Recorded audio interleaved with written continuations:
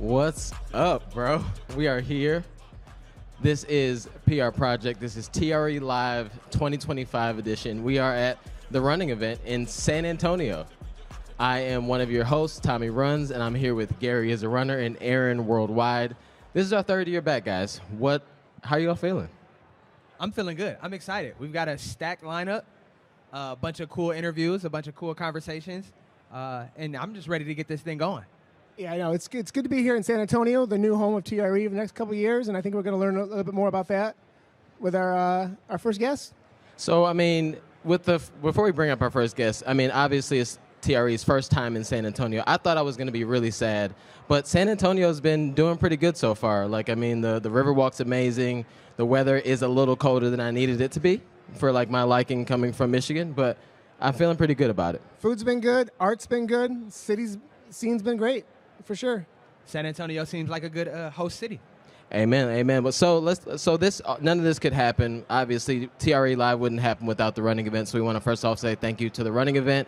Big thank you to Sir Nutrition, who is our nutrition sponsor for both days, and then shout out to On for the apparel sponsor. I'm feeling very fast and I'm feeling very like flowy right now. But unfortunately, we have to sit down and do these interviews. But next up, we have the lady of the hour. We have Christina Henderson. Please come on up to the stage, Christina. Christina is the reason for the season. None of this would be happening without you. How are you feeling, Christina? I am feeling so excited and happy to be here.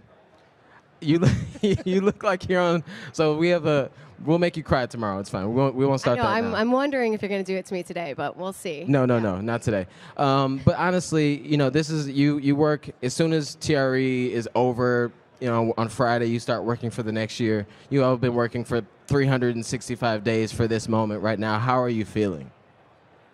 Yeah, and to be honest, we've been working on this one for longer. You were talking about the move to San Antonio, and we started talking about that years ago. So we've put a lot of work and care into moving the event here, and to see it now come to life and to see everyone make this move with us, it feels really good. I feel very proud. A lot of our team is out here, and this is what's going to make me cry, but we put so much effort into this, and to see the industry come and trust us in this move, yeah, it just excites me for what's next for the running industry. That's great, and you got a rousing round of applause when you came up here, so your team is super happy that you're here with us. And well, let's get a little inside baseball. Talk to us a little more about the move, what made you choose San Antonio, and maybe some of the obstacles that were in the way to get you here. Talk to us a little bit about that stuff. Yeah, so TRE was in Austin for 15 years or so it really felt like home, and they are now remodeling. So it was demolished and they're rebuilding. So a couple years ago, we knew we needed to move the event, and we, talked to the industry and, got an understanding of what was important to them in a city. And so we narrowed it down to about 5, and we visited those cities. And San Antonio was our last stop on that tour, and we left knowing it would be San Antonio. It is big enough for TRE, but it is small enough that we can really take over. So if you were walking around on the Riverwalk last night, it has been taken over by the running industry, and that doesn't happen in every city. So that was a big part of it, and the city has been amazing to work with, and is just really excited to have us here, to have the running industry here. What's it been like working with the San Antonio running community in the build-up to get us to where we are today? Amazing. I mean, they are thrilled that we're here. The community has been showing up. There was a community run this morning, biggest turnout that we've ever had.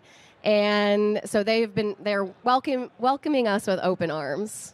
That's great. That's yeah. Great. I mean, so like when you came onto that first visit to San Antonio, like what was one of the things that you remember that you like, I really want this location or this part of San Antonio to be a part of what TRE looks like? I mean, I really think it's the way the city is set up for an event like this. So we have the convention center, the Riverwalk runs into the convention center. Every hotel is walkable and a very short walk. So we're able to keep people contained. You know, a big thing that we always talk about is those serendipitous moments where you run into someone, right? Like someone, maybe you've been calling, maybe you've been emailing and they're not responding or whatever. And now you just run into them in the coffee line or on the river walk. So I think it was that and how we could create an event that brings people together in a meaningful way. The river walk is a very fun place to run. That was a big part. I think y'all have been out running. Yep. So it's 15 miles on the Riverwalk that you can run. And again, it's just accessible. It's right on the convention center and all of the hotels. So let's talk a little bit. I'm going to give you an opportunity to flex a little bit. Obviously, we know running has exploded over the last few years. So I'm sure the running event has seen a lot of growth. Let's talk about how many vendors we have. Let's talk about the growth in the last few years. Give us a little bit of details on that. Absolutely. So, yeah, we have our largest trade show floor that we've ever had. So it really speaks to the health of the running industry. It is thriving. So we have 357 vendors on the trade show floor, and we have nearly 100,000 square feet of exhibit space. So that's 100,000 square feet of new products and brand storytelling and connections taking place. So we're really proud of that, but it's just a testament to the industry. Throughout the next couple of days, we're going to be interviewing different brands and community leaders and athletes and whatnot. But kind of going into this, what is the trend that you're seeing in the running space for this conference and kind of going on beyond? Great question. I think there are many trends taking place. Growth is a big one, right? So we're seeing brands here that we've never seen before because they were not previously in the running space, right? So we have brands making running product. And then you're seeing this crossover between running and lifestyle taking place. So I think as you're walking the show floor, you're really going to feel that as well. And let's just, for the folks that are not necessarily super familiar, this may be the first TRE Live that they've watched. Maybe they've heard about the running event and they just maybe see it from, maybe a YouTuber, like a ShoeTubers type of like POV from it. Let's talk a little bit about what TRE is, how it started, and then maybe even at the end of that, like how it's evolved and like what you see in it now. Absolutely, and yeah, thanks for everyone tuning in. This is such a fun thing that we started a couple years ago, and I'm going to flip it back. I have a couple questions for y'all, but so the running event is the business event for the running industry. So we bring together brands and retailers. Retailers are walking the show floor, meeting with brands to decide what they will sell in their stores in the future. We have a conference component. The event is really built around the retailer. We have education for them on how to build stronger businesses. Running stores are the community builders in the cities that they're in. So we want to equip them to continue to find new customers and find new products and continue to build those communities. And I feel like that word specifically, community, is one that we're going to hear a bunch of times today. So many of the brands are really focused on building community and telling stories about community. So talk to us a little bit about the partnerships that you have with the community organizations that partner with TRE. Yeah, absolutely. That has become a really important part of the running event as it's grown. We have an opportunity with TRE and a responsibility, right? We have this platform. So we partner with amazing organizations that are providing a positive impact to the industry.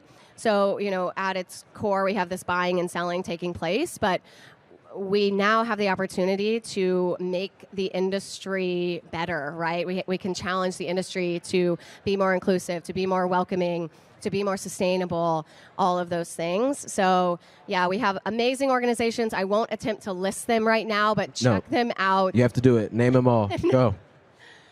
But, yeah, they're a critical part of the running event and the running industry.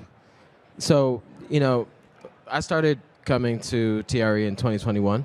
So came 2 years as like just an attendee, and then the last 3 years obviously doing TRE live. And one of the things that, as you were kind of describing what TRE is and how it's kind of transformed into like kind of what we see it today, the feeling of it is as you walk through the expo, as you're like walking through the hallways and seeing all the things that are going on outside of the expo, it's a much warmer feeling than the first time I came. Like it wasn't negative when I first came, but it felt a little more businessy. But now even the brands that are here, you can see that they're coming with more of that, personal feel, and making sure that their activations and the way that they show up in this space is a little more like user friendly, and it just feels like everything's much more approachable and actually a lot of fun too. Because as you walk around the expo floor this time today, it's like everybody's come with like this really cool experience. You walk into a booth and you really feel the brand, and you kind of see like this is what you stand for, and it matches. And I think it's interesting, you feel that at the running event, and I'm so happy to hear that that's been something that's been important to us, that TRE feels welcoming to everyone. But I think that's a shift you're seeing in the running industry, right? So just it feeling more inclusive, and, if you are out and moving your body, you're a runner, right? And we're inviting this new runner in. So, I think I'm so happy that it's happening at the running event, but I think it's happening at a larger scale, which is so exciting. Yeah. It's such a great time to be in this industry. Well, thank you so much. And like we said in the beginning, this is our 3rd year doing TRE Live, and it's just been such a wonderful journey to see like how the organization's grown, how the industry's grown, how you've responded to it, to kind of make sure that the brands know to like mirror what's going on outside in the actual running world. And we really appreciate the partnership, and we could not start this off better than having you on again. We'll make you cry later. I know you were close today, but yeah, I just wanted to say thank you. We didn't even do anything yet. Well, you were asking me questions about, I don't know. If I talk about my team, that's when I get emotional. So, no, but I wanted to say thank you to you all. Tommy, I said it to you last night. I just feel like now you are just an important part of TRE. Like, there isn't TRE without you all. So we just appreciate the partnership and what you're doing, and I'm excited for all the conversations that you'll have today. Awesome. Thank you so much, Christina. Yeah, thanks, and thanks for everyone tuning in. Thank you. Absolutely. All right, well, you guys heard it here first. We're invited back next year, crushing it. We started off really well. But honestly, as we've been here, as a group 3 years, are you feeling really good, like, and excited? Even though it's a different spot, it feels like almost like at home still, right? Yeah, absolutely. For sure. And Christina is a powerhouse, and I feel like TRE Live isn't official until we talk to Christina. So, it's super exciting, and yes, it does feel like home. Absolutely. Exactly. I was going to say that. Yeah, like we got our little home studio here with our come back to our rug, come back to our couches and our cushions. Just sit back and relax a little bit. Yeah, I thought you were going to have the cushions a little closer to you. It's my support cushion. Yeah. Emotional support. And really quick, too, we won't beat you guys over the head with it, but, obviously thank you so much to FloTrack as well. Most likely, if you're watching this because of FloTrack. Yeah. FloTrack is streaming this to their YouTube, I believe their Facebook, and it's also on therunningevent.com, and also now newly in the Running Events app. So if you are an attendee and you're watching and you want to just tap in on the app, that's actually perfect. So thank you so much, FloTrack, Sir Nutrition again, and running. On running. You look great, Gary. By the way, I feel like I'm in like my lounge, my running outfit. Okay. What's it called? Your running gear. My running gear era. Yeah. Oh, your running gear era. Okay. Yeah. You look. This is it. That's all I need. I don't need blue jeans anymore. You look like a cool athletic dad. That's the goal, right? I am a cool athletic dad. Okay, no, I don't know about. Let's slow this down a little bit. But all right, so next up, we have Adidas. We're bringing up on stage Harry Miles, the innovation expert, Alexander Sorokin, an athlete, and let's bring up Adidas running. All right, so I'm really, I'm excited. I'm a running I think we're all kind of running nerds in a sense. If you're watching this, you are an absolute running nerd and probably a shoe nerd as well. Yes. So this is going to be a fun one. I've been waiting for this moment to talk to Adidas about what looks like they're going to be mainly focused on today. So with us in between Gary and Aaron, we have Harry Miles, and then over there on the cool seat, we have Alexander Sorkin and Adidas athlete. So how are you guys feeling? We'll start with you, Harry. How are you feeling, man? Yeah, really good. Thanks for having us. I'm really proud to represent a big team from the innovation team in the headquarters in Germany of Adidas. It's cool to be here. It's a really cool environment to see so many people who are really passionate about running shoes. And also very proud to share the stage with Alexander, probably the godfather of distance running. All right. Well, so speaking of godfather over there, make sure that you don't run away during this moment. This is, I think, the slowest I've ever seen you move. So how are you feeling sitting still? Hi, everyone. Yes, I try to sit in here and answer the question. So actually, my English is not so good, so I'm sorry for that. And let's try. All right. Well, my English isn't that great either, so we're playing on a level field here. Okay, let's just. I mean, didn't want to just jump right in to what I mean, but you just plopped it on the table there. So I mean, I feel like we should just start talking about it right away. Harry, tell us about like what the shoe you brought today. I watched the documentary for Chasing 100. Congratulations, by the way. But let's just talk about like what this shoe is and like how what your role is in the innovation of this shoe. Sure. Yeah, like I mentioned, super proud to represent a big team of people working on this shoe, and also all of the athletes who were in Italy in August for an event called Chasing 100. There's a partnership between Adidas and Mercedes-AMG, so another German company, an automotive company. Mercedes-AMG were also setting out to break world records with a car that they'd built, so an electric car that they'd built, and we partnered with them, and we also were challenged on the same racetrack in Italy to break a world record. And we entered into a crazy project, an 8-month-long project from start to finish, with one goal in mind, which was to break the world record or go sub 6 for 100 kilometers. Actually, Alexander's existing world record. It was in Nardo in Italy, so it's a test track where cars are usually tested, and it's a completely perfect circle. It's around 12.5 kilometers long, and we realized, okay, if we multiply that by 8, you get to around 100 kilometers. That seems like a pretty good record attempt, and that's where it all started, really. The shoe that you see is part of a huge amount of innovation that we worked on specific for that event. We had a lot of apparel pieces, especially because it was in the middle of Italy in August. It was a very hot race. I'm sure Alex can tell you a lot more about how it was during the race, but we knew that we'd have to work on every single piece of equipment that we were providing the athletes from head to toe. And yeah, super stoked to be able to share with you the Adizero Prime X Evo. It's a shoe which was individually tailored for each of the 5 athletes. So we had Alexander, we had Charlie, Katema, Joe, and also then Sibusisu, who eventually won the race in 5:59.20. Each of the athletes had a completely customized, tailored shoe. And this was built and developed in partnership with the athletes over the course of the 8 months. And we had 3 camps where we brought the athletes to our headquarters, and we were doing fatigue testing, we were doing running economy testing with a number of different versions of this shoe. And we realized pretty quickly that each of the athletes was going to need a specific customized version of the shoe, and that's what we built. And so as I'm like holding this shoe, I mean, the first thing that I realize is how incredibly light it is. Yeah. If you're looking at it, it's the highest stacked shoe that I've ever seen. But somehow it's lighter than probably one of like any shoe that I've ever held. Mm-hmm. So let's just talk a little bit about, because I mean, obviously it's the Lightstrike Pro Evo. So if any of you folks out there that love running shoes, you've obviously were part of the world when the Evo Pro came out, and it was like it hit the market and nobody knew what to do. It's one of the lightest shoes and broke records. But let's talk about like how you built on that shoe to come up with something like this. Yeah, it's a really good point on the Pro Evo. So we have Pro Evo 1, also Pro Evo 2. We're also super proud. We see it on a lot of the podiums of the world majors, and we've won actually both of the World Athletics Championships marathons this year in that shoe.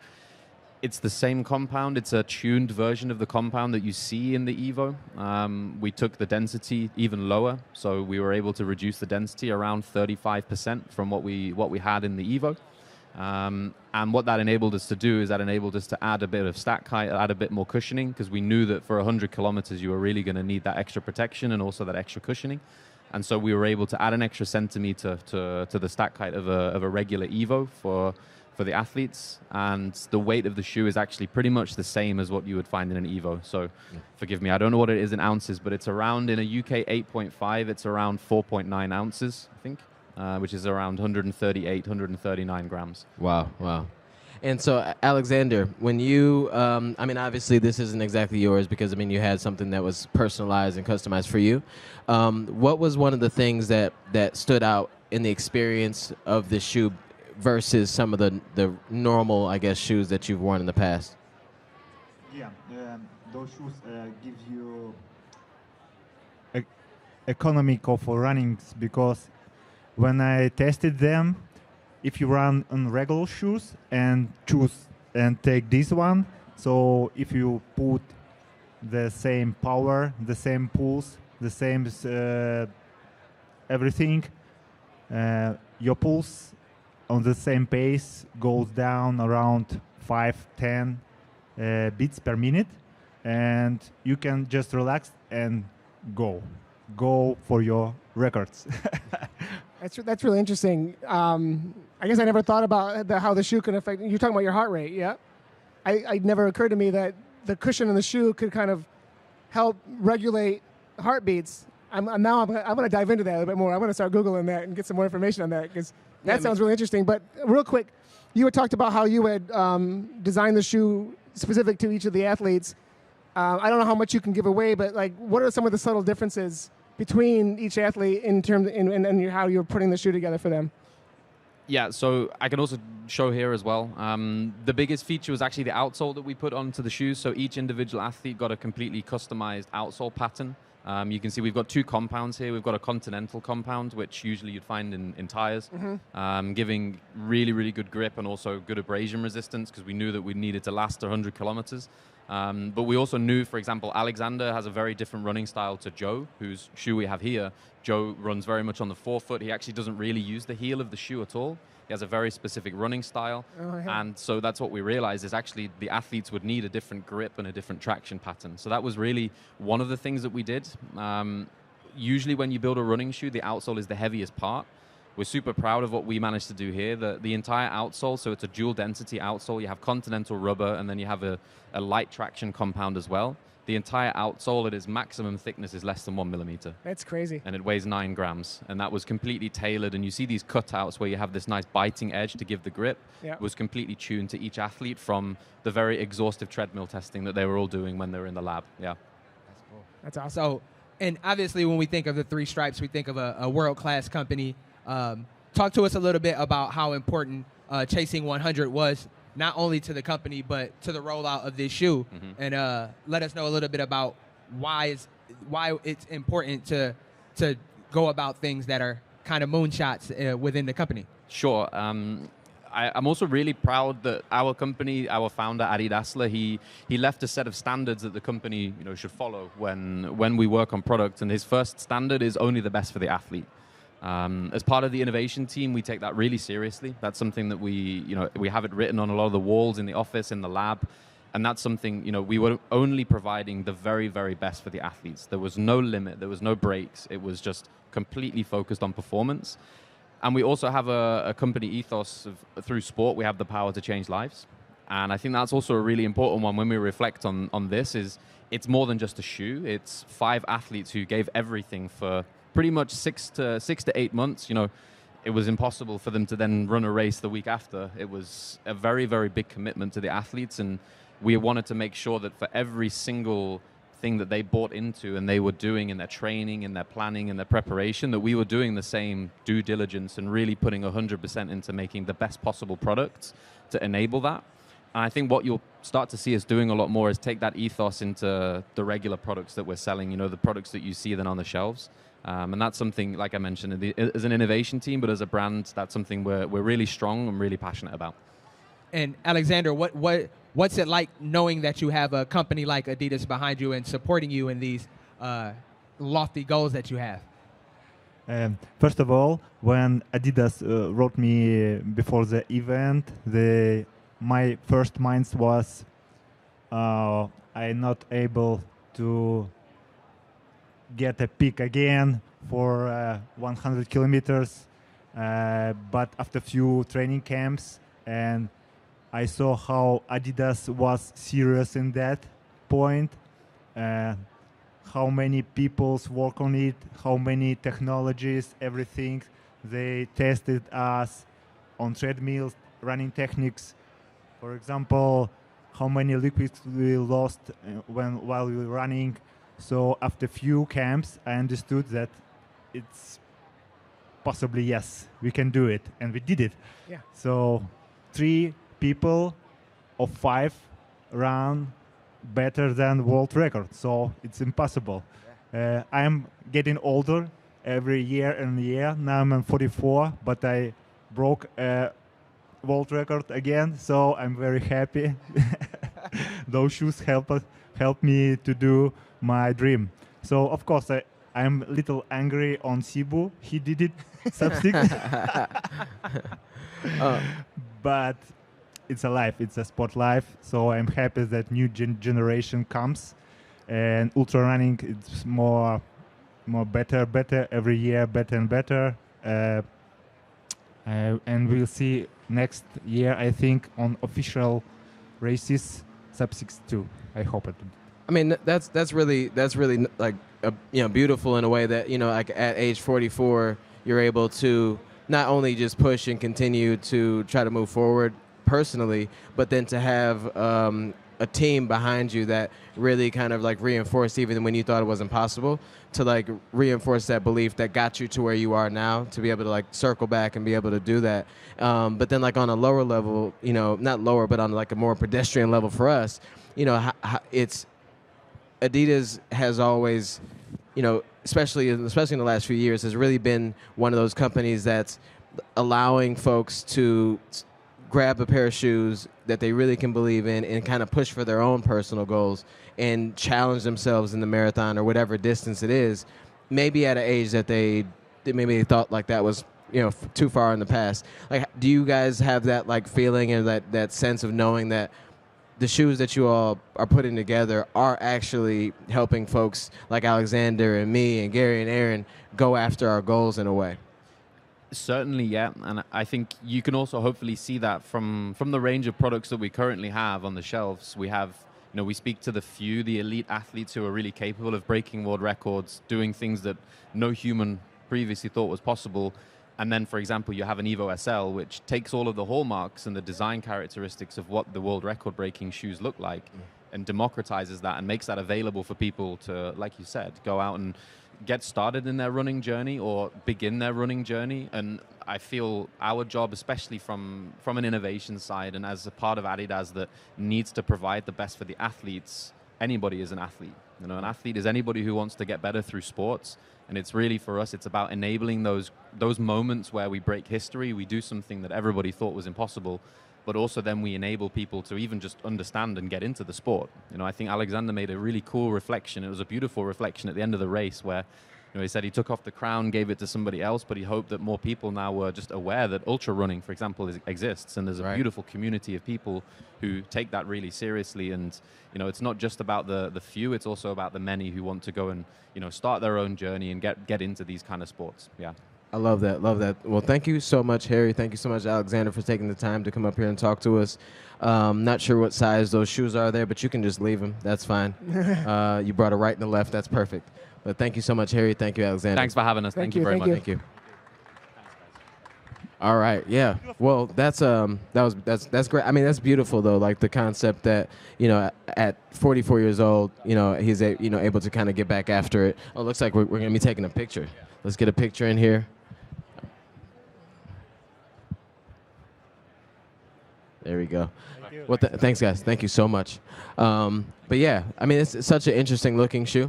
Thank you so much, sir. It's such an interesting looking shoe. Like if it feels like something that you wouldn't be able to jump put on and then go after 100K. You know what I'm saying? It's not like we're going to go out here really quick and run a fast 5K. That shoe was huge, but it felt so light, and I could see why somebody could power through 100K. Absolutely. Yeah.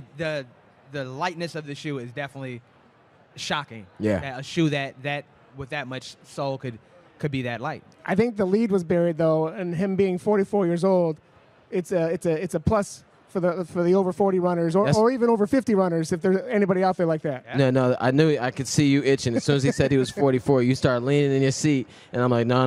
That's why I was like, nope. Yeah. So Alexander, this is not Gary's time to shine. But all right. So next up, we have Solomon. Solomon Running is coming up here. We have Steve Doolin, the president and general manager of Solomon. We're going to welcome him to the stage. And there goes my homie Aaron. What's up, Aaron? How are you? All right. Hey, What's up, Steve?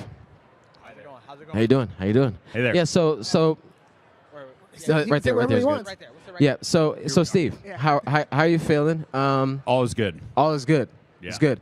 Where are you from?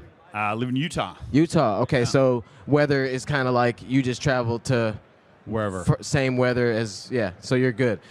We came here expecting for it to be like. I mean, hopefully a little warmer, a lot much more warmer than Detroit.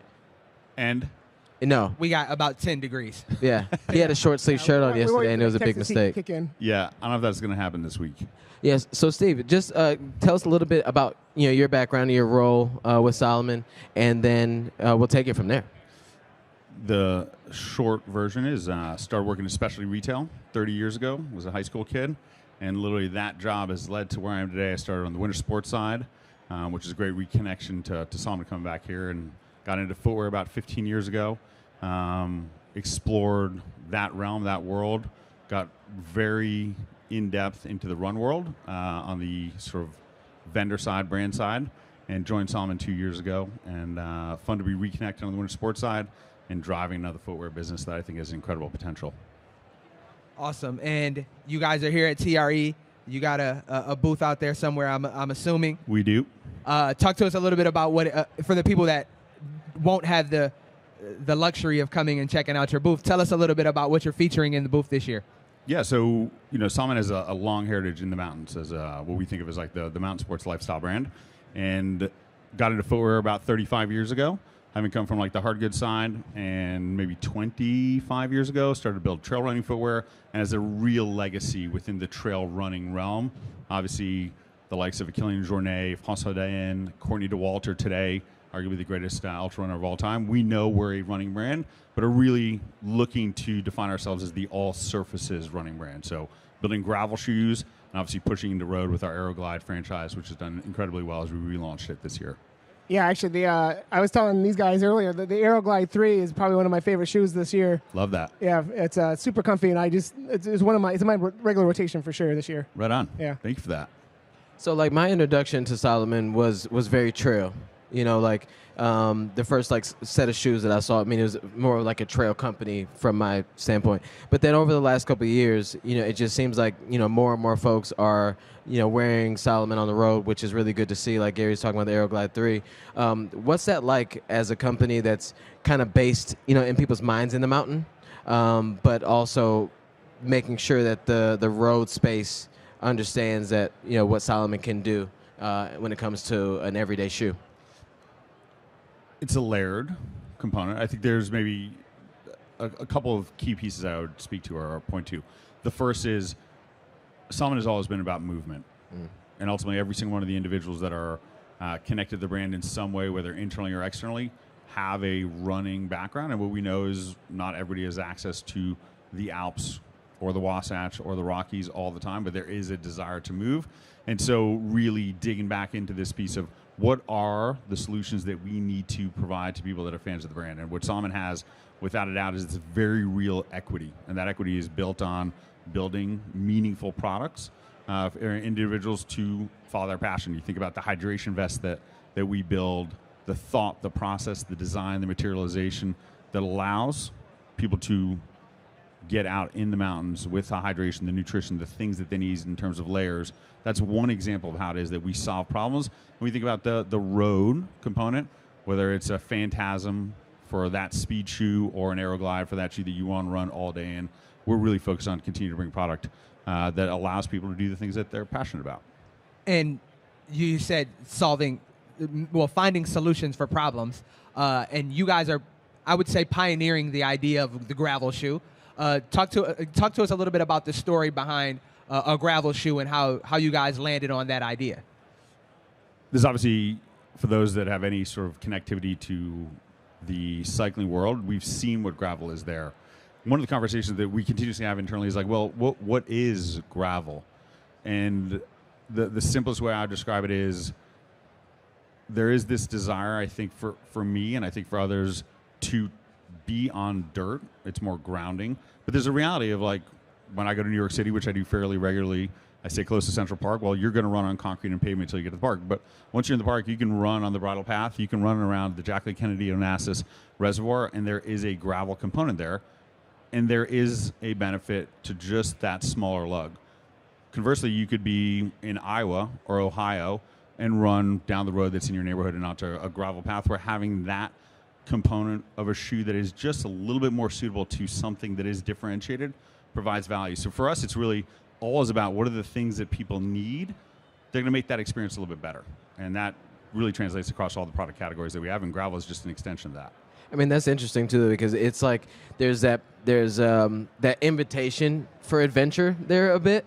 Like, because I mean, you know, if you have a very specific road shoe, you kind of stay away from, like, I don't have the right shoes for that. But if you have a shoe that can do both, you know, it maybe that left turn that you wouldn't have taken, you'll take, because, like, I at least have something that will support me through this next, you know, how many ever miles of adventure.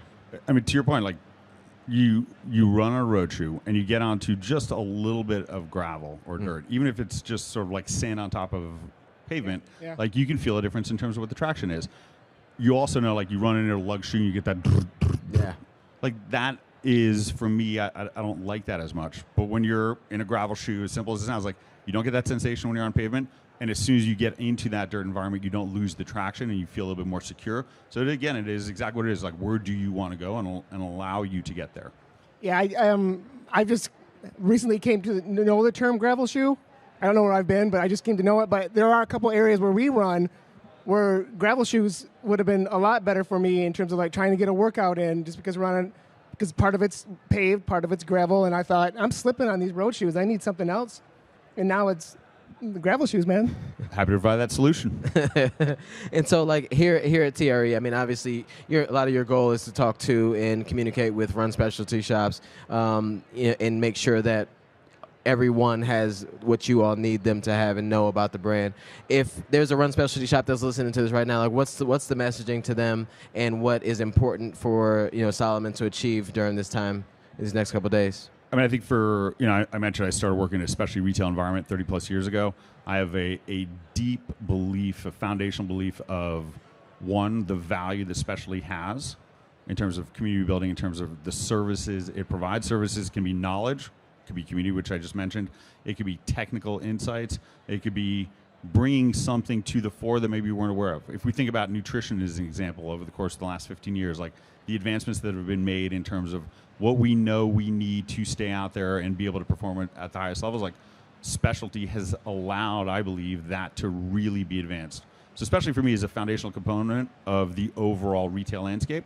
And we, Salomon, are deeply committed to driving that newness, a component of exploring new products, new categories in a way that's truly authentic. Like, that for me is specialty. That's the connectivity that Salomon has there. And one of the reasons that we're obviously here and committed to that channel. And speaking of maybe new products, maybe not new products, but new ideas or different ways to apply the products, I feel like there was a time, and this time is still kind of going on, that I couldn't go on my Explore page on Instagram and not see the fashion kids wearing the XT6 and dressing them down, and not necessarily wearing them to hike or to, you know, take on a mountain. Tell us a little bit about how Salomon endures not only just the trend cycle, but how to stand the test of time in the marketplace. So fashion is really what we're talking about. The piece that I think about all the time, and it's been a point of conversation, which I'm always fascinated, is like, what is authenticity? It is real, and I think most individuals that we come across have a BS meter that's like deeply built in. And I believe that Salomon's heritage in terms of building products continuously is what that authenticity is. It is what validates the brand. And I think people have picked up on that within the fashion space, which is important to how it is that people look at a brand and validate, or how it is that they rate it. And so that's where Salomon's, I think, the energy comes from. And then the next piece is like when you look at an XT6, the way that you can color the shoe, the way that you can apply materialization, the way that you can style it has given people this different dimension of run in a city environment with a true trail or lugged component. I think those intersections are what has really built that heat around it. And then there's individuals that have been really thoughtful about how it is that we position the brand in those tier 0 and tier 1 environments on the lifestyle side. And the individuals that as a byproduct have picked it up that live in the fashion space or the art space or the music space, and how it is that they see Salomon. It's really fun. It's really cool to see how it is that people envision this thing and have adopted into their lives. And as like, the post running boom, I think it feels like we're still in it. But like, how does Salomon see what's happening right now, like in the marketplace and in the running world, and the growth and the trends that are kind of pushing? Because as you're creating a shoe, that in developing more of a shoe that is for that road gravel situation, a lot of the industry right now, or at least runners, are really curious about trail, and it feels like the gravel is kind of like perfect for that like type of person that maybe doesn't have, like you said, like the Alps in their backyard, but definitely wants to get off of the road a bit. How do you see Salomon like handling this new push towards a few different directions? So I think you raised one. Is there a post running boom? I think. It's just like more like the run clubs are still booming, and there's more people trying to get outside, and then now that more people are getting outside, more people are looking for different or bigger adventures. So just to build on that, I was looking at a picture very recently. I don't know if you guys have seen this or you've gotten served this, like on Instagram. It's people that are like 45 or 50. I'm on the cusp of being 50, and they look, I'd like to think, like much older than I do. And the byproduct of that was like, hey, what's the environment that people were living in, whether it's smoking or whether it's drinking, the choices that they were making consistently. And I think when we look at individuals that are, say, 20 to 30 or 30 to 40 today, the choices that they're consistently making are feeding what I think, or we would define as, a much healthier lifestyle. And so that to me feeds this long-term view of what running continues to become and has been over the last 50 years. So that continues to expand in terms of the number of people that are doing it while they're doing it, and this desire to be active and move outside. I think the next part of that, which maybe touches on what you're asking, is, hey, we are exploring different modalities of run. Road or track maybe was where it started. Trail was maybe the extension of that, or maybe it was being in trails and hiking, be like, hey, can I just run, or is there a better tool to do that? And as I think about gravel, it is an extension of running in a different modality or on a different surface that when we think about it often, one of the conversations we've had is, hey, I'm running on the road and I'm like, what's my split? Or I'm running on a trail, I'm like, where are my feet going? And maybe it's, hey, I'm just running on gravel and I'm just running. And there's a more soulful component there. 100%. Yeah, I think talking about the running boom, I think when people first got into running, it was all about what road races can I get in, and now as the boom continues to go and grow, you're seeing people wanting to do different things, which is why I think we're going to talk a lot more of the trail and gravel aspect here at TRE and then beyond, because folks are, they've done all the marathons, they've done all the road races. What else can I do and explore? And I think with Salomon working on like all three branches, really, gravel, trail, and road, it's the right way to go, just to make sure everybody's taken care of in this industry for sure. Well, it's what else is out there? Like what's over that hillside or down this road or this gravel path or over that mountain?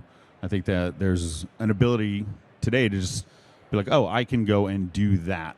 That maybe there's an unlock for us mentally, emotionally, socially. Yeah.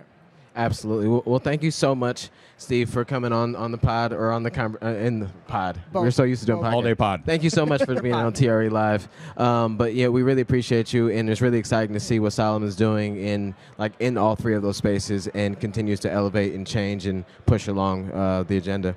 Thank you so much. Really my pleasure. Thanks, Steve. Thank you. Bye, Steve. But I mean, honestly, bro, it's like literally like choose your adventure. You can go to Solomon's website and literally pick what you need, and they're going to be top tier at all of those things. Yeah, and we didn't even talk about how sweet some of the colorways and some of the I wanted to tap in, like, how do you stay true to all the things, that what Solomon is, but then also be good at all three things. But all right, so let's bring up. This is an exciting one. This is a friend of the show, actually a super friend of the show. As you all can see, we have A super friend of the show. Sir Alt Red here. Sir Nutrition is the sponsor, the nutrition sponsor for TRE Live. So we're going to bring up Luke, who is the man of the hour. Go ahead, come on up, Luke. Luke is the head of growth for Sir Nutrition. And like I said last year, Sir Nutrition was the nutrition sponsor of TRE, and we had a chance to test out everything over the last 365 days, and we approve. We've done a long-term testing of Sir Nutrition, and we are really happy to have you back on as, number one, a sponsor, but then mainly just being here at TRE Live with us. So how you feeling, Luke? I am feeling good. We approved, too, a PR project. That's why we're back here again, year 2. Awesome. So, how you feeling? Coming down from Chicago. I know the weather isn't great, but are you excited? Obviously, you're excited. Talk to us a little bit about what Sir Nutrition is pushing, and what we can expect to see over the next couple of days from Sir Nutrition.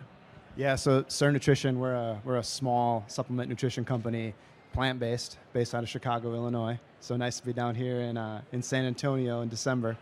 And, we just kind of think about how can we do things better, taking a little bit slightly different take on a lot of products that you're probably already using, and how can we improve upon it? Just like runners, we're out every day trying to improve, work on what we do to get better. And, the Alt Red product, as you mentioned, that's our marquee product there. We just relaunched an update of it, something we're really excited about. We have 10 clinical studies on this exact product that you take and buy. No one else in the space is doing that, not even close, right? So tell us about the big change, because you went from, and excuse me if my math is wrong, you went from 50 milligrams to 100. And a lot of it was based on what you're hearing out in the streets. People were taking 2 at a time for the 50. So let's upgrade it to 100. Let's redesign the bottle, and then you continue with the clinical trials to make sure that the 100 milligrams was the way to go. Kind of talk about that a little bit more in terms of what you were hearing and how you got to the 100. Yeah, absolutely. Like I said, always improving, right? So we had 2 clinical studies at the 50 milligrams. We knew it worked. It worked great.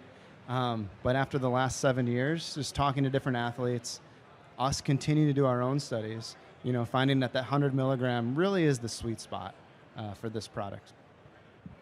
And you said that the clinical trials were on the actual product. How does that differ from other clinical trials? I know we spoke briefly, and you said most of the time clinical trials are done on just maybe one ingredient, but these were done on the specific, the actual product. So talk to us a little bit about how that goes and the feedback that you got from those trials. Yeah, absolutely. So, a lot of testing is often done on ingredients, and then ingredients, get put together to form different products. Where this is a very simple, clean product. It's one ingredient, and, so we're able to test that ingredient, which actually is the product itself. So the use case for Alt Red, when would someone use, or when is the best time for someone to use Alt Red? Yeah, so it's a really small capsule. If you have a chance to get it, we're very, very intentful with that. It's the smallest capsule you're going to find. The reason we did that is for athletes, right? So it makes it a little bit easier to take. If you're doing something really, really long, we do really well in the Ironman world. So you're out there for a long time, you need to take a little bit more product.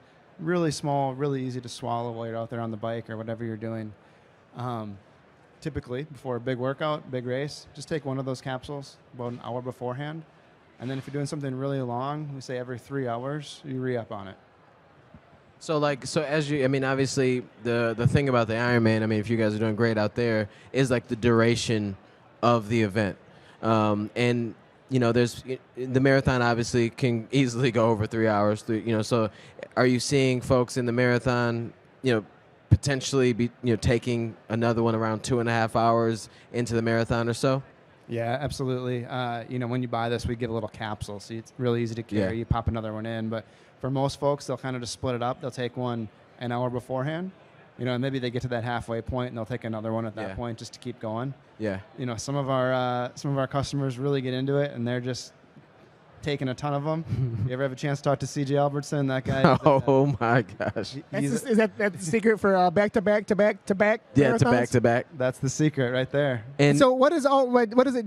Can you explain what the functionality of it is? So for folks at home, what are we taking it for? Yeah, so at a simple level, it's a vasodilator, right? It allows your blood to carry more oxygen, so you can push harder, further into those workouts.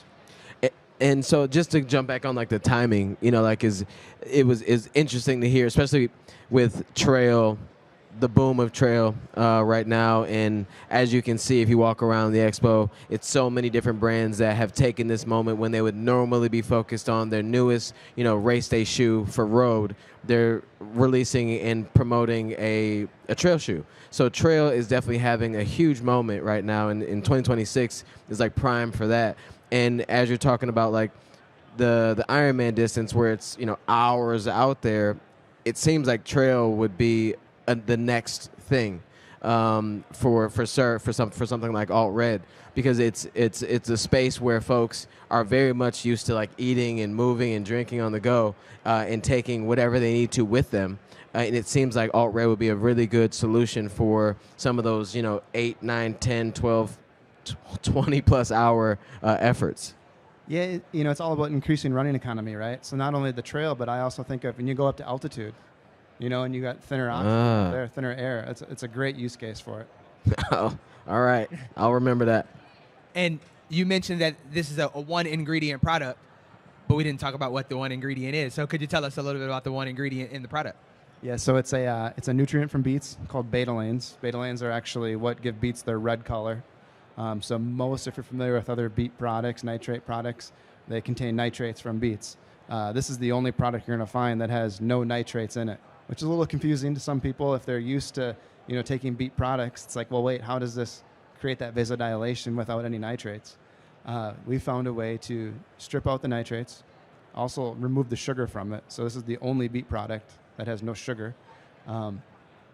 And we found the betalain actually stimulates the nitrates that are already in your body, right? So end system's still the same, just a different way of getting there. A little bit quicker acting, a little longer lasting effect. I like that. Let's switch over now to the award-winning. Yes, sir. The award-winning shake mix you have here. Can you talk a little bit about that and talk about the award that you won last year? Yeah, so we introduced this at the running event last year, and had it in the new product showcase, which was voted by all the good folks here as the best new product in that category. Something we were really, really excited about. When we first brought this project up, I really stressed the team. I was like, hey, let's build the best protein meal shake on the market.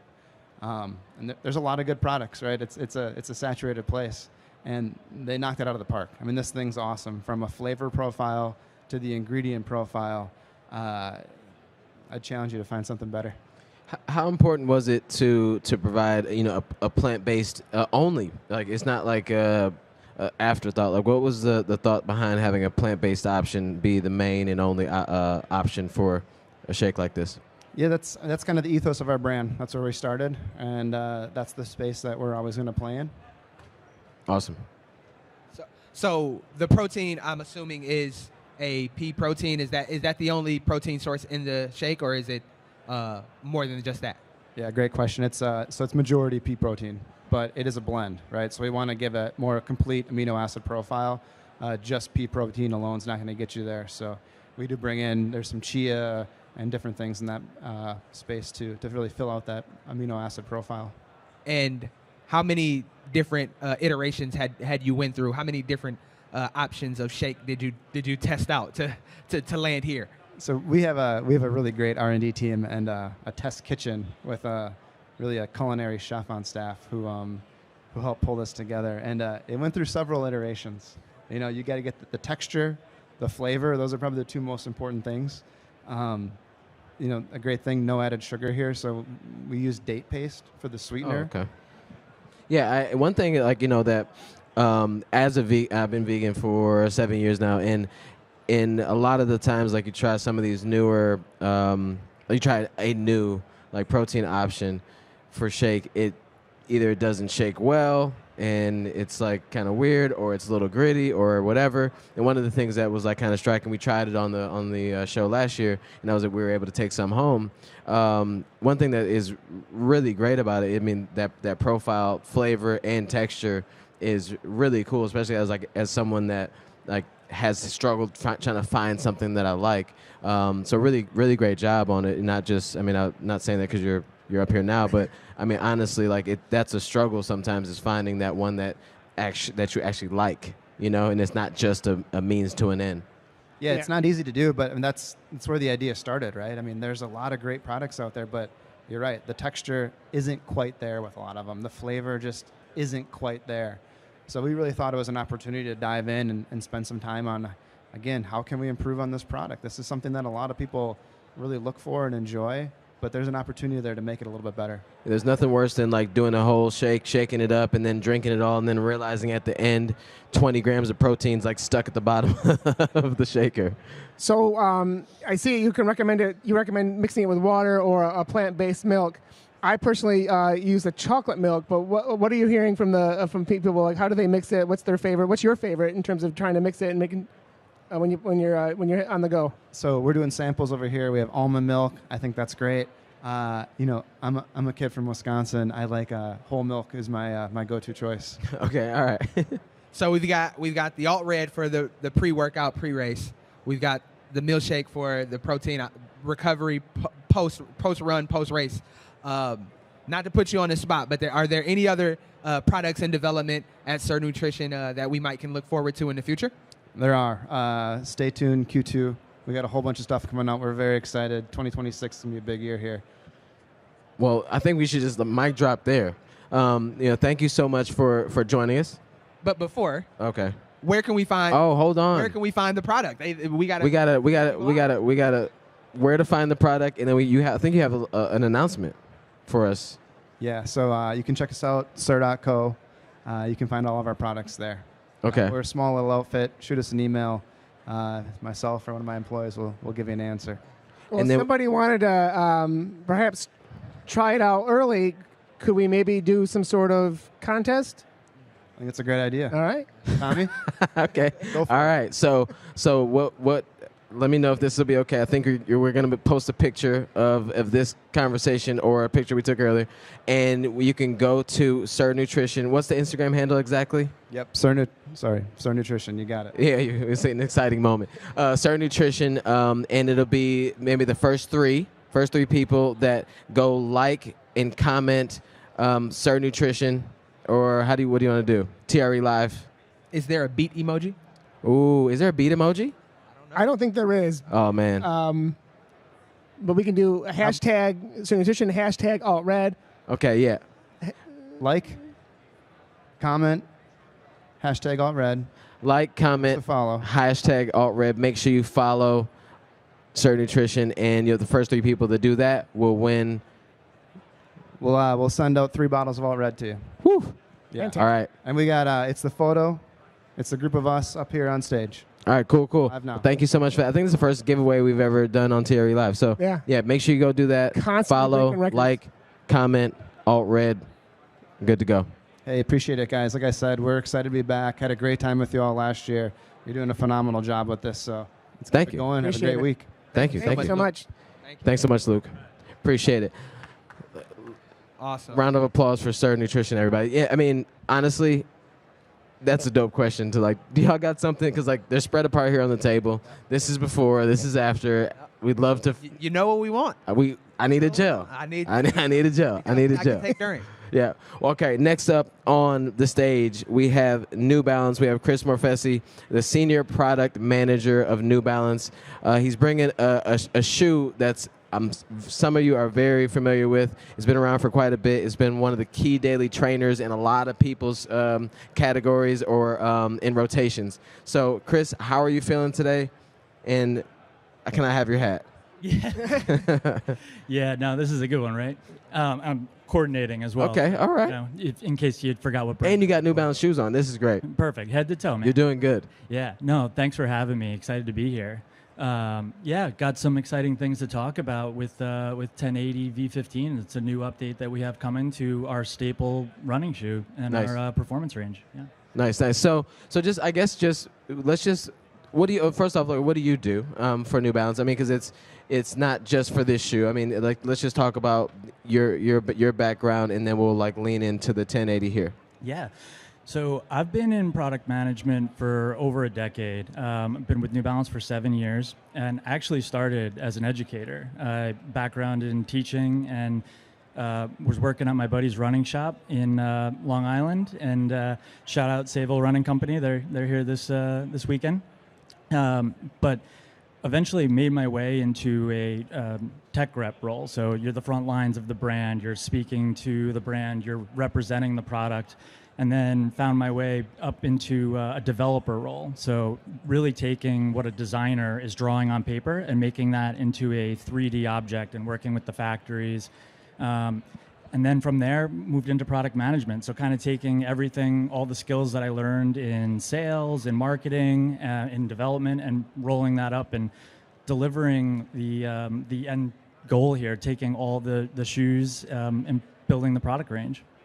Yeah, and speaking of the end goal, some would say I'm the world's biggest 1080 fan. Some would say. And some would be me saying that, because I do believe I'm the biggest 1080 fan. So let's talk about some of the updates on the V15. I've had a chance to try it, really like it. I feel like it does have a upgraded feel, but it still stays true to the ethos of what the 1080 is. So let's get into the nuts and bolts of the updates of the 1080. Yeah, so I think before talking about every nut and bolt here, that this is a remarkable update from us, just taking a quick step back into what the 26 line from New Balance looks like. So when we're building the range, we're looking 2-3 years out into what we're building. And you know, maybe a few years ago I would have been up here, actually I was a few years ago up here, talking about Fresh Foam and Fuel Cell and the new Fuel Cell Rebel update and the new, Fresh Foam X 1080V at the time, 13. And when we're building the product range for 26, 27, 28, we wanted to just recenter ourselves into what are runners looking for? What are the things that are going to deliver the experience that they're looking for in their arsenal of running shoes that they have? And we have an incredible consumer insights team at New Balance, our sports research lab, partnering, really boiled it down to these few things that runners are asking for. And runners are asking to run quicker on their daily runs, and faster is a relative thing, right? Faster is something different to everybody. Runners are looking to run longer. They're looking to run more frequently.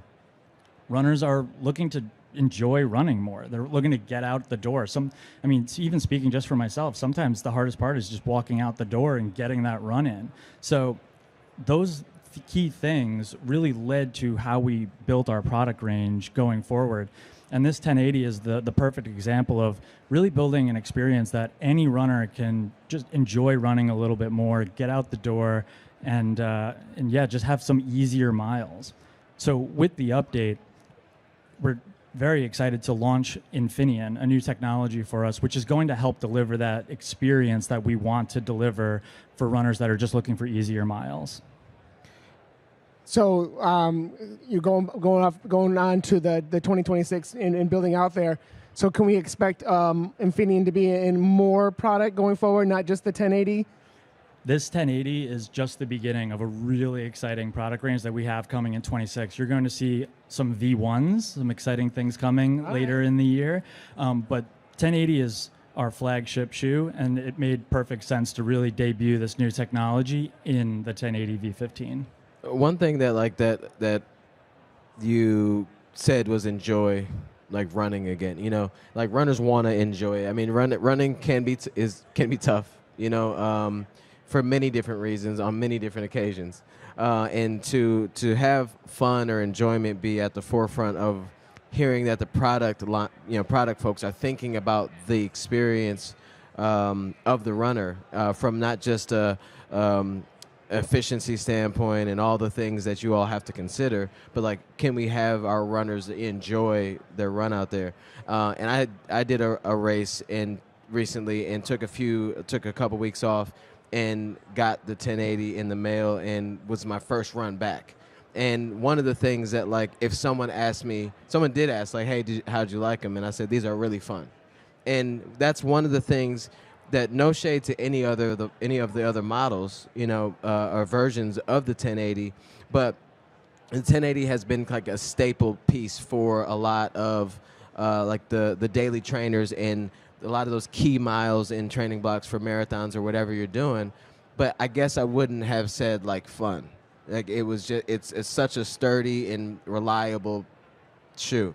And this one is the same, but it has that like kind of like pop to it that makes it more exciting to throw on, and it looks good too. I mean, it looks different as well, but it still like Aaron said, the ethos is there, but it's like a little something extra that makes it feel a little more like I feel good about this. I think because I think you and I ran together that day, and it was almost like you could feel the opportunity to accelerate in these shoes more than you could in like the previous versions of them. We like to look at it in kind of a few key things with each model. When you're looking at the geometry is such an important part of every shoe, right? So if you want to deliver an experience where, okay, you're spending more time in the air rather than on the ground, being in the air is more enjoyable than kind of that like landing or, that downstep photo that no one loves. So everything that's built into the geometry of the shoe, if you look at the forefoot, it's carved out to really promote that trampoline-like experience. Like, what's more fun than running on a trampoline? Combining that with the chemistry element of this new Infineon compound is really delivering on that experience. And then just quickly move into the upper, it's a new way of really looking at a contemporary design. It's a molded upper with just a very breathable mesh that just looks good on foot, has that versatility, but also breathes well.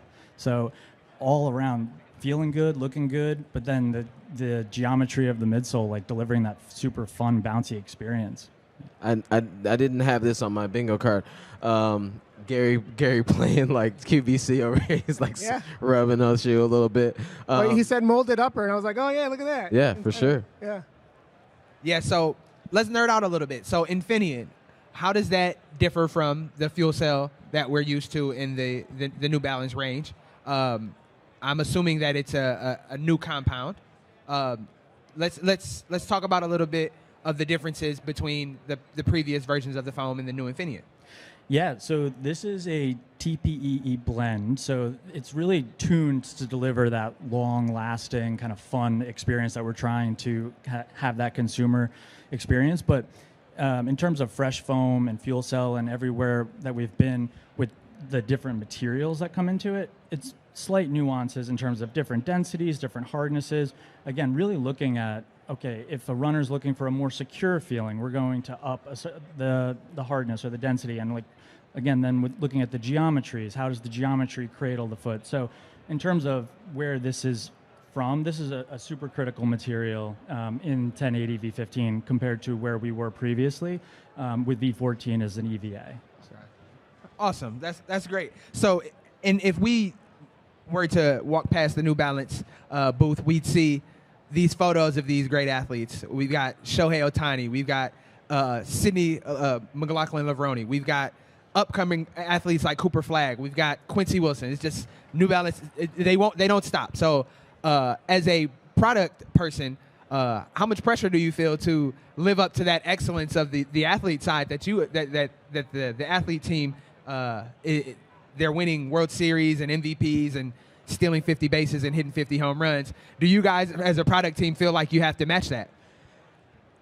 We have an absolutely incredible roster of athletes, and I'm very fortunate. I mean, this is my dream job. I get to work with our performance running athletes, but we're a multi-sport brand, so we have these athletes across multiple sports that are just at the peak performance and like Shohei, like absolute like GOAT, right? But the athletes are helping us inform our product too, which is a super fun but also challenging part of the job. You have to take those athlete insights and deliver them down into product that anybody can use and wear. But we have, like I said, we have an incredible roster of athletes that love to help build this product. We have a semi-brand new probably 3 years ago sports research lab right across the street from Boston. I think a lot of you have been there. We have a team room right across from our sports research lab where Mark Coogan's group is walking across the hall and helping inform some product decisions. And they're on first name basis with the researchers there. So it is really that balance of there's pressure to help these athletes perform at their highest levels, but they're helping inform the product as well. All right, so you have so one of the things that like you often hear, like when you talk to brands or when brands talk about the innovation process, it's a lot of times it's about like maybe the super shoe of the year and what that line looks like and how much like the athletes, especially the pro athletes, have say or feedback into like what we see, because it's like obviously we think about elite runners, we think about really fast times. So how was this person involved in this making this super shoe? How much of the pro athlete team plays into like what we see into the 1080 right now? At the end of the day, the athlete is using this shoe more than they're using the race day shoe, right? So the athlete insights using, there's always the pictures that you see, right? The athlete markered up on the treadmill, getting their data. They're helping inform the decisions that we're making, looking at base forms, the overall shape of that midsole. They're really leading into this product because at the end of the day, it's most important that they're safe, they're supported, they're having the most, a great daily training shoe that they can possibly have. So to answer your question, they're a huge instrumental part of the development process of a shoe like the 1080, the 880. One of the most popular daily training shoes for our elite athletes is the 880. Yeah, I tell people all the time, you want to make sure you get a good daily driver. It's cool to have the hot rod in the garage for when you want to pull out and drive fast, but to get back and forth to work and to get the kids to school safe, you got to have that good daily driver. So yeah, absolutely. Yeah, it's tough. It's tough for me to have so many vehicles. I need. Stuff. Your garage must be big, man. Yeah, it's just, we don't have to talk about that right now. But, it's really cool to see, a brand as, as storied as New Balance continue to change or take the risk to change a shoe that is very well known for being what it is. And to, like, tweak that a bit and try to push that forward and maybe even potentially appeal to more type of running with one shoe it's a risk, but I think it'll super pay off for you guys. We're super excited by this update, and to your point, we're so confident in this material, this technology, and overall just this update. It made sense to do it with our largest, most important model. So a little birdie tells me that 2026 is going to be a big year for New Balance. So we're looking forward to seeing all the V1s, like you said, the upcoming models, but also the continuation of the legacy models that we have here. So when can people get their hands on, or the feet's in? Feet's in, hands on. The V15s. V15 launches in January. All right. Okay, so soon. Okay, it was not. Right We're around not the talking corner. about something like too next far month. away. Kind of. Oh my gosh, I don't like the feeling of that. Can you not say that ever again? Thank you so much, Chris, for joining us, and congratulations on yet again delivering on a really great trainer. Thank you so much for having me, guys. Thank you. All right. Yeah. No, honestly, as a 1080 guy, you are super. Thank you, sir. As a 1080 guy, it is a risk for a brand to take such an opportunity and a risk at the same time to change something like a 1080 or a shoe that people are just feel like you almost know exactly when I put my foot in this shoe, this is what I'm gonna feel, and they're not gonna feel all of that like the same thing that they did for the last couple models, and I think it's a good thing.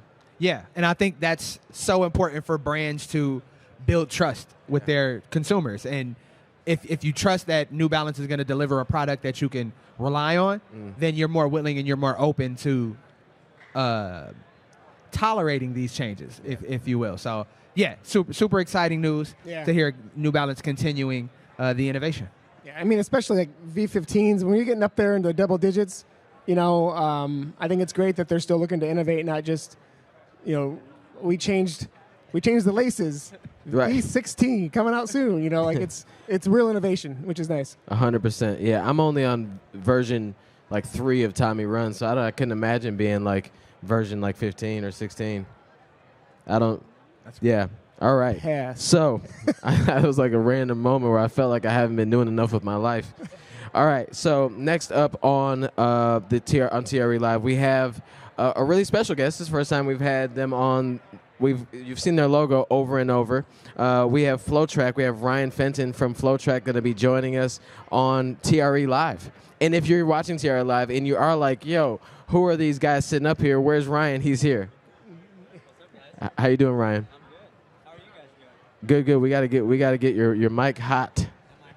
Okay, cool. Right. There we I'm just, go. There we go. Okay. See? There it is. There it is. That's what you sound like. There we go. How are you guys doing? We're good.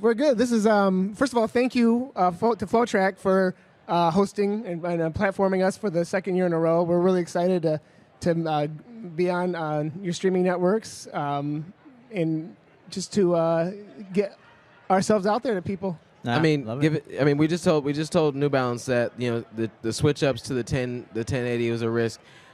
I would say that, like, you know, giving us microphones with your logo on it and not ours. I love this tie-in. This is good. It could be. I mean, it might pay off, but it's a risk. You know? Hey, we've done risky things over the years. I think this is a pretty safe bet working with you guys. So. Okay, cool. So just tell us a little bit. I mean, if someone's watching and they don't know FloTrack or Flow Sports, what's going on? Yeah, FloTrack is under the parent company of Flow Sports. We're a live streaming broadcast company that covers 40,000 plus events throughout the year across 20 plus different sports. Running and track and field is one of our heritage sports. The company was founded off of wrestling and running.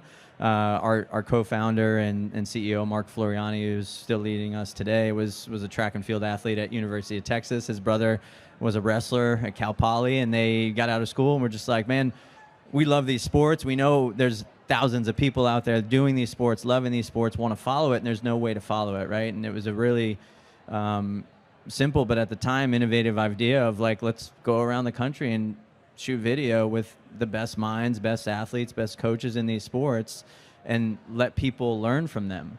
And that led us into event coverage and ultimately live streaming, and ultimately then getting into other sports where we saw kind of a hunger for that within those communities, and really what the company was founded on was underserved sports, right? Sports that weren't getting the mainstream media attention, but knew there was a base of fans and participants out there that loved and were so diehard to learn more and engage more with these sports they love. So here we are today, almost in 2026, we'll be celebrating 20 years, and it's been a wild ride along the way. So, yeah, Two things that I can glean from what you just said was your CEOs like torture. Because track and field and wrestling are probably the two most self-torturing sports you can get into. And he was a steeplechaser to add on to that, so even more.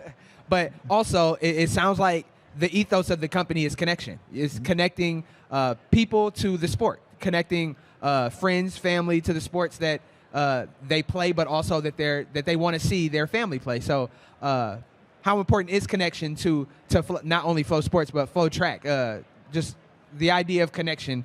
Talk to us a little bit about that. The connecting people to the sport. Yeah, I mean, connection was kind of a foundation of everything we did early on, right? Like you as a runner, and especially, rewind to 2006, 2007, 2008, internet wasn't what it was today, right? The ability to find content was not what it was. The ability for you as a person or an athlete or personality to create your own content wasn't what it was, right? So it was really hard to find these things, and so connection was key in a lot of different ways, right? And so the thing that was, I think, really important for us initially,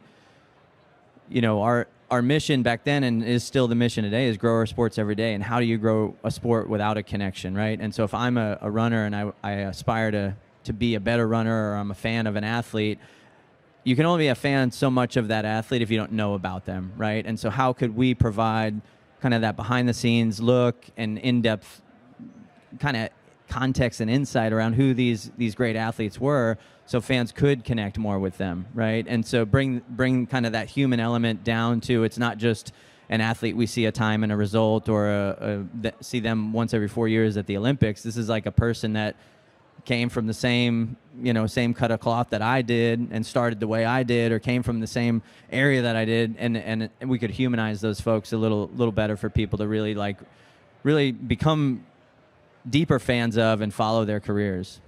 I got a two-part question. Number one, what are you seeing as like the most popular sports in your network that people are watching right now?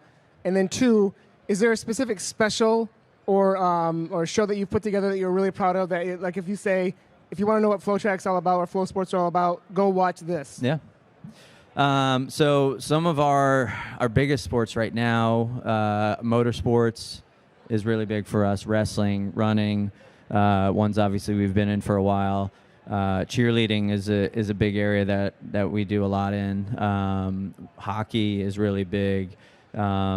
College, we're doing a lot with college. So what you see ESPN doing with major conferences, we're doing that. And as I said earlier, we're focused on the underserved markets and sports. We take that approach to everywhere, right? So even within college, we do a lot with Division II and Division III. Similar the way you'd see an ESPN go with the Power 4 conferences and cover all the sports that they have, right? And so we're trying to drill down into these areas across all these worlds. So those are some of our I'd say big focus areas right now. There's a few others that we are doing quite a bit in: cycling, rugby, and so there's a lot out there that we stay busy with. If a little bit ago you were saying that times have changed. Things aren't what they were. The internet has changed a lot. Social media has changed everything. How does FloTrack continue to, or how do you feel about like the evolution of things right now, and how do you stay, relevant in a space where you can seemingly pick up your phone and just go on social media and kind of see what you want to see? Like, how do you stay at the forefront of all this and continue to provide a service to families and people that want to tap into these sports? Yeah, it's changed a lot, right? We were once the outlet where if you were an athlete and you wanted for people to see you or hear about you, we were kind of the only place to do that, right? Now you can pick up your phone. I see your stuff. You can just do it on your own wherever. I'm out on a run. I want to tell people what I'm doing. I just pick up my phone and I can shoot a video and let them know in real time or near real time what my day looks like today, right? And give them my own behind the scenes look. And so that's changed things in terms of how we think about being different and how we offer different kinds of content to our audience. There's still things that we can do to provide access that like an everyday fan can't get, or maybe that an athlete isn't sophisticated enough to do on their own, right? So not all athletes are created equal when it comes to technology and their ability to kind of do those, create that kind of content on their own. But I think where we separate ourselves, obviously, is live streaming is a big piece of that, right? And so the media rights that we have, and last year we got the Diamond League rights, for example, for the first time, and so that was really big milestone for us and something that we had been working on for nearly 2 decades to try to get to a place where we could acquire some media rights like that. And so for us to then layer some of the content that we've been known for around now these major events was a huge opportunity. And you had asked about like shows that we're really proud of. And so last year with the Diamond League, we launched a show called the Athletes Lounge. And that's a show focused on having Olympic athletes host a show around these competitions where fans could hear and see the perspective from athletes that have been in the shoes of the athletes today competing at these events at the Diamond League, right? And so we were able to couple that with live interviews with the athletes on site overseas in Europe in real time, talking to the athletes, hosting the Athletes Lounge from our studio in Austin, and it was awesome in terms of just like a way that we could engage the audience around these events in a different way. So typically you'd go on a network and watch the track meet and hear the commentators, and we still offered that, right? We offered that traditional experience that you get and people love, but we also layered in another viewing experience similar to you might see like a Manning cast, right? It's kind of another option that you have to, there might be personalities that you really like and you want to hear from, coupled with this great event you want to see, and we were able to provide that, and there were some really unique moments that came out of that show and that execution this past year. I mean, as a fan that a fan of running that has obviously watched many FloTrack streams to check out some of the races that maybe didn't make it to ESPN or whatever. And one of the things that stands out that as you all grow is the team that you've built. I mean, because a lot of the people that are watching that know FloTrack know the people that you have on the mics that they'll see shortly, probably as well, and just like the personalities and the way that you all cover some of these events, because that's crucial as well. I mean, you can have all of the cameras you want, but if you don't have like that team that has the personality and the charisma to carry this broadcast for hours, it's just a credit to you all for the team that you've picked. I mean, actually, like last year we had a guy named Olu on the show, who is a friend of ours now, who was on the show last year. He was here with Magic Boost, and he started with you all like in this summer, probably like maybe the beginning of the summer, and it just shows like you're constantly growing, constantly innovating, and pushing things forward, and making sure that there's many different voices that end up on these streams about a sport that you all want to grow. Yep. Yeah, and some of that goes back to the connection piece that you brought up, right? Magic Boost, we saw what they were doing, and a couple years ago reached out and said, hey, how can we support or and provide some opportunity, right? And I think we've had 3 or 4 of the Magic Boost members that have gone through their program now be on staff with Flo, and that's been really cool to see that evolution.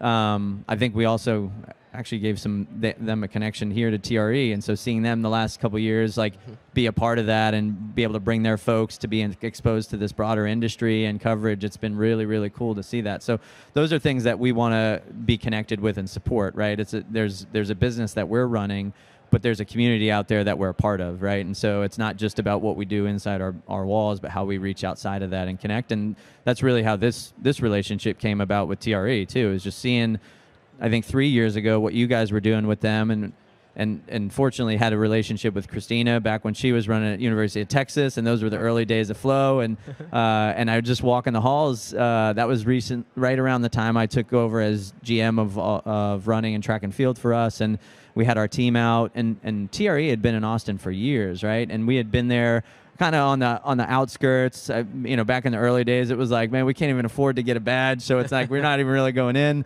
We were working with a lot of other brands, so we'd meet them on the outside and all those things. And 3 years ago, we came and we shot a bunch of content with a bunch of the brands and tried to showcase some of the shoes. And that's typically not something we were doing in terms of like a product focused content piece, but this is such a key piece of what happens in the industry each year and brings so many people together. We wanted to try to highlight some of that, and seeing Christina was like, man, we should talk about ways we could work together. And she was like, yeah, definitely, let's do it. And so seeing what you guys were doing with the live broadcast, and just seeing how we are connected with the people here in this industry, and then the reach that we have to get out to others, we were like, hey, what if we can come in and help amplify what you guys are doing and get it out to more people, right? And that's ultimately was kind of the backdrop of it, is like, how can we help this get connected to more people that we know that might really be fans of track and field, but might not know kind of the inner workings of the industry and the behind the scenes and all the great people here that invest their time and energy into making kind of the broader ecosystem of running a great place. Yeah, and so you talked about the media rights deal with Diamond League. What can we look forward to in the future for FloTrack and more on a macro sense, Flow Sports? What's coming down the pike, and what can we get excited about to see from you guys? Yeah, well, we're really excited about a couple things. Yesterday, we announced a new partnership around the Diamond League and the Athletes Lounge this year with Fleet Feet and On. Last year we worked with Fleet Feet and Tracksmith. This year On has come on board in a big way. So both Fleet Feet and On will be a part of that. So we'll have more announcements coming around our coverage of Diamond League and the Athletes Lounge in the coming weeks and months. But really a lot of excitement around that, around what we'll be doing with the coverage. Just similar to what I was saying with the athletes that we had involved in our show last year, and then ways that we're going to activate with both On and Fleet Feet throughout the season to get more people connected to these events, right? I mean, it's an interesting world for both of us, where Flo reaches a really kind of high-level, dedicated track and field athlete and enthusiast, and also the high school athletes through what we do with Mile Split, and couple that with Fleet Feed and kind of their ability to reach people outside of our normal audience. There's a really cool opportunity there for both of us to connect in a different way around these key events. So that's really big. And then in 10 days, we'll be broadcasting the Brooks XC Championships. And so that was a really exciting partnership that came together this year. And real quickly, really, yeah, right? Yeah. Very, very quickly this fall. I mean, the former event, Foot Locker National Championships, kind of disbanded. Fleet Feet and Brooks and a number of others who we'll actually be talking to after you guys today came together to save this event that was such a key and important moment for a lot of high school kids over the years, me being one of them. I competed at the Northeast Regional when I was in high school, and so being able to be a part of bringing that event back and kind of saving that opportunity for these great high school kids is really exciting. So 10 days from now, we'll be broadcasting that in San Diego, and so yeah, just a couple things coming up on the FloTrack side we're really excited about. Man, I really thought that you were going to be saying that you're excited to announce that PR Project will be traveling with you to all the Diamond League events. Well, we'll negotiate brand rights after the show, I think. Yeah, I mean, no, you can have whatever you want as long as you get me to the Diamond League, in person, I'll be fine. But thank you so much, Ryan. Number one for allowing us to use your team to help continue to push this, TRE out live to all the people. Given, it's really cool that like what we're doing here is very much like showing what the brands are doing and stuff like that. But in reality, all this ends up circling back to like helping the local retailer and making people excited about what's happening in the industry and what they can expect in their local shop. I mean, because without all these local retailers, large to small, the running industry or the running world wouldn't be what it is. So Yep. I think inadvertently we're helping the right folks. Yeah. I was saying this to someone the other day that was like not connected deep in the running world. I was like, the local running retailer is such a special place and where it sits in running, because it's the place where an elite level runner goes, a first time runner goes. It's like that collection of people that it assembles is so unique, and the amount of just the amount of like experiences that come through those doors with running or without is just it's a really unique place. So for us, that we look at the retailers as a really, really key place in our communities when we look at like what we do on the high school side and how they're working with kids to get shoes on feet and get them ready for their seasons. But it extends to someone that's running their first 5K, first marathon, or training seriously for the first time and wants to level up what they've done, right? So it's these are important people that are here this weekend. Yeah, absolutely. Well, thank you so much, Ryan. Make sure everybody go check out FloTrack and tap into the live. Obviously, you're watching it now, so make sure you stay around and check out some of the other things that they're offering. Thanks so much, Ryan. Yeah, thanks, guys. Appreciate it. Talk to you soon. Yeah. Yeah, man. No, it's really an honor to have FloTrack be a part of what TRE Live is and has become, and then to see, all the things that they broadcast all year long at such a high level. To be actually a part of that somehow is actually pretty cool too. Yeah, and to have them come back for a second year, which is I feel very lucky and blessed to be able to have them back to showcase this TRE with us. 2 years in a row. Absolutely. And next up to the TRE Live stage, we have the BAA, Boston Athletic Association representative, Judy Neufeld. Judy, please come on up here. And as you know, like a lot of us are very aware and familiar what the BAA is. And if you don't know, BAA is the backing or the association behind the Boston Marathon. It's a little race that happens, every April. Just a little one. It's kind of the people don't really know about it that much, but so I'm glad to have you here to shed some light on such a small event. Thanks for having me. No problem. So tell us what we're talking to retailers and retailers and brands and associations and charity organizations. But tell us what the BAA is here for. Great question. Well, if you all haven't seen, our BAA celebration jacket for 2026 just launched about an hour ago. So check it out. We're back to blue and yellow this year. Okay. For those who haven't seen it. And embroidered. We've got cheers from the crowd on that one. We've got healthy cheers, by the way. The teaser I saw on Instagram with the lady with the sewing machine. Yes. the amount of excitement just from that teaser. Everybody's like, "Oh, I know what's coming." Well, it's embroidered now. We're back to embroidered. And I could tell people were excited about. I mean, what I saw in my Very own feed, exciting. everybody excited knowing that the embroidery is coming back. Well, it's really a point of pride. It's amazing to see people when I'm traveling anywhere I am, in the Boston Marathon jacket from all the years they ran. It's really incredible. So it's fun to celebrate it coming back in an embroidered way for 2026, our 130th Boston Marathon next year. So we're really excited about it. So, I'm sorry to jump in there, Aaron. So, every year, I mean, it's got to be tough. Every year you launch a new either colorway or a new jacket, and it's like you put a lot of work in to make it exciting and different and not just the same thing over and over. How does it feel sometimes? Like you work on these jackets and you love it, and then it's like, oh, this isn't it. The color isn't it. So how's that feel? But then it seems like you're really excited to kind of get back to the main colors. That's a great question. We work hard to make sure our athletes and runners and everyone who supports them feels celebrated in some way. That's why it's a celebration jacket, because if you're part of the Boston Marathon in some way, you deserve to put that on, put it on proudly. We also get jackets for our volunteers. We have 10,000 volunteers who make this race run and hum. We couldn't do what we do without the incredible volunteer corps. And so being able to put them in a celebration jacket as well is so, so special. Yeah, and you mentioned this is a milestone year for the Boston Marathon, 130 years. It is. Tell us a little bit about the importance of continuing to uphold the legacy and the heritage of a institution as important as the Boston Marathon. That's such a great question. The Boston Marathon is so special to so many folks for so many different reasons. And it's so important for us as an organization to keep evolving, to keep learning. That's why we're here, to learn about what's out there in the industry. What are we not doing? How can we be better? How can we make the Boston Marathon, our sport, running, our events beyond the marathon, more inclusive, more accessible, more joyful for everyone, for the runners, the spectators, the support crews, the partners that we have, the running groups that we work with, the charity partners that we work with. How do we bring everyone in and really build a holistic community that supports the Boston Marathon from 130th and beyond?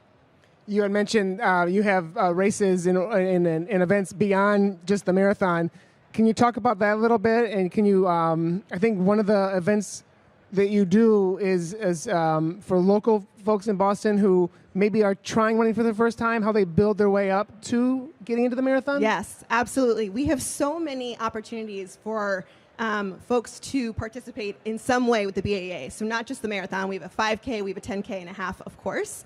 We also have this incredible series called the Neighborhood Fitness Series over the summer, from spring to fall, where we go out into the neighborhoods. We do these fun run and walks, 1 mile, 2 mile, 3 mile loops, and they're completely family friendly. So bring the stroller, and we see families from grandchildren unto grandparents are walking and running side by side and completing in a fun run race. And we see them go on to train for the first 5K, train for the first 10K, and be inspired to go and either spectate or decide to run for a charity at the Boston Marathon. We also have this great program you mentioned, Gary, called Medley to Marathon. Yeah. So we have a partnership with the City of Boston with a program called the Boston's Marathoners, which allows folks who wouldn't otherwise have access to the marathon, either by qualifying or by having a fundraising network to raise money for a charity, to have access to a waiver to the Boston Marathon. And we're in the 4th year of doing this incredible program. They have, these are folks that are from the city of Boston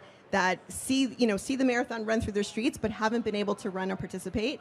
And we have had great success in building that program. But one of the pieces of feedback we heard was, I'm not ready to run the marathon, but I want to train for it.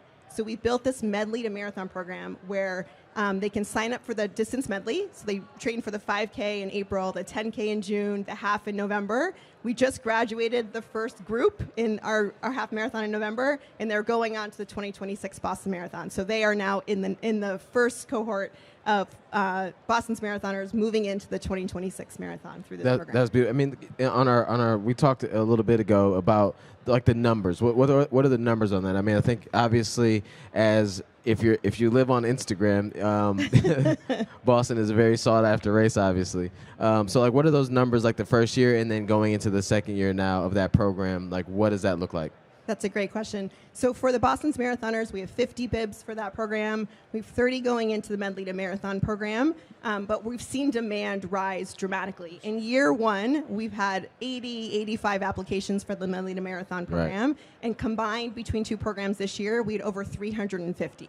So we know there's excitement, and we want this program to grow, and we're going to be learning from the participants, how can we support them better through their running journey. That's awesome. I mean, because it's, Boston has it's like the prestige of the race. I mean, a lot because of how you get into the race. I mean, obviously it's a majority time qualifier race and then charities as well. But I like how you called it. You mentioned a charity network because it's not everybody has a network around them that could raise how many ever thousands of dollars to be able to get in. So to hear that you feel, and you not only hear, but you feel that I guess maybe disparity to launch programs, especially for the local folks, to be able to participate in a race that is called the Boston Marathon, that runs through their city, the place that they grew up in, to hear that you all are responding to that in a way that's not only makes the race accessible, but it makes running more accessible too, because it's not like you're just like, all right, sure, here's a bib, go run a race that you're maybe not prepared for. But to say like, hey, we want you to be a part of this. We want you to maybe potentially fall in love with running by the half marathon in November. Right. But I appreciate an organization like Boston with the I wouldn't say turbulent necessarily, but like the past of like the perception of like how maybe you all think about certain things, but to see that the answer to that, starting kind of like more like grassroots and letting it build up, I can't wait to see what that program looks like in 5 years. Yeah, thank you. Us too. We're excited to see it grow. And I want to touch on the charity network that you mentioned. It's so incredibly important. I ran for the charity in 2018, my first marathon, the Boston Marathon, and the charity program is incredible. Last year, runners that ran for charity raised over $50 million for organizations that do so much in our community. You mentioned that when we talked earlier. Can you also just, out of how many runners that was, $50 million, how many runners raised that? That's a great question. I think it was 3,000. 3,000 Very runners. small number. Gary math. Of our. I don't do math very well, but that seems like a lot of money for 3,000 runners. Yeah.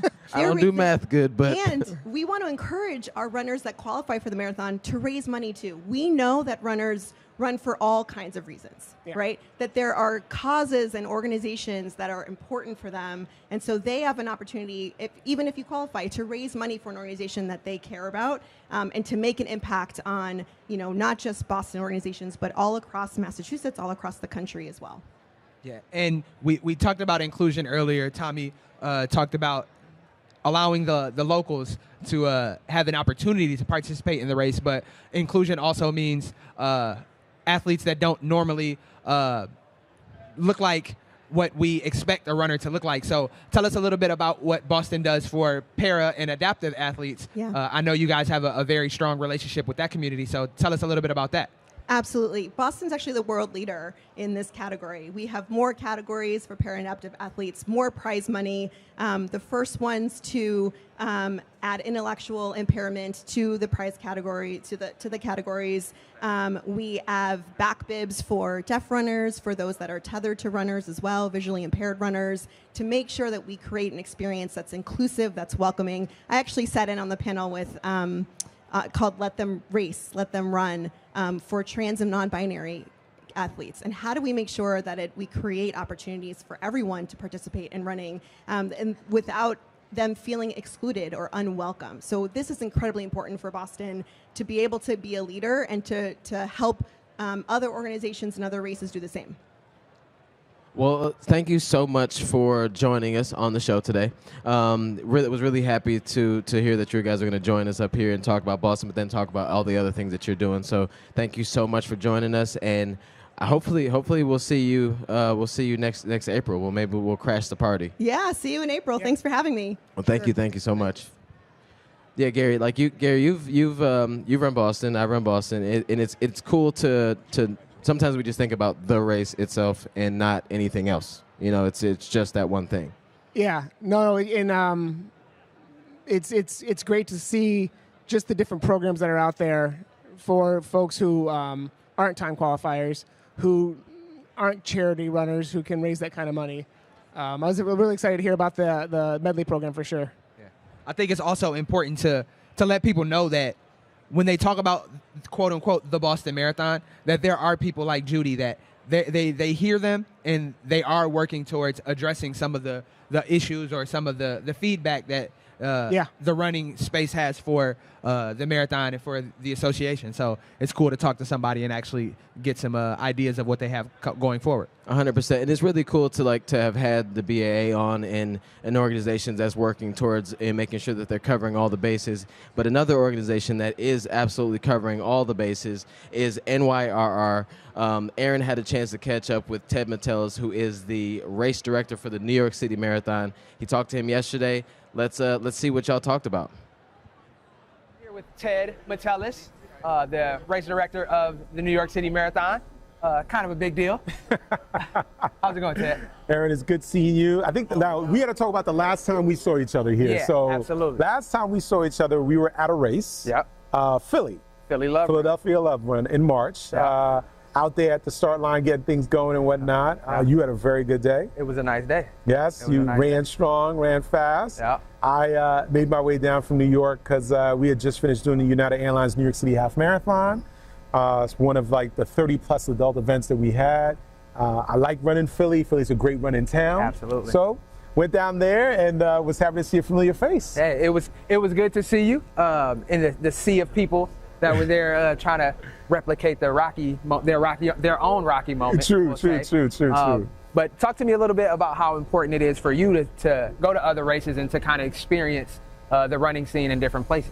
Wow. Well, I mean, I've been in the industry for 25 years. I've seen it grow in all kinds of magical ways. And being able to see it from a production and execution side is one way, but also getting out there and see it from a runner's perspective is another way. So I get out there and run as many races as I can.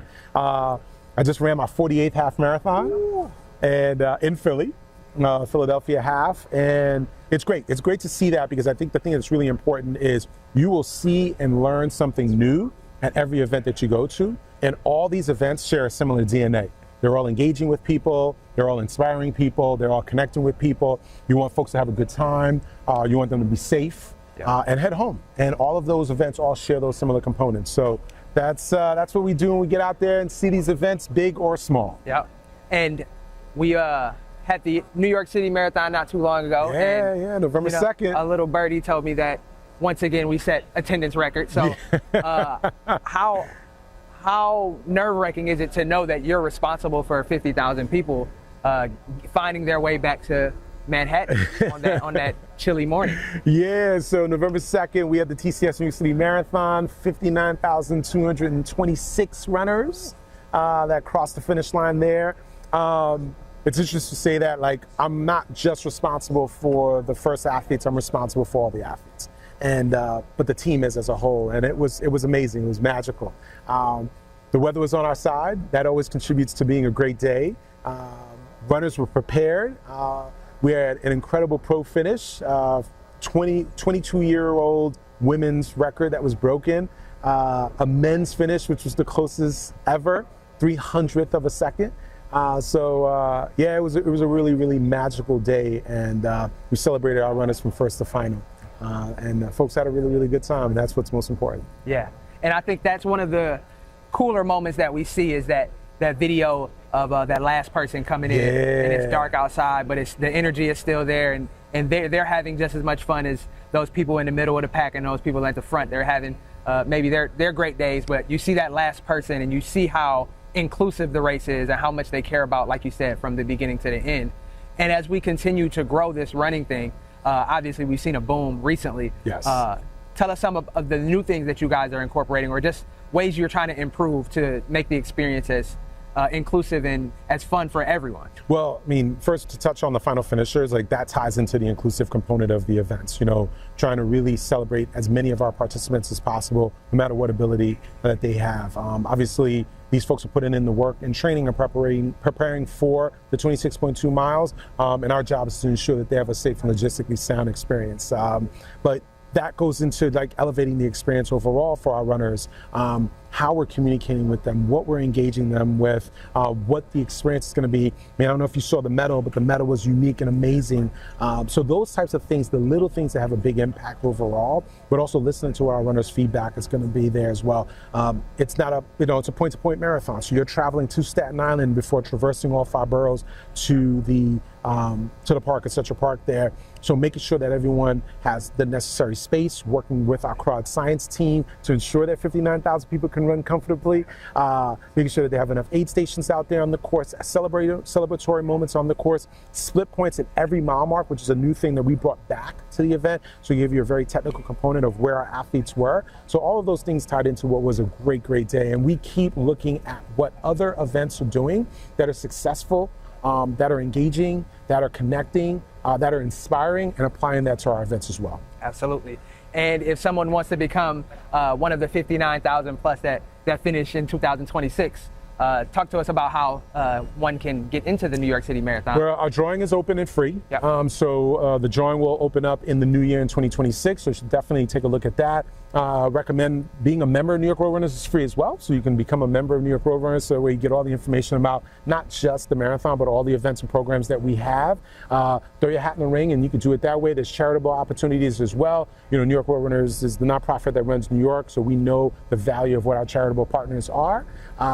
So there's charity teams that people can get a part of as well. But you know, you can either run fast, get in on the drawing, or run as a charity team. Beautiful. Well, as a 2-time New York City Marathon finisher, I can recommend, there's no other race I would recommend more than the experience of the New York City Marathon. I feel like it's a bucket list if you're a marathoner. So nice. Thanks so much for your time, Ted. Absolutely. Always love. Great seeing you, and thank you so much for the opportunity to come here to TRE. It has been incredible. The energy's been high. Folks are really having a good time. It's great seeing so many colleagues and friends like yourself and the rest of the guys. But yeah, this is good. It's good to be in San Antonio, first time here. But I'm looking forward to what the rest of the weekend will bring, and the future years here as well. Absolutely, it's going to be fun. It's going to be fun. So back to the team in the studio. All right, man, that was such a good conversation with Ted Metellus of New York City Marathon, NYRR. It looks like we've had a really good morning so far. Thank you so much for watching. Let's take a little break. After this, FloTrack will be coming on stage to talk to a bunch of other guests and talk about all things FloTrack. So stay with us. Let's go on a little break. See you in the afternoon.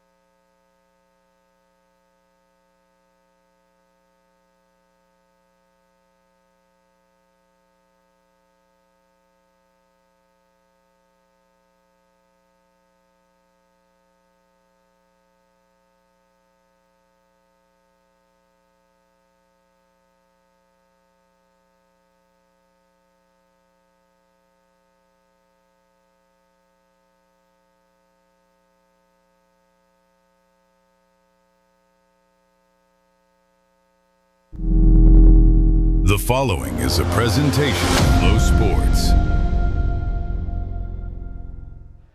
Hey, you're here with Ryan Fenton, General Manager at FloTrack, and you're joining us with FloTrack at TRE Live. And I'm excited to be here up on stage with some special guests. To my left, introduce you guys here.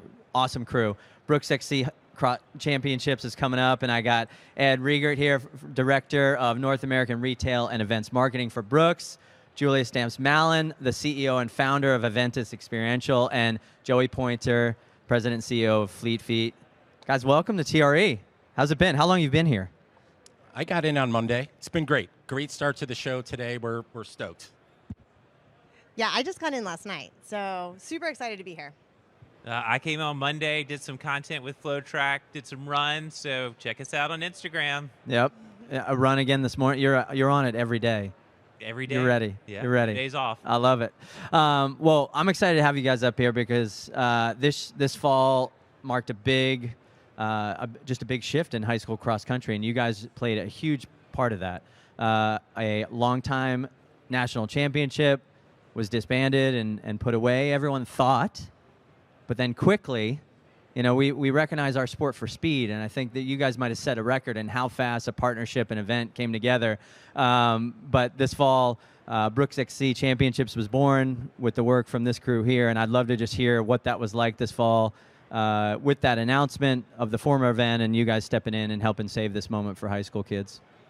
Maybe I'll take the lead first. I heard about the event. It was going to be canceled. You know, Fleet Feet, you know, we've been around for 50 years. We've supported cross country. We want to support youth athletes. I mean, like, that's where you learn to run.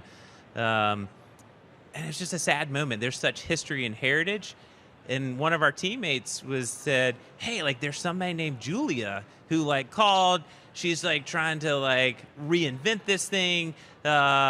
But I just hit delete. And I was like, what? You hit delete? I was like, who the heck is Julia? I had no idea who Julia was. And so I was like, hey, can we zoom in? So we had a Zoom conversation. You could feel the passion and the energy. And then kudos to Brooks. Like, I mean, this event does not happen without Brooks at any level.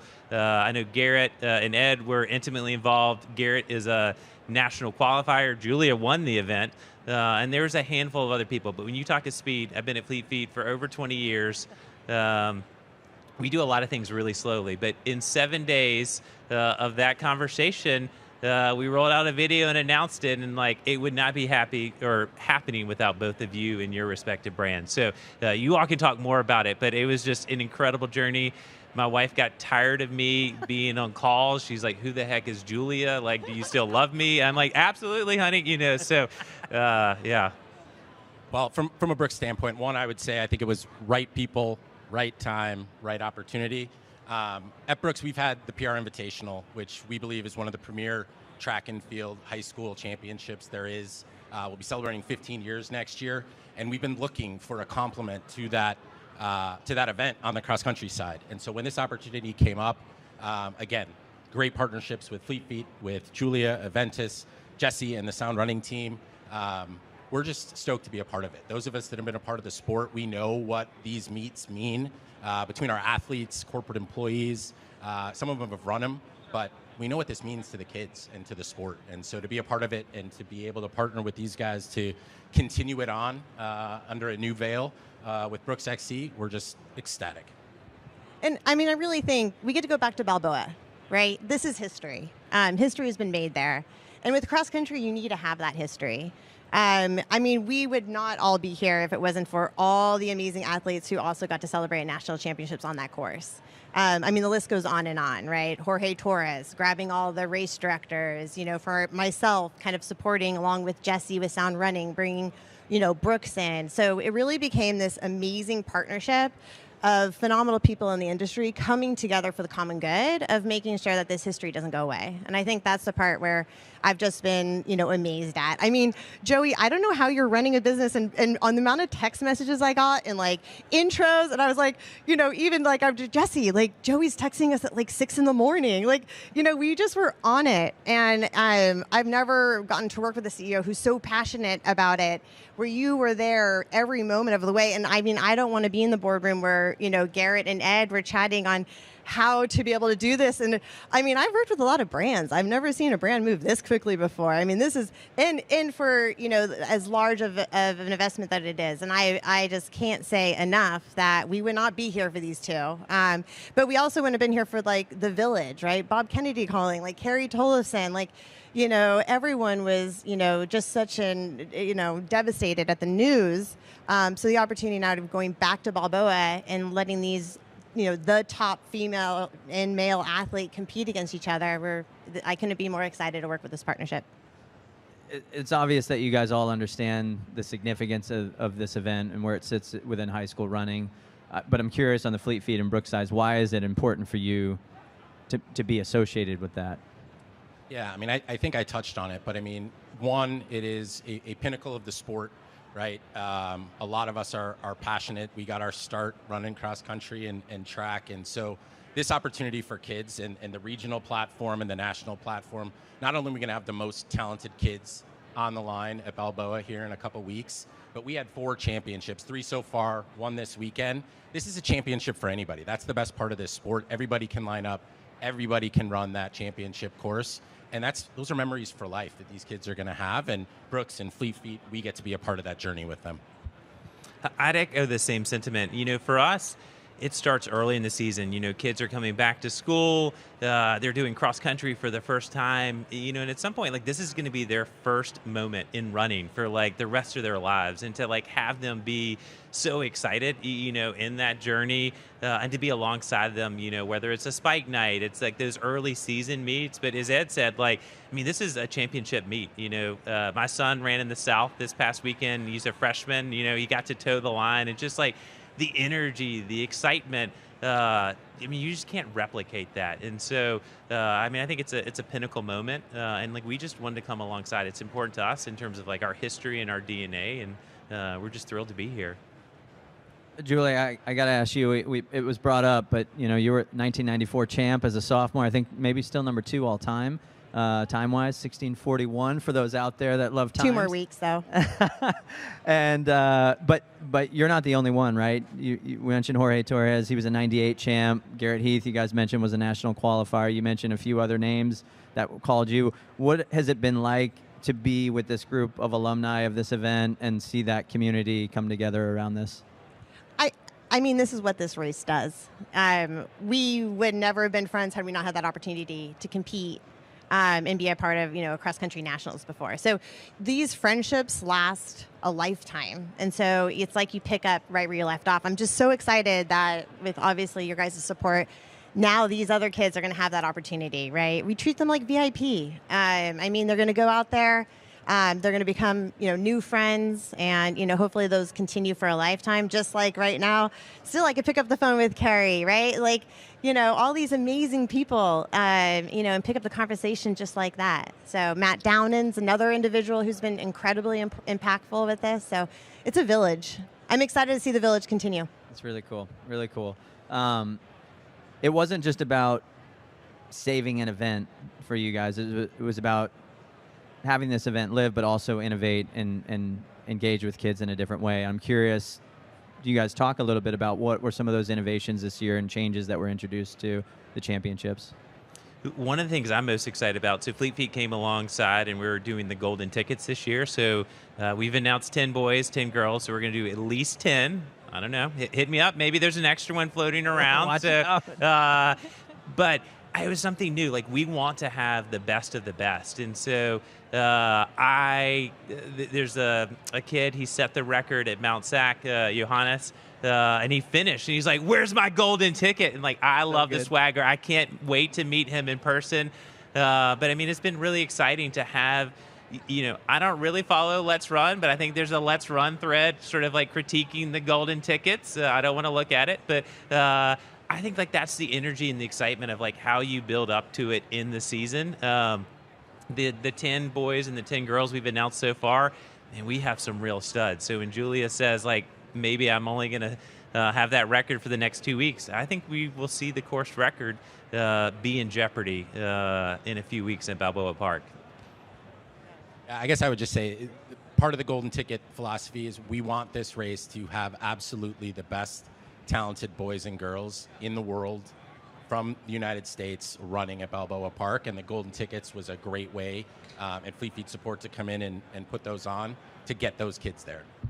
Yeah, I mean, that was just as someone that ran at a regional. I didn't make the national meet, but just following this event for years, it was when you're missing a few kids and you're like, man, I wish they would figure out a way. You want to see all the best kids on the line. So I think this step that you guys have taken, and I think Brooks has done that with the PR invite.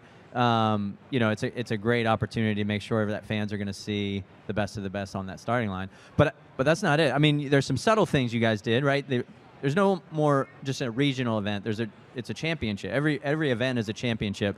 And at that championship, what are you guys wearing? What do these kids get?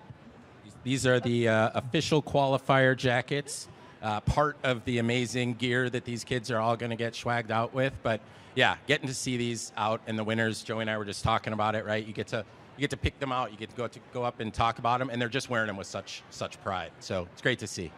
And I think I'd really add, and what I so appreciate, especially talking to Garrett and with Ed and with Joey, is these regionals are people's nationals events, right? This is a time where they get to sit on the stage and they get to be able to show their year's, season's work, and it is their national. So I think, looking at elevating these experiences for them, a very small percentage get to go to the nationals. So, obviously by elevating these, that's something I think that we're all very passionate about.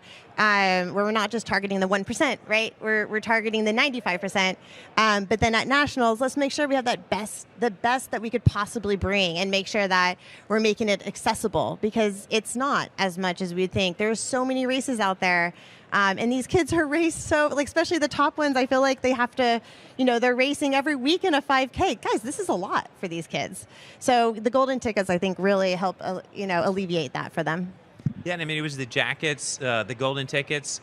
Brooks sent athletes to all the races in the South.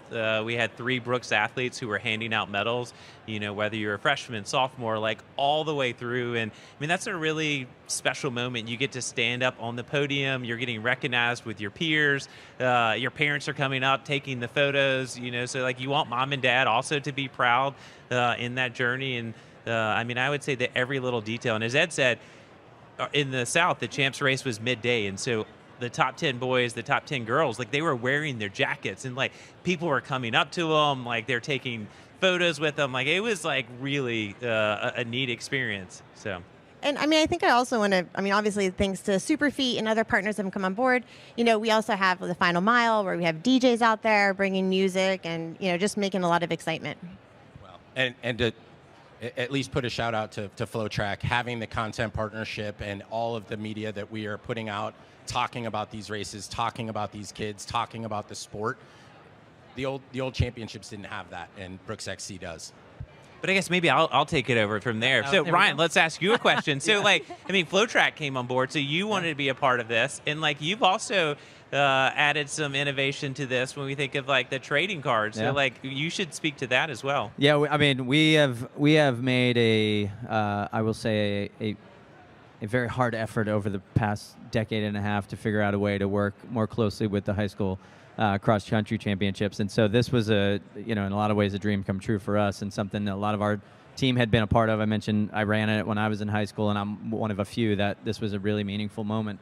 And so to have the opportunity to work alongside you guys with this is awesome. And so definitely activated very quickly. You guys, I think, figured your things out in 7 days, and then there was another 7 days to figure out the media side, and then there was negative 2 days to get started, right? So everyone activated really quick. Coming into the regional events, as you're talking about, Joey, one of the things that we were able to do is work with the events and kind of the folks on site that were doing the coverage to provide photos that were turned into trading cards, digital trading cards that were sent out to the competitors, right? So after the race, you were emailed a photo in a trading card format that showed your place, your time, what region, championship you were in, and all that. And it's kind of a memorabilia for them digitally that they can share with their friends and family and say, hey guys, I competed and here's what I did. And so anyway, that was something that we launched just literally a week or so ago, and something we want to grow upon next year, and obviously with the championships this weekend in the West and then out in San Diego. So yeah, trying to add some bells and whistles to that coverage. Like you said, this again, it's a special moment for the kids, and so it's how do you elevate that? outside of just typical highlights and pictures and all those things. So things that we're looking to push on our end. So. Maybe if you can control the weather, the Midwest, it looked brutal. I'm glad I was that's in the cross South. country, so baby. Let's go. Yeah. Julia's out in Cali. She didn't get to deal with that much. So Hey, we have Mount Sac though. Like if anyone's seen Mount Sac, those things are hills, all right? So that's as bad as it gets. But I think that's the great part though, is like these courses are cross country courses, which I really appreciate. Yeah. I want to ask how does this change for Brooks and for Fleet Feet? You mentioned, Joey, like spike nights and things like that early in the year, but how does this change how you look to help and engage with these high school kids as they kick off their seasons, and now that we'll have next year more than a week to get going? Yeah, I think time is of all of benefit for us. We had 3 months essentially from when we figured this out. So I think planning for next year, the opportunity for elongate not only the storytelling, the activation. We think Fleet Feet was and is the best partner because of their grassroots presence around the country, their ability to kind of own the communities that they're in, and Brooks to be able to partner with them to do that leading up to the race, starting at the beginning of cross country season, all the way through the championships. No, we're excited. Brooks is a great brand partner. You think of like the field teams, the activations, being able to bring the energy to our spike nights. So I think we're all excited. Oh, there's another person wearing a jacket just in the stands. Look at that. So anyway, sorry. But we're really excited to have Brooks and actually to have more time to bring the energy, because I think it all starts, at the beginning of the season, and actually to introduce like FloTrack more and like mile split. I think, we do a lot of spike night for the kids, but we should have like a parent night of like, hey, like why should you claim your kid on like mile split? Like what are the benefits? Like what's your kid going to see? And so I think with more time, like there's a lot that we can do. We just need to get through like 2 weeks from now, and then we can figure all that out for next year. Yeah, for sure. And I wish we had more time, but I think time's about up. And so before I let you guys go, I got to ask, we got one West Championship left. We got Balboa coming up December 13th, 10 days out. Any predictions, any hot takes on that national championship? We all agreed coming up onto the stage that we would not give any hot takes so that we wouldn't be proven wrong. And it's the course. It's going to be the best of the best. We're going to let the kids rip. We're going to hope that there's a course record set. And we're just all excited to tune in. But the South is going to win. So I did say that. So. I love it. Well, guys, thank you so much, Ed, Julia. We are excited that you guys are here. Joey, you guys, it was awesome having you guys at the office this week and talking more about what we can do together. But really excited for what's to come over these next 2 weeks, and we'll see you guys in San Diego. Awesome. Thank you. Yeah. Thank you. All right, we will be right back with you here, FloTrack at TRE Live, in just a minute.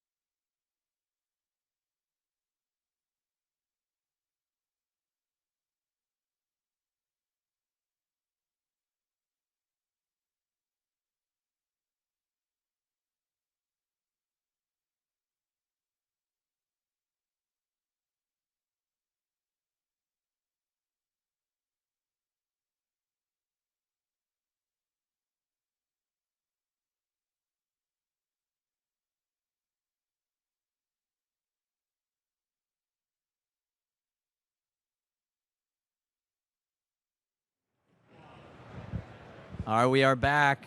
Ryan Fenton here, back on stage with some new guests. One of my partners, Brian Dybel, there in the middle from FloTrack. But a few Saucony athletes joining us now on stage that we'd like to introduce. I'm going to start down at the end. Jared Ward, welcome. How you doing, sir? So good. It feels like the world is just right again, that I'm sitting here with you like this. You know, some of my favorite running videos are ones where I'm running and you're shouting in the speaker. Like, those are the best ones. We had a lot of those. There were many of those. Around the track, I think. I was probably on a bike a few times. Probably. Yeah. But we're also joined with, alongside you, with Aubrey Frenthwaite-Nielsen, both BYU grads, both Saucony athletes now. Aubrey, how are you doing? I'm good. How are you? I'm good. Brian Dybel, what's going on? You've gotten to film a few of these folks over the last few months. Yeah, I have. I've been filming a lot. I was actually out there. I was talking with Aubrey before this about filming with the crew for a long run. I was with Connor Mantz filming out there. So yeah, that's fast company. Yes, very fast company. That whole crew, man, y'all rip. I mean, Brian and I were just out in Columbia, Missouri at NCAA Cross, so I got to start there. 2024 was a good year for BYU. Double champs. I think you won in 21. Yes. I think you guys missed it while you were there. Is that? Yeah, we never won when I was there, man. but we did have good mustaches. Yeah, they were very solid. But I gotta just get your takes. How was it watching XC champs, BYU runner up on the women's side, a little further back on the men's this year? But any takes from Columbia? Yeah, I can say I love watching the team. I think it's amazing to see everything that they're doing, and you kind of feel like a piece of that in your heart, like because you went through that and you were a part of that team, and so it's really fun to see the next generation. And a lot of those women I was able to race with in previous years, so it's just so fun to watch them succeed and have all this success. It's been so fun. I think I saw a social post. I don't know if you were part of it, but after the long run, like everybody gathered around a phone, sitting on a curb. Like, did you see that? Were you part of that? That's pretty funny. I wish I was a part of it. I wasn't at that long run, but yeah, I was definitely watching on my own phone for sure. But yeah, we're all feel the energy of race day still, and like are all in their corners still. So love it. I didn't tell you this, Brian, but I saw Diljit after the race. I was like, Coach, nice job. That was a great run. And she's like, thanks. I just wish it wasn't so close. Why did it have to be 14 points or 16 points? Why couldn't they have blown us out? I was filming after the race, actually, and I was filming the team reacting, and she turned to me and she goes, why does it have to be so close? And she turned right to me, and I was like, oh, that's classic Diljit. I love it. I love it, love it. Yeah. But what about you guys? What's going on? I saw half marathon recently, top American at Philly, 63 minutes. Fastest time since 2022, I noticed. It's been a minute. What's going on? What's going on in your world? Well, I ran out of eligibility in the U.S., so I moved over to the U.K., where they give out college eligibility for forever. So I ran with the college team over there while I've been studying. We just got back, and it was good. I was calling myself a sunsetting athlete, and I had so much fun in the U.K. Running with those guys over there on the Oxford squad. And I came back, and almost just like a bad habit, I went back into intervals with Aubrey and with Connor and Clayton and the guys, and then I ran. And so now I'm thinking maybe I need to keep running for just a little bit longer. Got that fire back in there, man. I love it. At least the light's back. With TBD if the fire's there, but there's a little light. And Aubrey, how about you? What's been going on this fall? Yeah, so this fall has been really fun. This whole year, actually, I feel like has been just so fun. I've gotten to race so many times. As I look back on the year, I think I raced almost once every month, minus like a few, this fall I just finished up Chicago Marathon. That was like the culminating fall event, and now I'm kind of taking a little bit of a break and deciding what to do next and looking for that. So this fall was really fun. The US 20Ks was awesome, and I just had a lot of fun, like kind of finding my new like marathon self, I guess. So that's been really awesome. Just outside the top 10, I think, Chicago and Boston, right? It's Chicago, just outside the top 10. Yep. But yeah. Yeah. So what was your takeaway from there? What'd you learn from Chicago this year? Oof, Chicago. Jared knows it was a little. Maybe not my greatest day. we had a little incident where I lost a gel. I had taken it and then I lost it. But yeah, I guess my takeaway is just like there's always something to fight for and to continue to race for. During the race, I kind of saw the main goal kind of slowly go, but my main takeaway was just like I'm so grateful to be racing there with these women, best women in the world, and it was a really good experience regardless of like what may have happened. So Very cool. This was a fun marathon to be in, and I think it deserves like 60 more seconds of unpacking, because Aubrey, won a national championship in the lead as her tune-up race. She was on top, and then the training continued to go really well, and goals and aspirations for Chicago were really sky high, and then the race didn't materialize the way that she had hoped it would. It started okay, and then stomach started to go, gut started to go, just like it does in marathons. And for a moment there, it was like, wait, this is wrong, and like it was almost like, oh, we've ruined this. This is over. And I was pacing I was with Aubrey at that point. We were, I was pacing her for kind of a part of the second half of the race, and we sort of just had this discussion where it was like, hey, what we lost just now was seconds. That's it. And if we can get this stomach back under control, we can get back to pace. And she did such a good job of just rallying 1 mile at a time, getting a little bit faster. I still remember Aubrey being like, what was the split on that mile? And I would tell her, and she'd be like, it's not fast enough. But she got back to pace and then ended up, salvaging a pretty good race. And it's minutes from her potential, but it was a good experience, despite the chips not falling exactly how she had imagined. That's a classic distance runner mentality, by the way, and I love it. Talk to me a little bit about just kind of your role with like Run Elite program and just everything. 'Cause, obviously you mentioned you were running with her, pacing, but Run Elite program has so much going on. Can you kind of talk a little bit about that? Yeah, well, Isaac Wood, somebody that FloTrack should know, he called me up with this idea, and the bad ideas are not dangerous. It's the good ideas that are dangerous. And Isaac had a good idea about how to sort of support professional runners in Utah. And as we sort of looked at the model, I felt like I had an incredible high school opportunity and a great coach, and moved straight into an incredible university opportunity with a great coach. And Coach Eystone continued to coach me, and I partnered with Saucony, months to a year after I finished in college, but there was a little bit of a gap while I had to get my feet under me, and I feel like I was very fortunate. I could have easily been someone who had 2 or 3 bad races in a row and quit the sport of running to go take care of my family, because Erica and I had 2 young kids.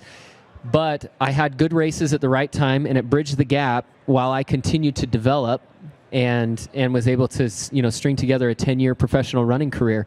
And what we wanted to do was create something that makes it so that we don't lose athletes in that 2-year gap between college running, and especially for those who go immediately to the roads, to that developing marathoner. And the state of Utah's gotten behind it. The state of Utah's been fantastic. They're spending in sport. I mean, they're hosting the Olympics in a decade, and we're just thrilled to be able to work with them and the other partners in Utah, and try to create the opportunities for athletes that are trying to bridge the gap.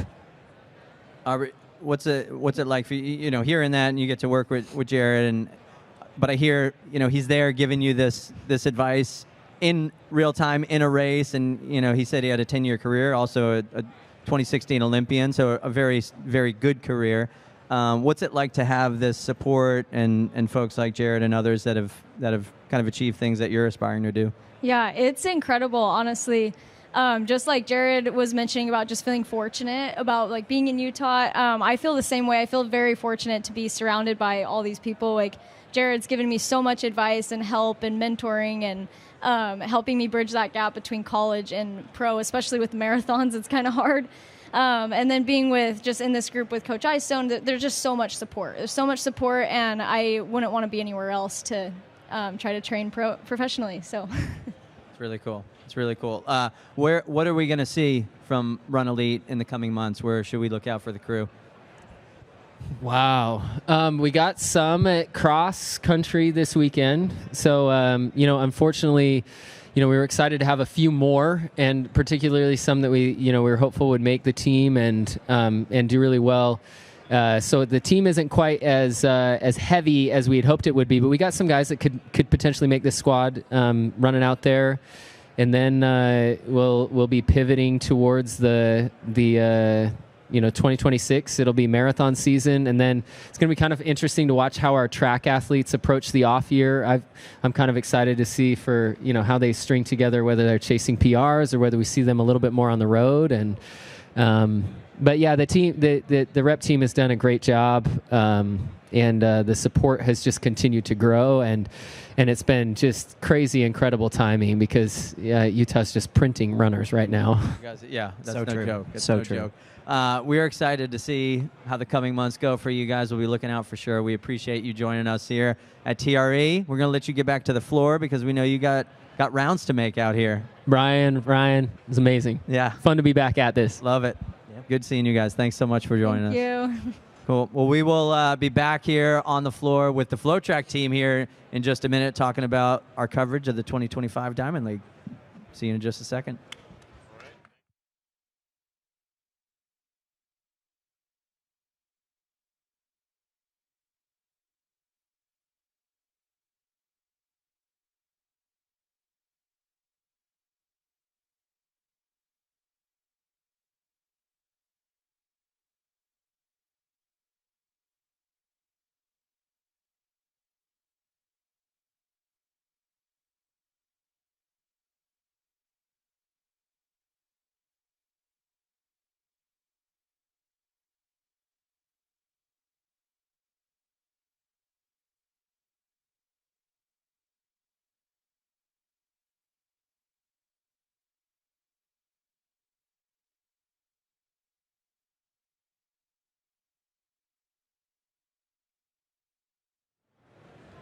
All right, we are back on stage, FloTrack with TRE Live, and I'm joined with my FloTrack crew now up on stage, Brian Dybel, Nia Gibson, Johnny Pace. What's up? The team that helped bring the amazing coverage of the Diamond League this past season, and really all of our coverage throughout the year. So how you guys doing?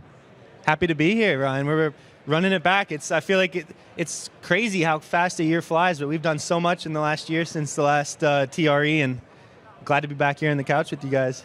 Yeah, what's the saying? Time goes by fast when you're having fun, right? Yeah. Last time we were here, we were introducing the new squad that was coming up, so that was cool. And since then, introduced Diamond League to FloTrack, and I mean, hey, it's been a success ever since. Wild ride, man. Let's keep the good times rolling. It's been fun. I just talked to you. I know we just talked. We just talked. Are we going to talk about this the elephant in the room? This like facial hair that it's grown on Johnny's face, or like what do you mean? Our 1970s What do you game show mean? host is here. I told him when we went to We're bringing it back, baby. 1970s are here to stay. when we went to so you're NCAA's, I was bringing like, it you back. have to wear a mustache, and he took it to the next level, man. Oh. Like, I really still feel has it. most comfortable in the body of a 1970s game show host, to be honest. So I think the tenure is going to last a little bit longer.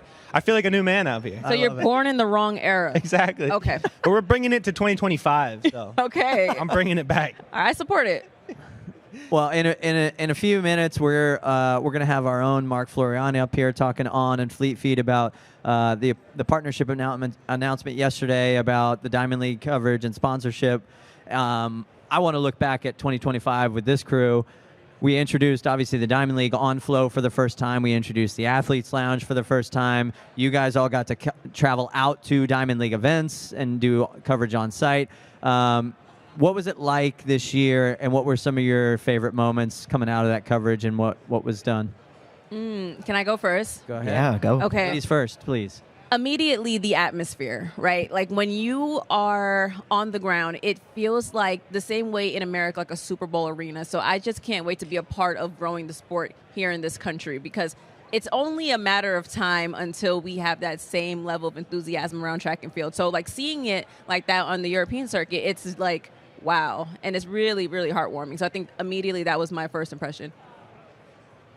I think it was cool just to see our growth throughout the Diamond League season and what we were able to bring to athletes. Like, I think I know my first Diamond League was the Rome one that I went to and traveled to. And I think that was the first one where we had the live interviews with athletes coming in. And we were still trying to figure things out. We weren't quite sure how that was going to work, what it was going to look like. And as we went throughout the season, that really developed into something that I think was like just a fundamental part of like what we're trying to do with building and growing the sport. and just having Joe Kovacs at the end thank us for everything we've been able to do within the sport and bringing that to the fans, like the real feel, like right off the track. We're bringing them over and we're talking to them. We're getting athlete to athlete with Centrowitz and Trey Hardy and English Gardner, and then Nia and other team members on that show talking with them. It was just incredible, and I think being able to do that was a lot of fun when you're in Rome and you're like, hey, come here, quick, can we get you? Can we talk? And it was just a lot of fun to be able to do that and see it just grow to what Johnny and Nia were able to do in the Zurich final and stuff. Absolutely, and I mean, echoing that, I was on that first flight to China at the start of the season, and just to see how far things came by that final, I don't think any of us could have seen it coming, and it was fun to see it develop. I also, as part of our team, I loved that we got that opportunity to have a touch point at all levels of it, whether on site, back in the studio, providing the clips. Like, no matter what you were doing, it was exciting and it was elevating kind of awareness of the Diamond League. And man, we made some good memories. I mean, it's hard to pick favorites, but it's just such a cool league in general that I'm so glad that we got that opportunity to showcase it. Yeah, I couldn't agree more. I was actually going to ask favorite moments, Johnny, so I'm going to put you on the spot. I mean, for each of you, I'm sure there's a few, but what are some of the things that stood out around the coverage and moments that you got to experience personally? I mean, what comes to mind, those live reactions. By the end of the season, when we had Cooper Tier dialed in live, watching to see if he got a spot at Worlds, I mean, what an amazing moment where he got to watch Grant Fisher. If he won, he would have gotten a spot, and just that level of reaction and merging of all of these different pieces was really cool to just see and be a part of. I'm going to definitely piggyback off of your point, because to see the athletes' enthusiasm when you see who's on the screen is crazy. I remember vividly when we were in Zurich, try to grab Christian Coleman, and it wasn't even hard to do because he saw the screen and he said, oh, snap, is that English Gardner? What up, E? So immediately you see that happen, and it's like, this is going to be a different type of conversation. It's not going to be your regular, hey, how was your race? It's like two friends speaking, and then you have other people in the room kind of jumping into the conversation. And I think that's what it's about. It's not this regular hoity-toity broadcast. You're sitting on your couch watching TV with your friends who just probably are a bit of track nerds and stat nerds. Yeah, I mean, they echoed a lot of the sentiment. I think, going back to kind of a similar thing to what they said with just Joe thanking us. I still come back to that moment, and that's just cool when you see a guy like that who's been in the sport for so long, achieve so many big things in the sport, to say, hey, thank you for what you guys are doing, what you guys are bringing to the sport. It's really cool. And then from a personal thing, it was really cool for me when I was in Rome to kind of see that warm-up track. That was really, really cool. I know you've probably been there, all the statues around it. Probably one of the coolest warm-up tracks by far in the entire world. And then, I think that race also, Trayvon Bromell came back and ran that crazy time, which is a world lead at the time. And everybody's like, whoa, he's back. That was cool. Again, to see this progression of the season through the different meets and where we get to at the end was really, really cool. Yeah, it was awesome. I think I'll even throw one in there. I mean, we got the Diamond League live streaming rights for the first time in 2025, but we've been covering the Diamond League for nearly 2 decades, and so there's so much footage and memories that we have on the FloTrack side that we were able to start incorporating into some of those shows, right? So pulling some of the old footage and having old guests. Dorian Ulrey was a guy we tried to get on the show, and he was at Rome, and a memory for me where he was like a college kid trying to run a qualifying time to get to the World Championships, right? And so having people like him and Maggie Vesey, we had Tyson Gay on, which was a huge highlight for us, and recounting their moments to tie in not only what's happening today, but some of the history of the Diamond League and how it can tie into what fans remember through the years of the coverage that we provided. So I'm excited to do more of those things. Excited to see you guys out there again. Have we drew straws for 2026 yet? Who's going where? Not yet, but I'm really trying. I'm gonna put this out here, Rafael. I'd love to go to London. And, just putting that out there. And I'm excited. I want to go back to China, man. I mean, they're going to be hosting the World Championships here in a couple of years, Beijing.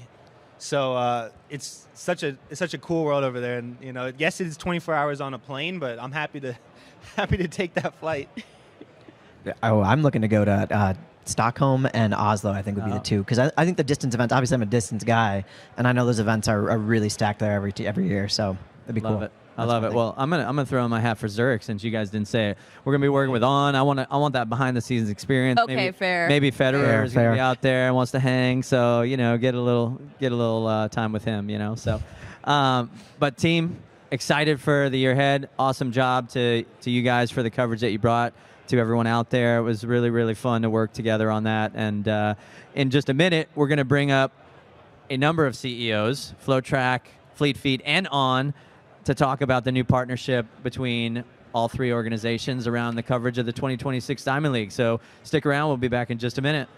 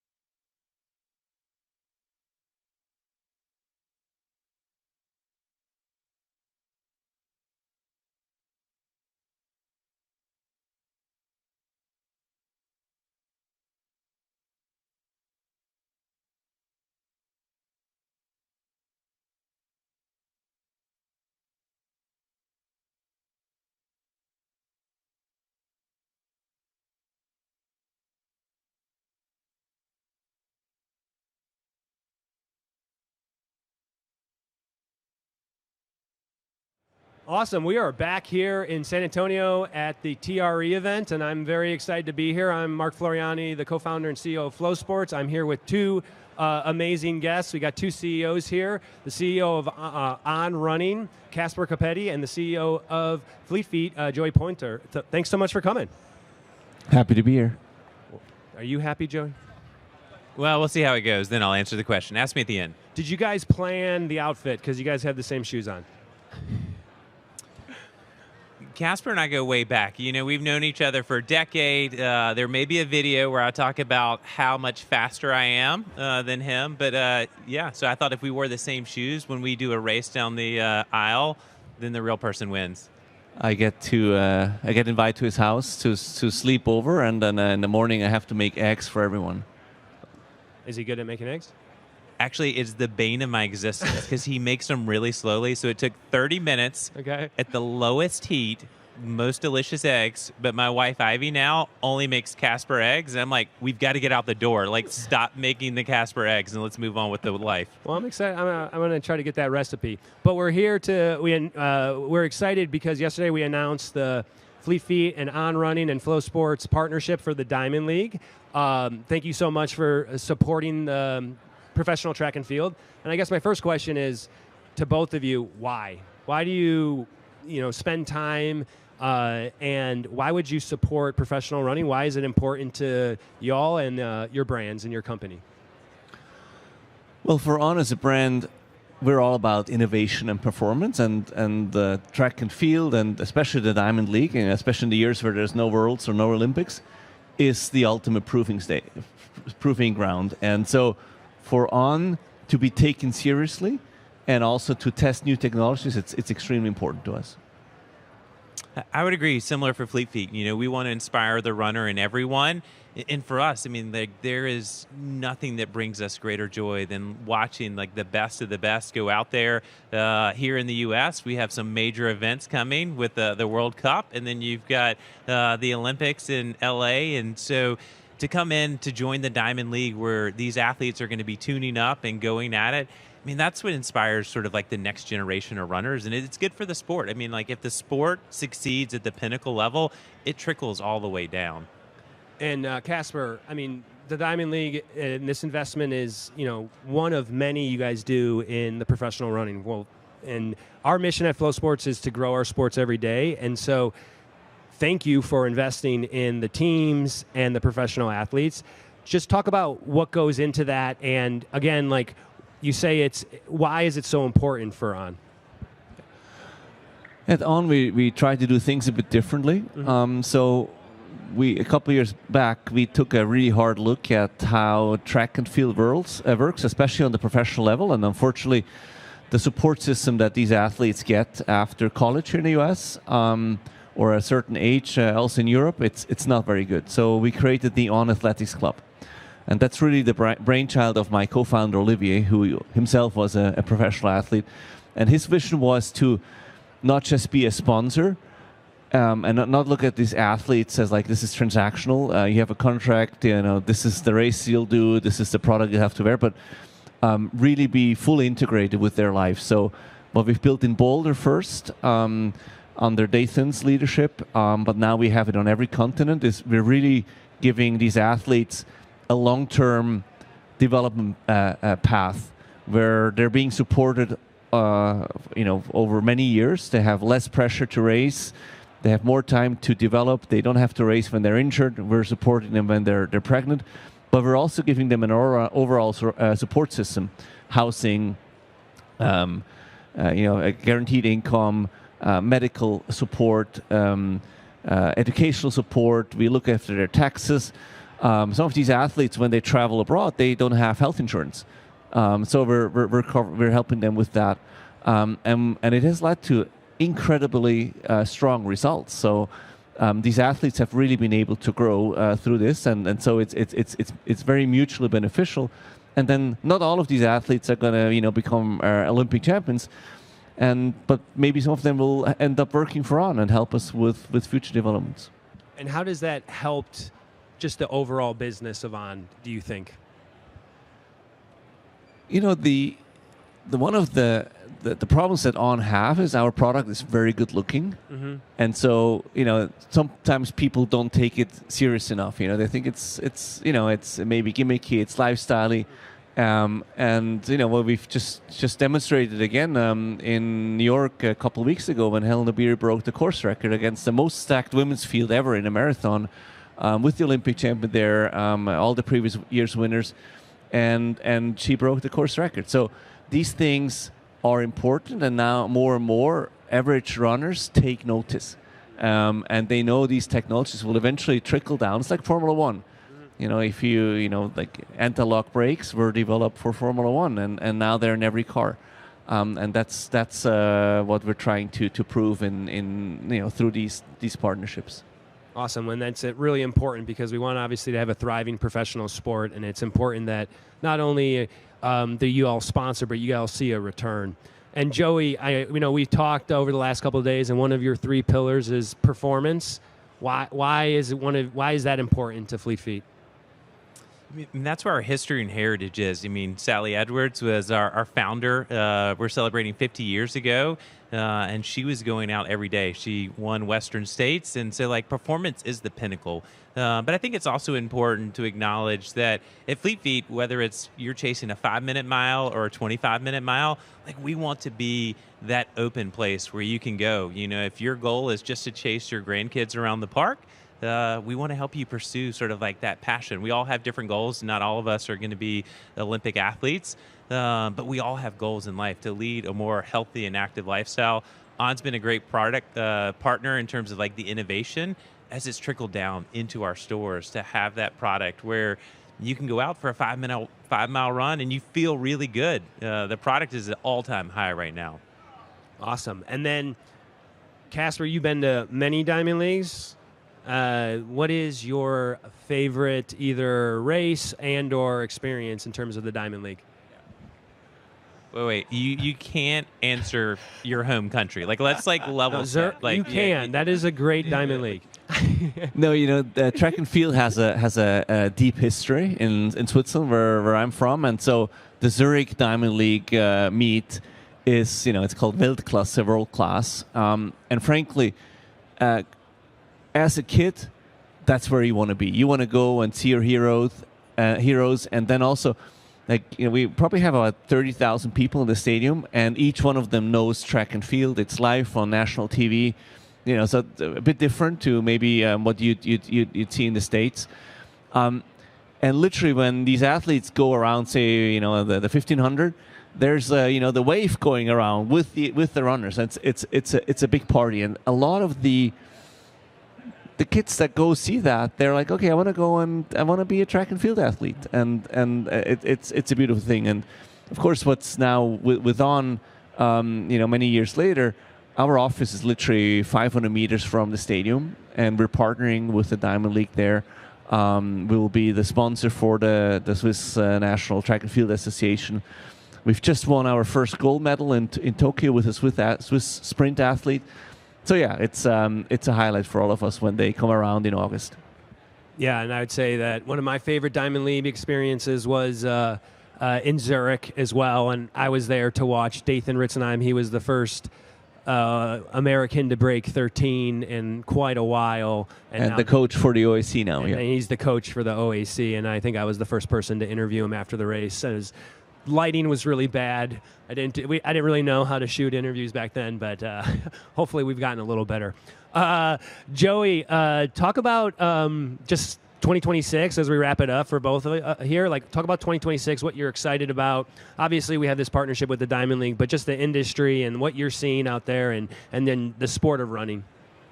Yeah, I'll start here. We're at TRE, so we're looking at product. I mean, product is at all-time best that I've ever seen. And, from every brand across the board, the bar has continued to be raised. It's lighter, it's faster than ever before, which is exciting for everyone. But at Fleet Feet, it's how do we continue to build communities? How do we have interesting experiences like the Diamond League, watch parties that we're going to be doing? How do you make the customer experience even better? I like to say good is not good enough, and so how do we continue to elevate that experience? And it comes with product, but also it comes in how we're interacting with our communities that we serve every day. Awesome. What about you? I agree, and just adding that I think it's the best time to be a runner ever. Nowadays, not only have you the product that helps you perform, which is a fairly new thing, but running is now a lifestyle. It's your identity, and places like Fleet Feet or what you're doing is allowing people to live that lifestyle. Yeah. Well, thanks so much for coming. Thanks again for the partnership. We can't be more excited about the 2026 Diamond League. We'll have some new things in store this year and trying to get more and more people to be watching. And we are wrapping up here at the TRE San Antonio running show. And so thanks so much for watching.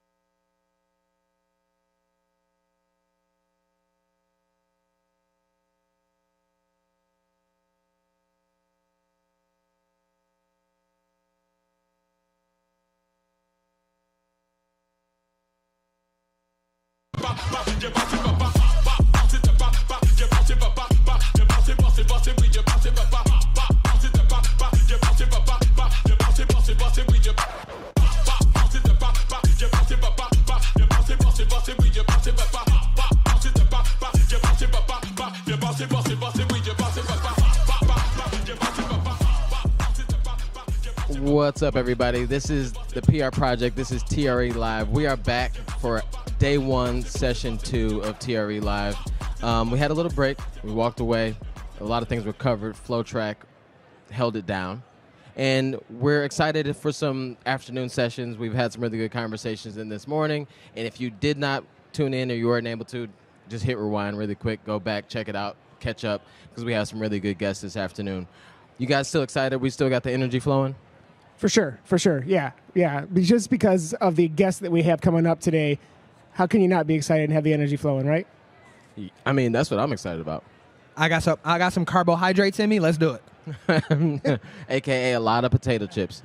But yeah, so let's just get this rolling. This morning was really fun. We talked to a lot of really cool brands and organizations, and let's just keep that going. Next up on the stage, we have On Running is going to be joining us today. We have Dan and Elena from America. Here we go. They're from America. That's amazing. How are you guys doing? Good. How are you? We're doing really good, really good. I'm really excited because, I mean, obviously On has been making waves for a long time, but then also, like, lately, a lot of innovation, a lot of pushes in a really cool direction. You guys keep everything really innovative on the way that you show up in running in general, but then obviously on our feet, which we see right here. I really want to talk about this shoe, but we can wait on that a little bit. But just if you could at least just, first off, Dan, introduce yourself. What do you do with On? And then also you, Elena. Yeah, thank you. My name is Dan Shade. I'm the GM of the Americas. So as we think about bringing innovation from our headquarters in Switzerland and our product teams to life for customers here in the U.S., Canada, Central and South America, that's my job, making sure we do that in a thoughtful way, in a really consistent way in the Americas, as well as telling the story from the source in Zurich kind of clearly to our customers. And I'm actually from the Zurich office, from the global headquarters. I'm the head of product strategy, so I work on all of our run footwear, as well as some of our run lifestyle products as well, supporting the product development process all the way through to the end communications with the brand marketing team. Yeah. That's great. I actually just pre-taped a segment with Bella Whitaker in your booth. So talk to us a little bit about what you guys are showcasing at TRE this year, and what can people look forward to when they head over to the booth and check out the product that you have. Yeah, what you have on the table here is a full franchise update of the Monster family. So you might recognize that product over there is the update from Monster 2 to Monster 3. And then we have an update here that's the Monster Hyper update, yeah. And then we have the light spray version that I know you guys are excited about on the edge of the table there. We also have a new iteration of Surfer 3, that you can catch with a new foam brand called Surreal that we're unveiling as well. So that's Cloud Tech Phase in a super foam. And then we also have kind of our daily staple trainer in Dynamic Stability, the Runner 3 updating as well. Yeah. And I think some of the things that we're excited to do is bring these innovations to market, but also surround them with context and storytelling so that it connects properly to our customer next year. So you meeting with Bella is perfect, right? Our products are really kind of co-developed with athlete insights to make sure, especially for some of the products we have on this table, that we're infusing their insights and learnings into the product development process. So we've got that kind of credibility from our athletes, but also bringing the product to market in a way that helps us really connect with our core audience, the core kind of communities we're trying to serve. So we're always thinking through the community lens to make sure it's not just innovation tucked away somewhere, right? But it actually finds its way into customers' hands in a way that resonates. Speaking of community, I understand On had some pretty big activations at the New York and Chicago marathons this year. Can you tell us a bit about that and why you kind of really decided to go to those two cities and make a big splash? Yeah, the world marathon majors that happen in the U.S., like we always look at that as a moment of connection first and foremost, and we try to think a little bit more through a grassroots lens, even though it's such a big moment and it's such a global moment. We see it as ways in Chicago of bringing an international community together in a new place where they could feel really welcome and comfortable, as well as a local community, and kind of creating something a little bit special that's centered around connection right before a big moment, right? So you get that feeling of being a little bit comfortable before you do something that's really challenging. And then in New York, it's a similar idea. Like, how do we get into the community, work with the partners that we are around every day in that market already, and then make sure they're having a great experience. It's not just that weekend. It's really like 6 weeks leading up to the race. How are we preparing together? And then welcoming others into that environment as well. Yeah, Helen's win, I think, was incredible as well. And Dan's being humble. He also ran the marathon. Oh, okay. In a pretty good time. Not that fast, but it was How did we do? It was great, honestly. It was smooth. I just wanted to cruise, and I was enjoying some of our new products, and I think we had the best cheer section of any brand out there. So it was mile 12 was probably my favorite mile. All right. Yeah, I actually spectated in that's where I started my spectating of the NYC Marathon at that point.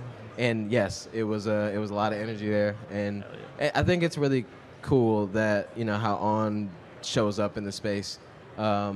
It's one thing to push forward from an innovation standpoint, like light spray, which we'll get to in a little bit, but then to activate in spaces different than the standard go-to like activation from a running shoe company around a marathon, which is obviously the point is to showcase shoes and what you're doing on that side of things. But the way that you all tap into, like in New York, for example, like the parties themselves just are different, and it feels like an experience that one could walk away from and remember. So it's really cool that innovation seems to not just be about product, but innovation in the sense of like community, and the innovation in the way that we all kind of interface with running. And speaking of community, as I was doing my research, I was told that Dan once worked at Fleet Feet. So, and obviously we have many retailers here similar to Fleet Feet. How important is the role of the brick and mortar retailer to On and the progress that On is trying to make with building community? The two are so linked and intertwined. My time at Fleet Feet taught me the importance of that one-on-one connection you can have in the community.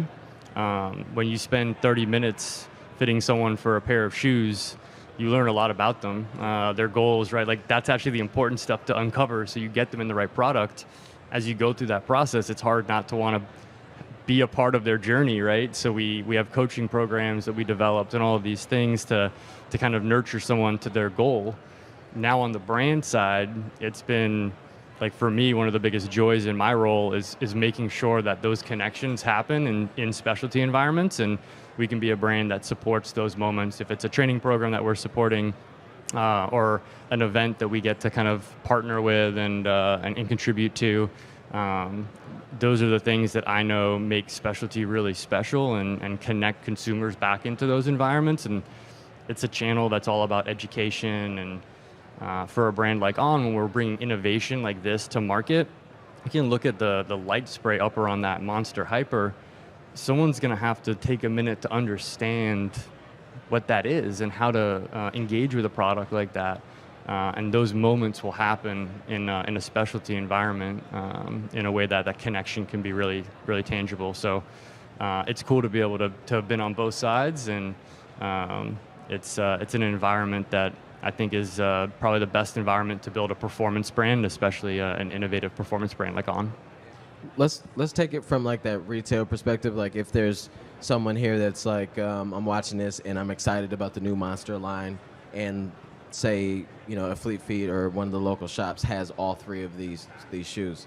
What's the difference that we can expect or look forward to in this Monster line for each one, so the customer or the runner knows what to expect? Yeah, I think as we expand the family and so many models that we have that you can see in the booth, like the idea is really to have specific use cases in mind for runners, but also knowing that runners don't have 5 shoes in their rotation, right? Like some of these are designed to be a jack of all trade. Some of them are more specific use case. I think in the case of the Hypers, these are actually like we start from scratch on the bottom unit on the light spray, even though they look almost identical. So if you want to pick that shoe up, it's like an astonishing 190 grams. It's super light. Someone might trade into that shoe.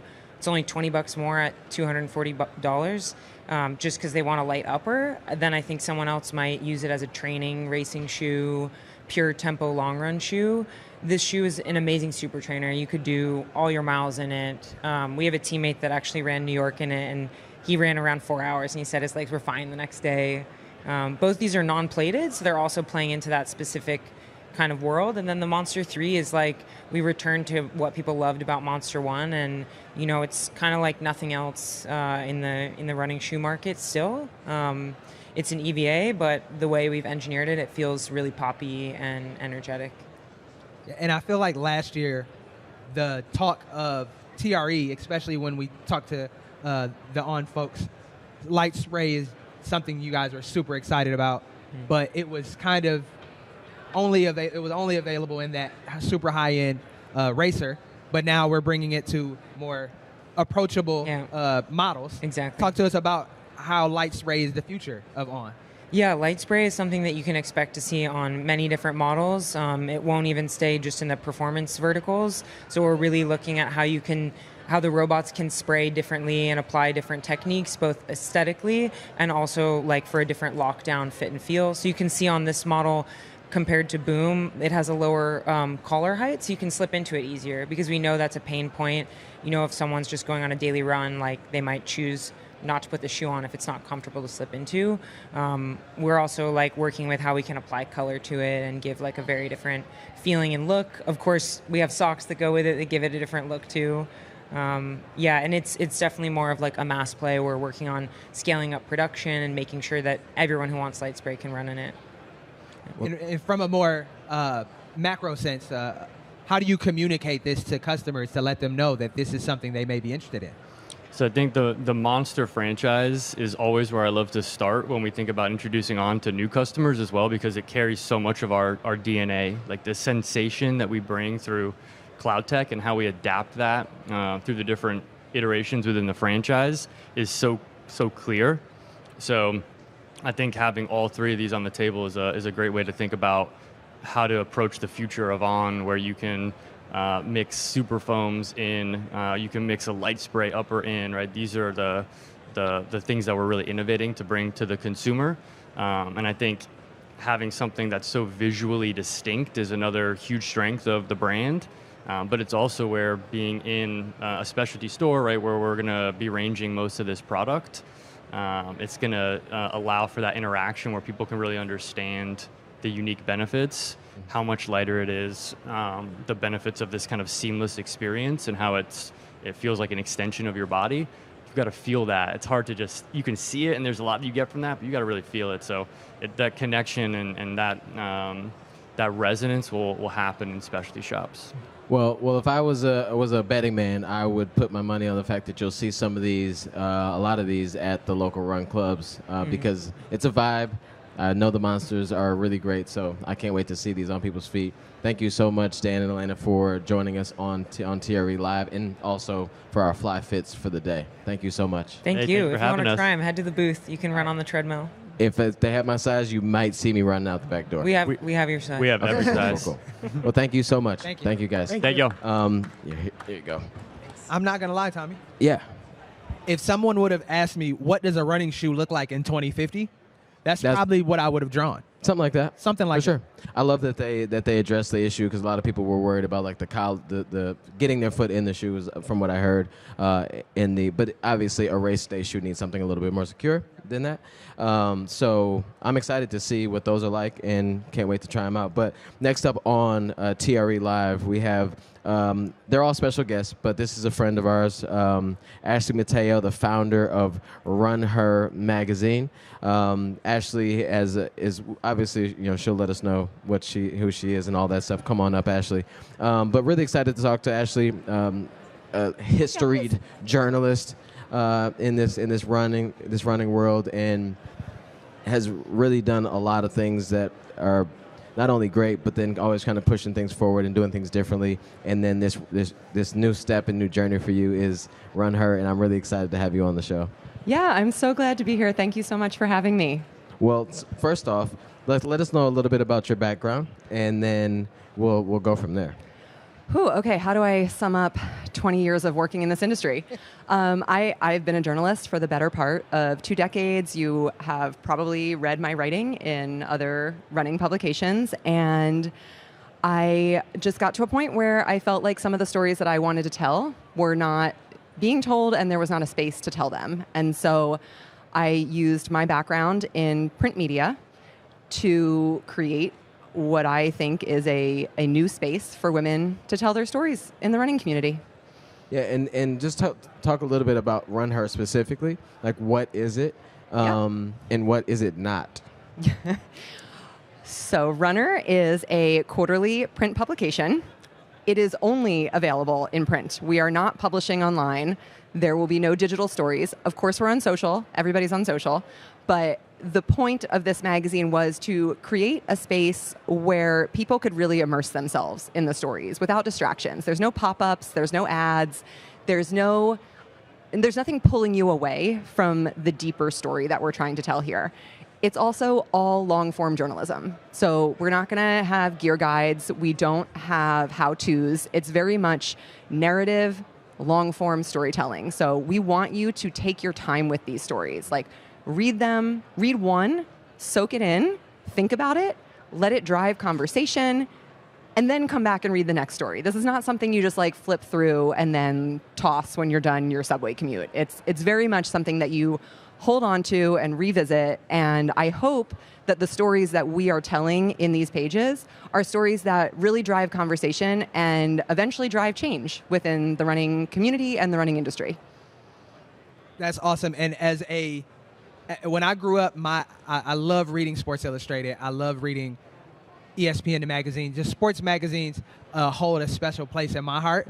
I had posters on my wall that I cut out from the magazines and all of that. So I feel like having a physical magazine is so different from scrolling a random web page that may have a story that you may be interested in, but maybe not. But to have someone curate stories and show you these photos of something that you're interested in and really kind of develop your taste is important. So for one, thank you for having something that addresses that. But my question would be, who is the consumer in mind that will read this magazine when you set out on this journey? Who was the person in mind that you were making it for? Yeah, that's a great question. I think there's 2 ways to answer that. First, we started with the idea of for her, by her. And then I was like, no, it's for everyone, because everyone should support women's running. I think, just because of your gender, that doesn't mean you can't be a fan and invest in a side of the sport that is, women make up 60% of race participants. That's a huge number. And so men should be supporting that as well as women. Women know that women's running is interesting. We want to bring the men in too and say, look how cool this is. Look at what women are doing despite some of the inequities and inequalities in the sport.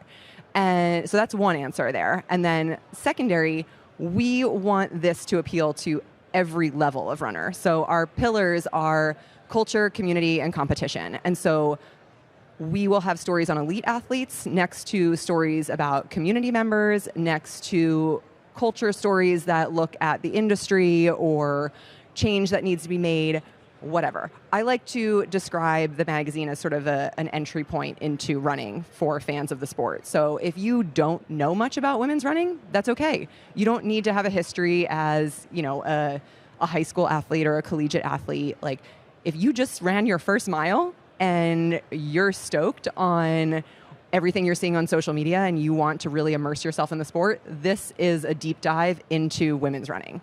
And it's meant to be welcoming to fans of every level. When you were first designing this and getting the, you reached out to a number of journalists, I assume, to say, are you interested in participating and writing a story? Did you get a lot of unknown journalists that you hadn't heard of or other people hadn't heard of who were able to elevate their own voices in this magazine or maybe in future magazines? Yeah, I think we'll probably see that more in future magazines. The first 2 issues, it's hard to pitch something that you have never seen before. You know, this didn't exist when we started reaching out to writers and brands. Our Kickstarter campaign, we were asking people to invest in something that they hadn't seen yet. It was an idea at that point. And so a lot of the first issue was me reaching out to other journalists that I know have had similar frustrations to me in the industry and saying, what are the stories that you don't think are being told? We want to tell them. And so we have an amazing lineup of journalists in issue 1, which I have right here, but also issue 2, which just shipped to the printer, which is very exciting. You will recognize those names from other running publications. They're incredible reporters and journalists and writers. And I hope that now that we'll have 2 issues out in the world, as we look towards issue 3, we do start to bring in new voices that didn't know about this project and are starting to see it everywhere, whether it's, at the New York City Marathon, whether it's on social media, whether it's at TRE, and they're like, oh, what is Runner? I need to learn more about that. And then we start to grow that stable of writers to make sure that we're inviting in people from all aspects of the sport, not just the people who've been covering this for, a long time. I think one of the things you said was really interesting was that 60% of race participants are women, and it's like, and you were like, women know that women's stories are awesome, but then at the same time there is this like dynamic there that some women, that are interested, or girls that are interested in the sport, may not necessarily see themselves, because like on an entry level you don't see all the stories, you just see kind of what's right out in front of you, and a lot of times that could be like a male dominated space.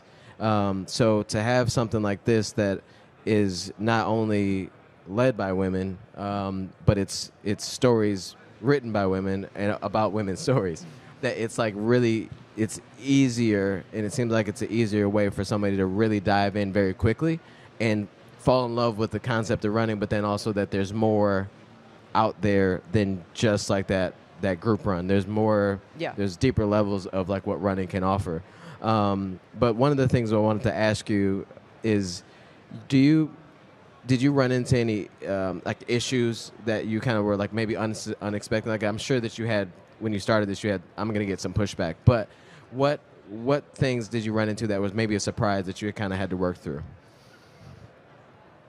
That's a good question. I wouldn't say we got pushback, but one of the hardest parts for me with issue 1 was doing it all. We have a very, very small team. There are 4 of us, and we are doing all of the jobs that at a typical magazine you have full departments for.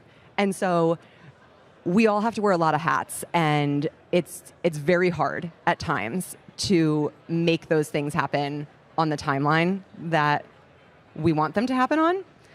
And for me personally, trying to be okay with the idea that like, not everything has to be perfect. You just have to keep doing it, and it'll kind of figure itself out as you do more. Like, I'm not a social media editor. That's not my job.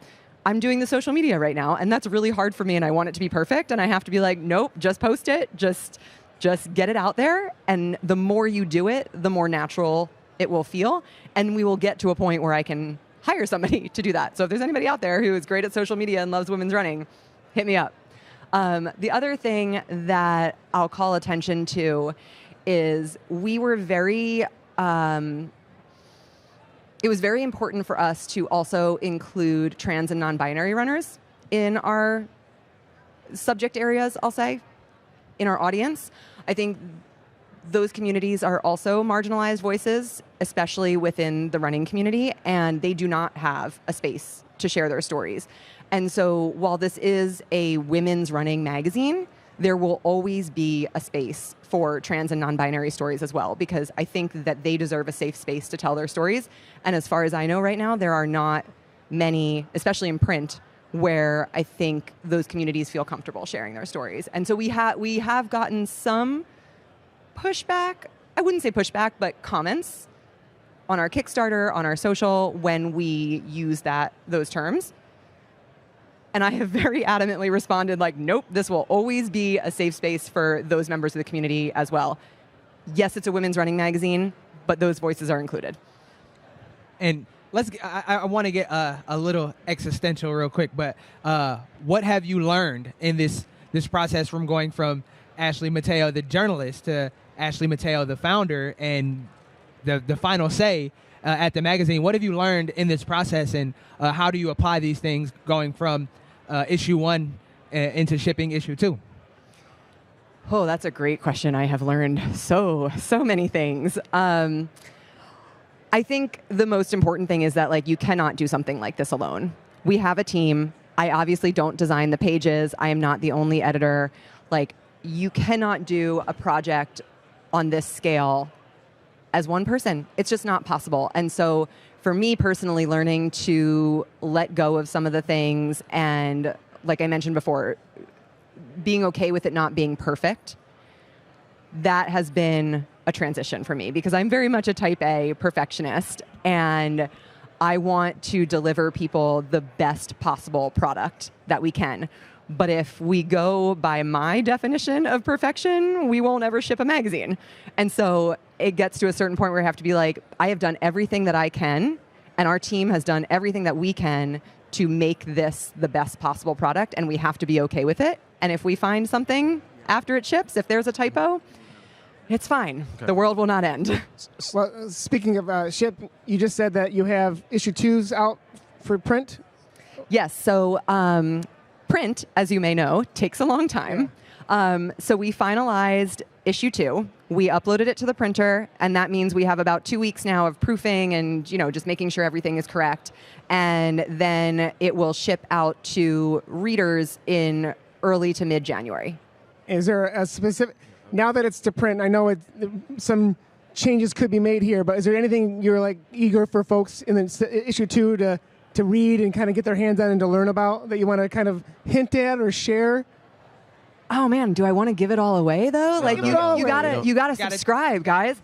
No, there's some great stories in there. I think the 2 that I am most excited about, we have a story on the opportunity for beauty sponsorships in track and field. So we've seen big beauty brands investing in other women's sports leagues, and there is very little beauty investment in track and field, despite the fact that beauty and glam has been a huge part, especially in track, for decades. And so I think it's a great business story about the opportunity for brands.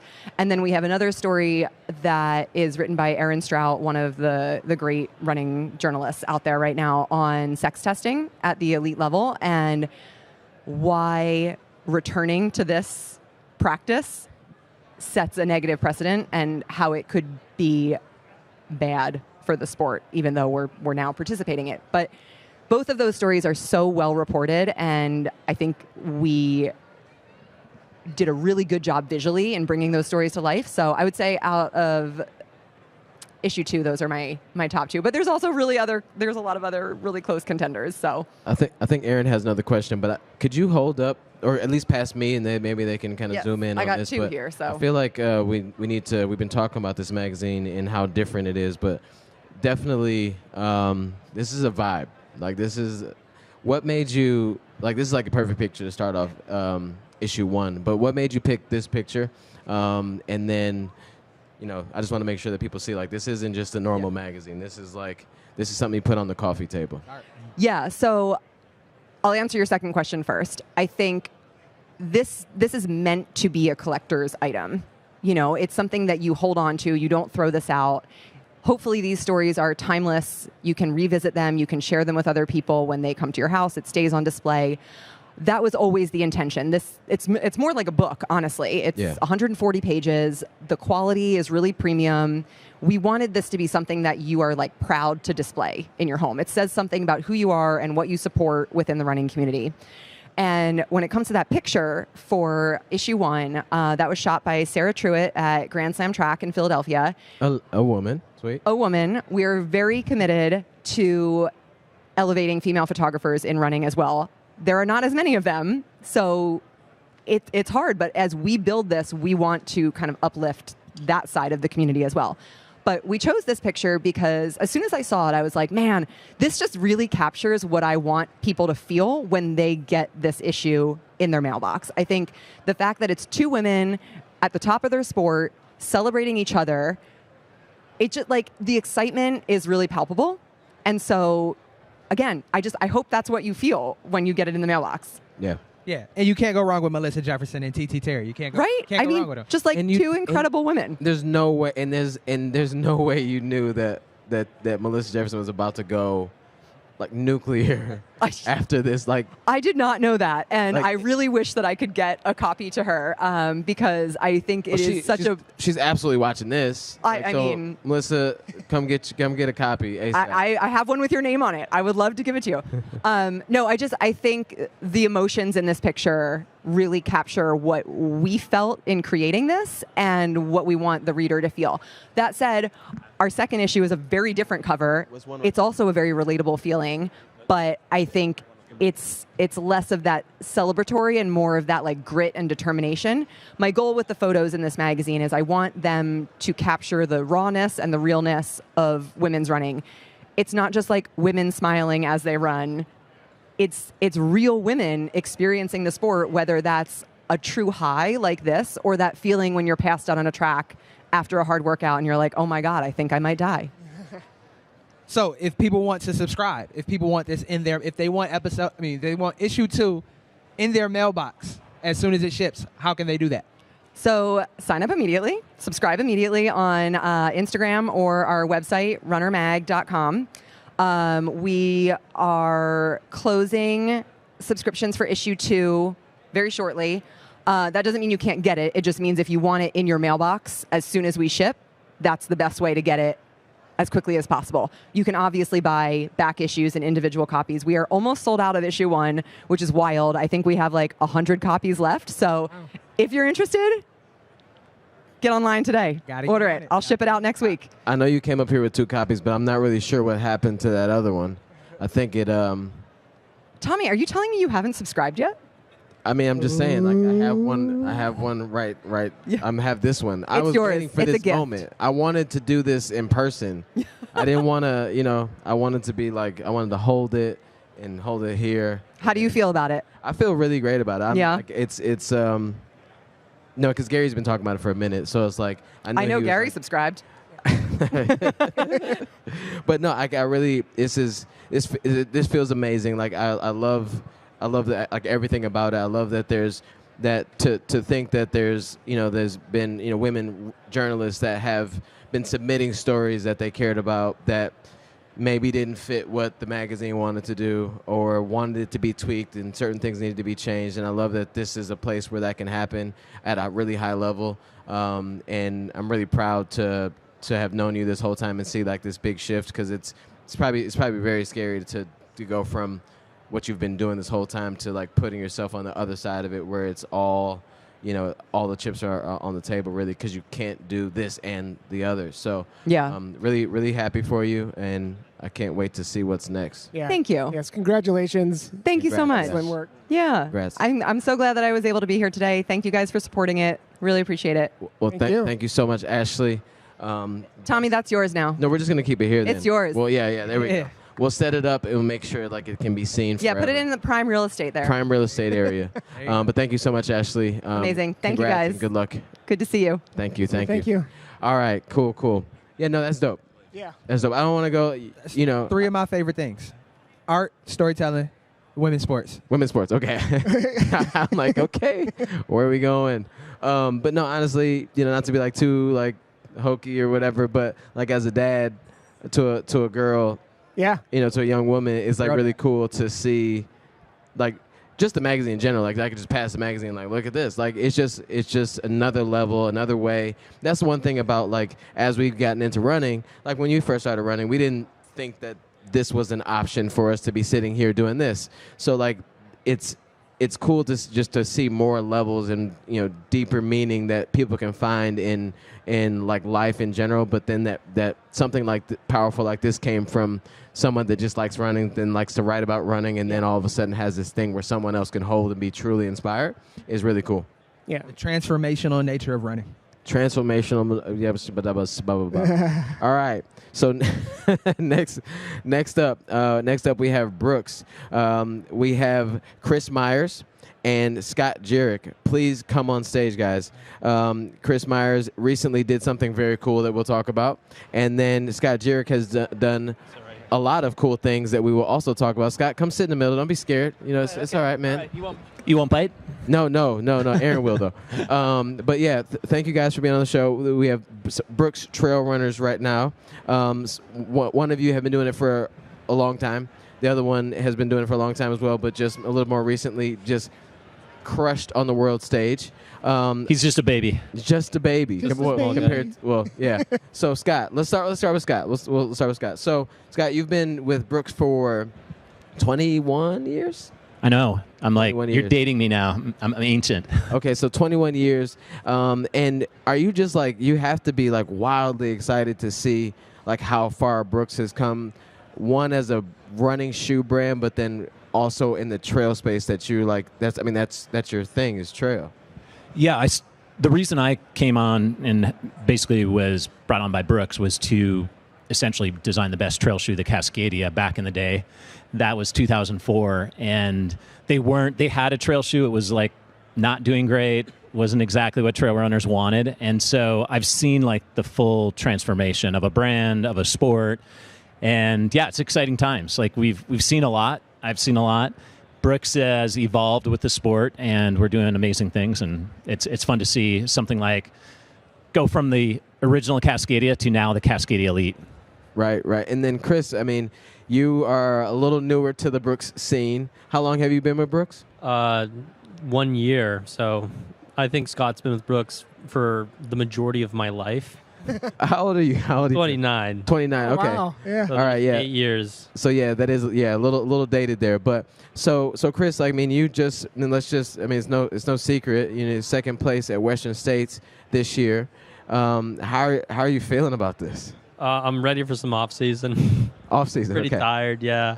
Yeah. It's been an exciting year, and it's felt very surreal, especially towards the end of it. But it's been very exciting, and it's really cool to, be a part of a brand that has such a legacy in the trail with this guy. Him kind of he hates the word mentor, but he did give me a few bits of advice before the race. So it was really nice to, be a part of that, and it made it feel really special. I mean, how could you not be a mentor at this point? I mean, Scott, how many times did you win Western States? So 7 times. 7 times. And the last 2 times were with Brooks, and that was in 2004 when I started with Brooks. So it was my 6th and 7th wins. Okay, in a row. In a row. 7 times in a row. Wow. Western States champion. And Chris, like, as you have somebody like, I mean, I know he doesn't like to be called a mentor, but if you have somebody like Scott on your team, they're not only there to like talk to before the race, but like literally in your crew.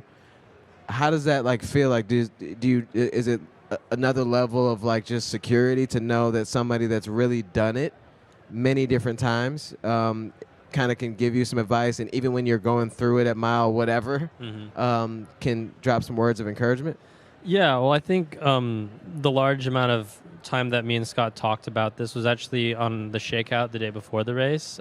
I was like, I know you get this a lot, but do you actually have some good advice that you can give me? And he wasn't sure if I did have any, so he did have to ask that. Have advice? Well, I mean, you can say all the normal things like do this to cool, eat this, eat that, don't run fast until you get to this point.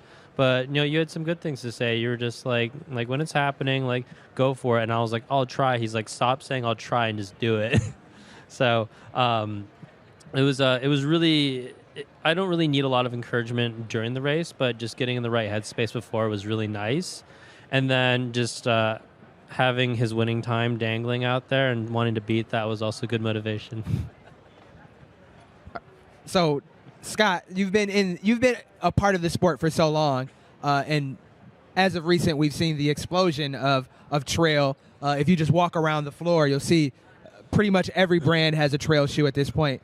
Could you talk to us a little bit about the evolution of the sport and the things that have changed since you were out there kicking guys' butts on the trail at Western States. Talk to us a little bit about the changes that you've seen and what inspires you in the new era of this trail scene.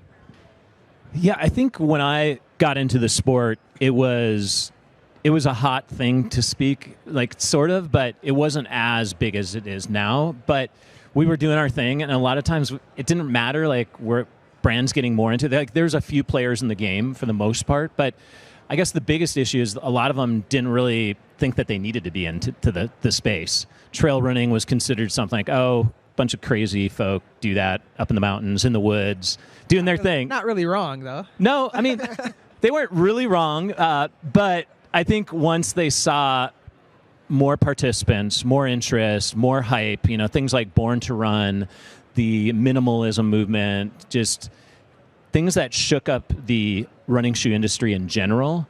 And then, of course, you have the high stack movement in footwear. And there were a lot of things happening, and a lot of brands like, hey, we need to be in trail to validate our brand. And that wasn't happening back in the day. And I think a lot of them realized, like, hey, this is an important aspect of running. And a lot of trail runners like me, we were running on the roads. We were still doing marathons. We were doing other aspects of the sport. But I think sometimes we just get, locked into this, like, box of like, oh, they're trail runners, they're weird, they're more weird than us. I mean, runners are weird, but trail runners, they're like way out there, and especially ultra runners. So I think as it became more like normal and more palatable for the larger population, I think brands were like, hey, we want a piece of this. And I think, let's be real, they wanted a piece of the money too, and they want a piece of the exposure. So to me, I don't think it's inauthentic, but a lot of brands that were in it back in the day, and when Brooks approached me in 2004, it's like, we really want to be in this space. We want to have great product. We want to support an athlete like yourself. And yeah, it's been great for the sport, but there are a lot of people now, it's like everybody wants to get a piece of it, which is great. It's just a matter of like how things will shake out. And 20 years later, you see the continued commitment from Brooks by picking up guys like Chris and supporting them throughout their journey into the trail. So can we talk a little bit about the Cascadia Elite and what differs from the trail shoes you were wearing in 2004? I know there's a little difference. Obviously, the stack height, you don't need the I mean, I should have worn my Cascadia ones, because we did bring back the Cascadia one as like just. Brooks does this from time to time, bring back some of the original versions of models, and we brought back the Cascadia 1 this spring as a fun lifestyle piece. I mean, you can run in it. It's the original shoe, like from the midsole, outsole, and the upper. So a lot has differed since then, but I mean, maybe I'll just like ask Chris like what he feels is like what makes this shoe different. If he were to run in like a Cascadia 1, what do you think is I did get a pair of those, and I don't know if I'd run in them. they feel like they got a little bit too much suede in them for my taste. But that shoe just feels like when I joined Brooks, I didn't know that shoe was part of the lineup or even existed at all until one of my friends sent me a picture of it. I'm like, that does not look like a Brooks shoe. Like, traditionally Brooks shoes, especially on the trail, feel a little bit safer, a little bit less aggressive. And I'm like, that's a race shoe, and it has everything that I want in a shoe. It's got super foam, it's got a little bit of carbon fiber, a booty upper that kind of has a bit of a gator on it, and then a really drainable and tough matrix upper that really keeps your foot in place.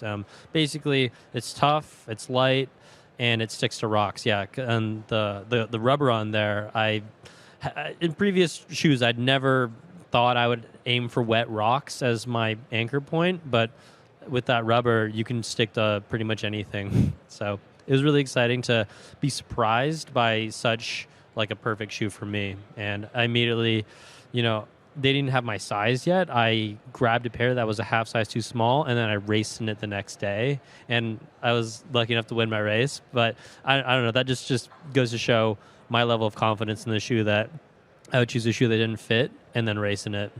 You obviously wear those in Western States as well. Yeah.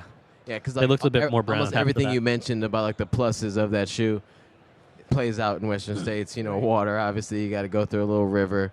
So wet rocks, all the things, and the gator and all that stuff. So it's like a lot of times when we talk about shoes, it's like if you can put on a shoe and kind of forget it's there and you just do your thing, and you're looking at a shoe like that looks like this, it kind of doesn't feel like you'd be able to forget about it, but it sounds like it's like one of those things where they've done a good job with all the aspects of it, where it's just like an extension of yourself. Yeah, and even though it's got a really high stack, I still feel like pretty in contact with the ground. Like I feel like I can feel where the rocks are with my toe. I can kind of point to different things with my big toe.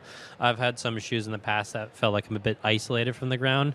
So not to be like, oh, the barefoot movement, but it does feel very in tune with that, because it's very stable and very agile for how thick it looks. And if you look at the bottom of it, you can feel how wide the base is. And that, people might think that you might slip into, you wouldn't be able to slip into a crack or anything like that, but the wide base is actually really useful on the trail. It keeps you very stable. So being able to be that comfortable, you can really forget that you're wearing such a big shoe. And I think that's this is a size 12. Chris and I both have big feet, 12, but in the size 9.5 ounces. So it's light. It's very lightweight. So it looks like a lot of shoe, like Chris said, but it's 100% DNA gold Piba foam, as was mentioned, so super foam. But and I think a lot of times in the super foams, they can feel, I don't know if you'd say a little squirrely. Yeah. This one doesn't. It's basically that horseshoe. So between the midsole layers, you've got a horseshoe plate that's carbon infused. But that allows the flexibility, because a lot of carbon-plated shoes don't work well on trails, don't work on steep terrain, because you can't get up on that forefoot, and you don't have the flexibility. It gets, it starts to be this like lever arm that will shift you from place to place. But that's where like the Cascadia, like Chris mentioned, a wide base of sport is really key when you are on a lot of super foam underneath, and that's 100%. where that component of having that wider base. Whereas you see a lot of brands trying to cut away, get to a narrower profile. Yeah. And I think it's that wide base. And that's what we tried to do in the original Cascadia, like wide base, lower to the ground. This has a stack height of 6 millimeters. So even though it looks like the heel is going to be up and it's going to be a high offset, you're talking 39 millimeters in the back, 33 in the front. So those that get really geeky on shoe tech have that. And then it's, as far as the outsole too, should mention it's a Vibram Mega Grip Elite, which is really key. There's nothing else like it in terms of like, definitely the grip and being lightweight. A lot of Vibram outsoles have been heavy over the years. This is like and you really can see sweet spot. the webbing there, little holes cut into it. I mean, the outsole is one of the heaviest parts of a shoe. That's why it feels so light, because it has those parts cut out. But Vibram's super tough, and I've put many, many miles on those shoes, and I've never had it blow out or come apart with those holes in there. So it's another cool thing to see it saving weight, but still maintaining structural integrity. So it's safe to say they have your size now, so you can. Yeah. Yeah. Well, I'm glad they got you your size before Western States. Congratulations. And they'll take you a lot of miles too. I think Right. a lot of people with buying these types of shoes are like, "Oh, how long do they?" Yeah, how long do they last, Super yeah. foam shoes, but I know It'll last 100 miles for sure. Yeah, at least as long as they last 100 miles. But congratulations, Chris, on your recent second place and at a great race like Western States. Cannot wait to see what's next. Thank you so much, Scott, for joining us on the show. A trail legend. Thank you for having us. Thank you so much, guys. you. And, I can't wait to continue to watch to see what you do. Yeah, keep watching Scott, though. Okay, yeah. All right. Yeah, we got our eye on Scott always. But thank you so much, Scott. Thank you so much, Chris. And next up on the show, we have. Oh, this is my chance to shake Scott's hand. I got to do it. But there we go. Thanks, man. Thank you. All right, so yeah, no, that's dope. That shoe is way lighter than I thought it was gonna be. I thought it was. I mean, looks like a big shoe, looks like a big trail shoe. You think it's gonna be heavy, but it's not. It's a good-looking shoe too. Yeah, it's a good-looking shoe. I mean, I might wear that just out and about, when I'm, getting cutting loose. But all right, so did I just say cutting loose? Cutting loose. All right, sorry guys, I'm a little older than I look. All right, so next up we have ASICS. We have Magdalena, the global product manager from ASICS. Round of applause for Magdalena. There you go. Okay. She's very on trend in her quarter zip. Okay, a quarter zip. Thank you. I feel you. All right, so Magdalena, as the global product manager, just give us a little bit of background on who you are and what you do for the brand. Yes, so I'm Magdalena. I'm originally from Italy, and I moved to the US about two and a half months ago, and I joined the global product team based in Boston. I've been with the brand for 5 years now, so quite a while, more focused on Europe, but now looking after global product. Nice. Are you? Is your background in running, or is your background in marketing, or Yes. how did you get involved with ASICS to begin with? So I started, when I first started in the industry, I started with a different brand, and I really just loved the atmosphere of the sports industry, running in particular. I am from Italy, so I am into trail running a lot, and when I kind of applied for ASICS in Amsterdam, I wanted a new challenge, new city. So yeah, that kind of led me into that path, and I really enjoyed it so far. Great. Awesome. So what shoe? I mean, ASICS is always a very key part of the running event. Every time they're almost like right up front. Every time you walk in the door, always have a really large and great presence. So tell us what you all are excited about as a brand here at TRE in San Antonio. So we have a really nice momentum at the moment as a brand. We're all very excited about this. We have amazing athletes that do really great results across all the different sports like running, triathlon, trail running as well, of course. And yeah, it's always nice to be here to show a new product. We won quite a lot of awards with our product, so we're just excited to connect with the community and show what we've got coming for the upcoming seasons.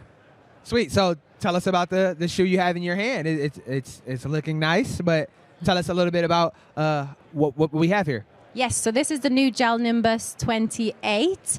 So this is one of our most iconic cushioning shoes. So it is a very maximum cushion comfort shoe. It is one of the most comfortable shoes that we have in our range.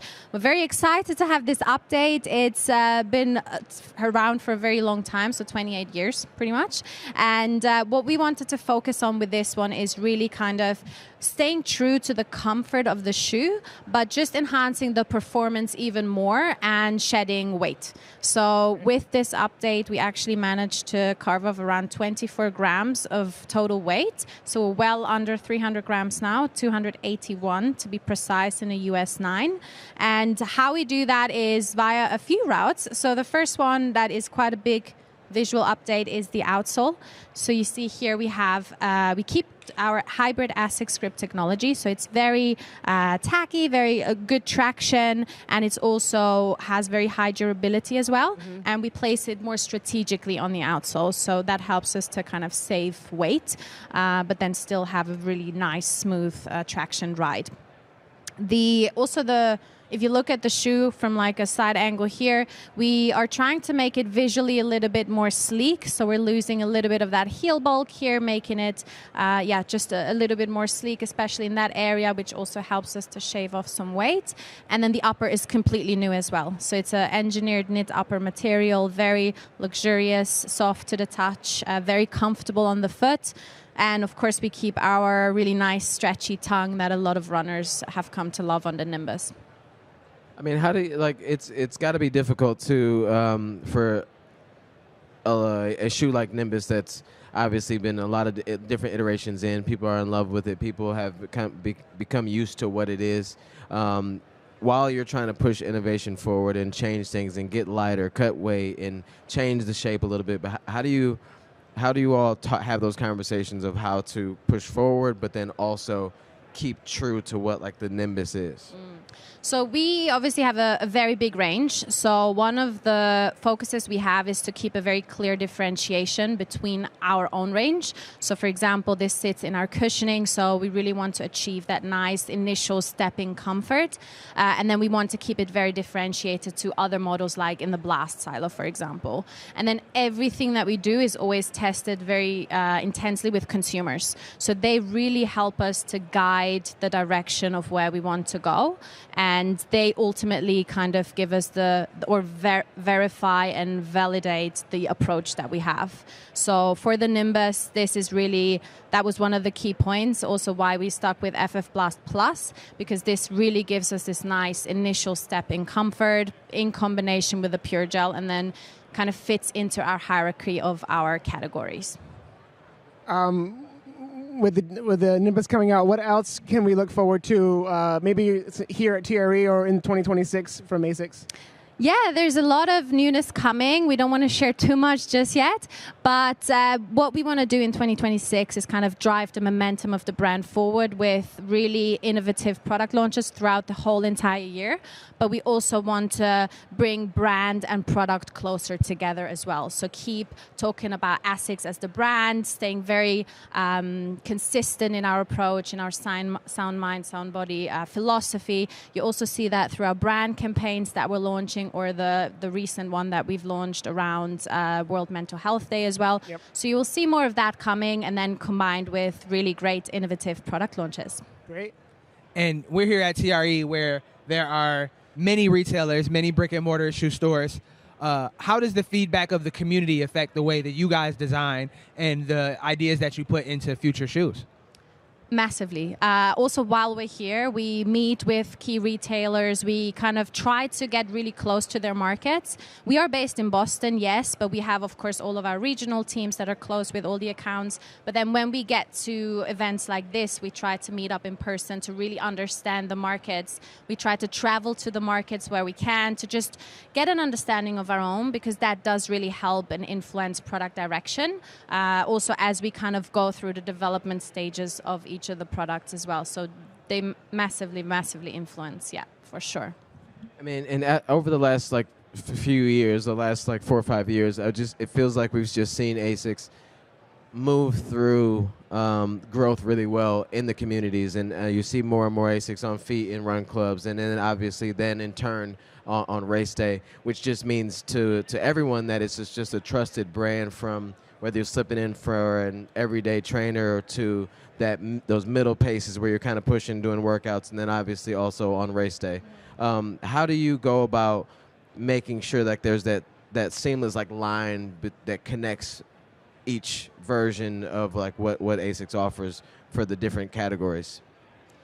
So there's a whole lot of consumers out there, and when we initially work on product briefs, or when we kind of think of the next version, we always have a target consumer in mind that we want to build for. But we know that in reality, there's a lot of mixing and matching, because someone that likes a Nimbus, they also probably love a Nova Blast for a different type of run, or they like to run in the Metaspeed for a race, for example. So it's really important for us, while we have different product managers on different categories, that we all stay also very connected, because there are kind of similarities between some of the shoes. If we look at, for example, the technologies that we use throughout, so we have pure gel that is more kind of leading in our cushioning silo to give us this nice added shock absorption.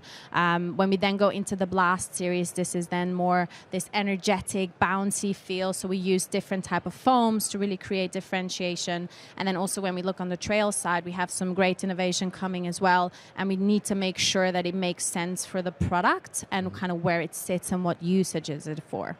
Yeah, absolutely. There just always seems like there's, there's familiarity. If you like the FF Blast, that I can try this too, because I'm really familiar with that.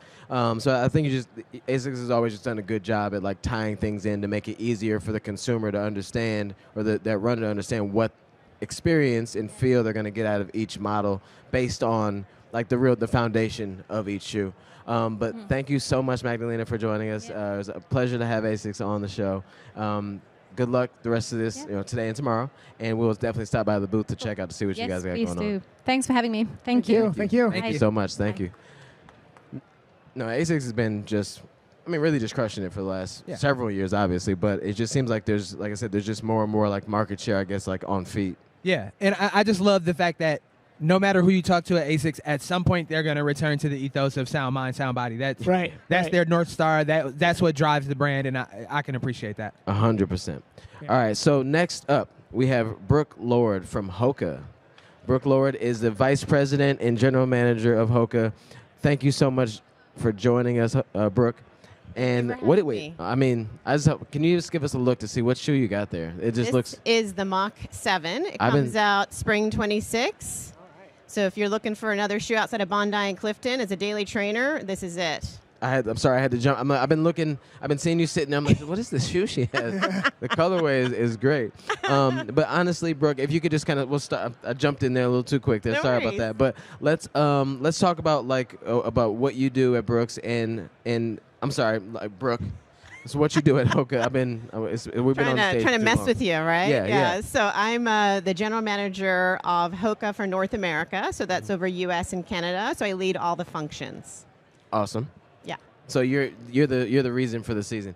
All right. Well, so in the region, not globally. I'm not a product person, so don't throw any hard product questions at me. So the foam. No. So the foam. Don't Yeah, ask me that. exactly. What's the density? Yeah. Oh my gosh. But I mean, honestly, it's just when I started running in 2018, and Hoka has changed from when I first, saw it and was like, okay, that's cool. And a lot of, it just seems like you all have done a really good job over the last several years of just changing the look and the aesthetic of the shoe, but really staying true to what that feel is. Because Hoka obviously has a massive fan base of if you're a Hoka runner, you're a Hoka runner.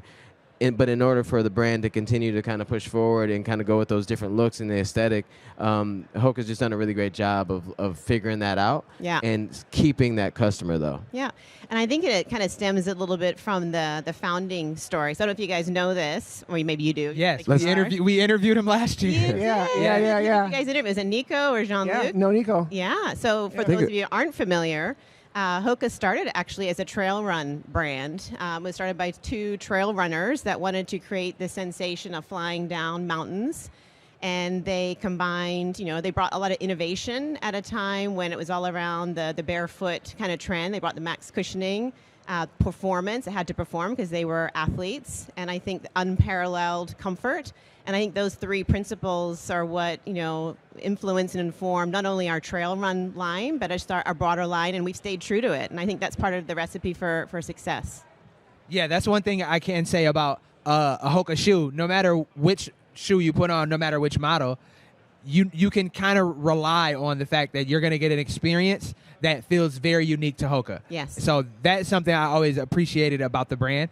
But just kind of switching gears a little bit, can we go through some highlights of 2025 for the brand, some of the things that you guys have done and some of the things you guys are proud of for this year? Yeah, I would say our role in partnering with the community, I think, is a real highlight. We engage in a lot of different ways. We support athletes. We sponsor key events and races like UTMB, Western States, as well as other road races. I think one of the things I'm most proud of is how we continue to partner with our run specialty partners and our retail partners through the community and run clubs.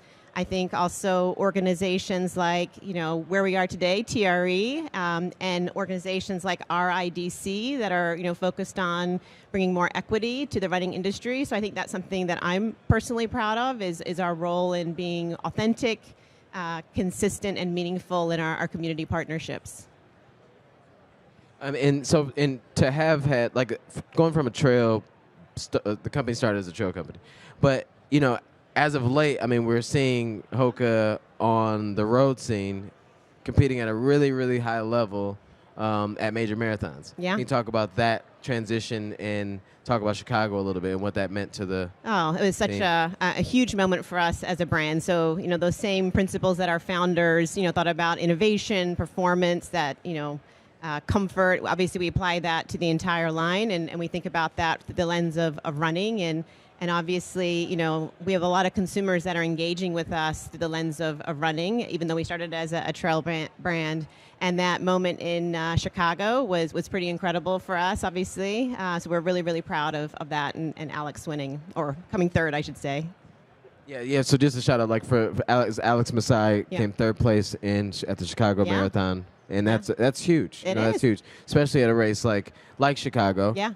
It's known to be fast. It's known to be, the top tier pro athletes are all racing as fast as they possibly can. They're going for times. Yeah. So for that to happen, I know that had to just be, like a pat on the back or like the acknowledgement that you're going in the right direction. Yeah. And competing at a high level on the road as well. Yeah. I think more to come in that space. Okay. Can we talk about the? Yes. You say is it Mach 7? Mach 7. As long as you don't ask me any tough product questions. No. I just. Okay. No. I You make me want to ask hard. Tough You know what I mean? what can you? I guess first of all, when does it come out and who's it designed for? So it's coming out in spring 26, so March timeframe.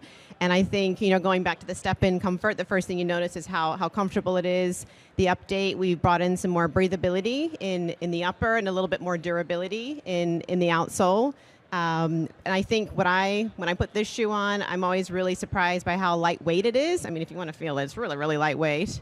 Oh. And it has, I would say, from a ride perspective, more of a snappier, kind of responsive feel. But isn't it light? I mean, it's really, really surprising to me when I pick it up. Oh, okay, yeah. I have a pair of the Mach X, and it's honestly one of my favorites as well. It's a bigger. And there's a plate in it too. Yeah. But I use it for just regular miles, not even for like hard workouts. Yeah. Just because I need it for recovery sometimes. It's like one of my favorite recovery shoes. That's so great. Definitely a fan of the Mach series. Yeah. So I'm looking forward to trying this out for sure. Yeah, it's a daily trainer. Do you have the right shoe? This is a left. I need a right. This is my size. I'm not sure if you plan on leaving these, but that'd be fine with me. I'm wondering how you guys have been holding up all day, man. You guys have been back to back to back. I was looking at your schedule. I mean, I don't even know what my name is right now. But honestly, just over here. I can bring you something after I'm done if you like. Yeah, please. But just to look at the shoe, like it just to me, like the first look at it doesn't look like a Hoka that I'm used to seeing. Yeah. But then somehow when you flip it like that, it the outsole does. Yeah. And it just like I was wondering like how do you? I felt like I just found out like how you stick to like what people feel, because it's still like the same structure, that you're stepping on. It just looks a little maybe more like 2025 or what everything's going towards right now. So really like kudos to you all for keeping it exciting though, because a lot of times we're talking about retailers and people going into stores trying to buy new things. You kind of want to be able to like look at the wall and go, oh, that looks nice. Yeah. And also, that's a trusted brand, and I'm gonna try it out. And then they go, like he said, it's like, oh wow, these are fast and light and ready to go. Yeah, totally. So what are you excited about, like in 2026? I mean, obviously 2025 was a great year. Yeah. And you still have, Hoka's actually like one of the brands for sure that really has their hand or feet in both trail, really, really heavy, very, very respected in trail. But then also, if you look out at any point in the world and look at a runner, chances are 1 out of 3 are probably going to have Hoka's on. Yep. So what is that has to be exciting, but then how do you build on that for like 2026? Yeah, it's a great question. And I think about even the conversations I've been having, the last couple of days. I think what I leave this meeting or this week with is just a renewed sense and enthusiasm for the sport in general. And I think everyone has a vested interest in growing the sport and the industry. And I think that's a big part of how we're going to continue to grow, is bringing more people in and getting people to run more. And sorry, so trail's having a thing. Trail is absolutely, it seems like companies are gearing up for trail to be one of their key focus points in 2026. And for a company that started there and is like, you guys are late to the party, we've been here, how do you kind of like hold your ground on that and continue to keep moving in the road space, but then also hold your position and make sure you're offering really high-tech things? I think one of the things I've been in the industry for about 25 years, and I've worked for a couple different brands, and one thing I really appreciate about Hoka is the authentic connection to community and being consistent and doing it in a meaningful way. And I think in that case, and in many cases, actions speak a lot more loudly than words. And so having that similar formula for both trail and road, I think is important. And even if we expand that out a little more, I don't think you'd be able to guess my favorite Hoka shoe, but it's the Ora Primo. Oh, so nice. How do you maintain expanding the tent, if you will, in the product range, but still staying true to the Hoka ideals? Yeah, I think, trail and road will continue to be our core. We are absolutely looking at expanding into kind of adjacent product categories that would make sense for us. And it's just something we're trying to, incubate and grow for the future, for sure. I forgot what I was going to say. I just know that I can't wear my Ora Primos for more than an hour without somebody stopping me and say, yo, what are those? So my mistake was I got the Ora Primos, and my mistake was that I got the black ones, and I like them a lot, but then I saw him, he had on the green ones, the army green, and I'm like, man, I didn't do myself any justice, because they stand out a little bit more. But Hoka, like y'all have a vibe where some of the shoes that are like, especially the trail stuff, you could go run a trail, or you could probably just throw on some jeans, the right ones, and go to the, you're very fashionable forward type of brand too. And I think we'll always design with that end use in mind, but it's great that it has that versatility as well. 100%. Yeah. So I'm really excited to see what Hoka has in store, or what 2026 and Hoka are going to end up doing together, because I think it's really cool. And one of the things you said that actions speak louder than words. One of the things that Hoka has done that I've been able to kind of see and actually experience is its commitment to building community, and not just selling shoes and pushing the same thing forward, but making sure that like you use your platform, your leverage in trail and on road to bring more people into those spaces that maybe it's not the natural or first setting that you would find that person in. Yeah. So thank you so much for like aligning with different runners and different people in the community that really matter to said communities, because that's really what was keeping like all this happening. That's is great. Brands that are willing to put their neck on the line for other people. Yeah, that's awesome. Yeah, I think it's a big difference when you come in to try and help support and enable, organizations or individuals versus coming in as a big brand, tops down. And unfortunately, I will pass this back to you. You didn't come out with the right foot, so I guess I'll just give the left back. But thank you so much, Brooke, for joining us on TRE Live. I really enjoyed it. You sure you don't mind bringing a coffee or something? No, I mean, you could, if you could bring like an IV drip, that'd be nice. Thank you, guys. Thank you. Yeah, no, I mean, it's kind of crazy because like every brand that we've talked to, they're all just doing such a great job at like sticking to their core, but also pushing forward, because like if you don't, you're lost. And we've seen brands, a couple years ago try to take big steps forward that didn't align with the brand necessarily, and they had to take a step back and kind of readjust.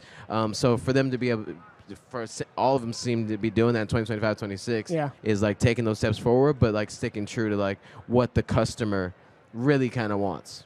Yeah, and Hoka came into the game so radically different, and they were a disruptor and a change maker. And sometimes, if that's all you have is just, hey, we're gonna shake things up, but you don't follow it up with anything of substance, you get lost. But they've been able to keep the ball rolling and keep the momentum going. So 100%. Well, speaking of keeping the ball rolling, let's keep the ball rolling. I like that segue. We got Jim Weber, CEO and author of Run with Purpose. Hi, guys. Hey, how are you? Thanks for having me. What's up, Joining Jim? us. TRE Live. It's good to be here. Yeah, great. Great to have you. Yeah, great to have you for sure. So let's talk. Let's just jump right into it. Just give us some background, because you have an interesting background, and then we'll get into like what you're here to talk about today. Yeah. So I've been in the broader consumer product sporting goods world for a long time, 40 plus years. And I came to running in 2001. I joined Brooks as its fourth CEO in 2 years. At that time, Brooks was a 90-year-old company in full-line athletic and apparel. We refounded it as a performance running brand. So that was early days. What year was that? I'm sorry. 2001. 2001, okay. So I was there for 23 years. It was my dream job, because by that time in my career, I wanted to be part of a team that was building a brand. And to do that in running, it was the best job in the world. I retired from Brooks 18 months ago, in May of 24. I miss it, and I'm staying busy. I can't retire. But this show has always been special, so it's great to be back here this year and see so many familiar faces. Well, I mean, it means you must have done a good job, because if they had 4 CEOs in 2 years, or and you stayed for a little bit longer than that. Congrats to you, and obviously the company that we know now is Brooks. You obviously had a lot to do with, and we actually just had a few runners up here. Yeah. One much newer than your tenure, but we had Scott Jerick as well. So you obviously were a part of Brooks, and seeing Scott on the trail doing his thing. How do you feel about seeing someone like Scott sit next to someone like Chris Myers, who just won Western States? This category is special. This sport is special.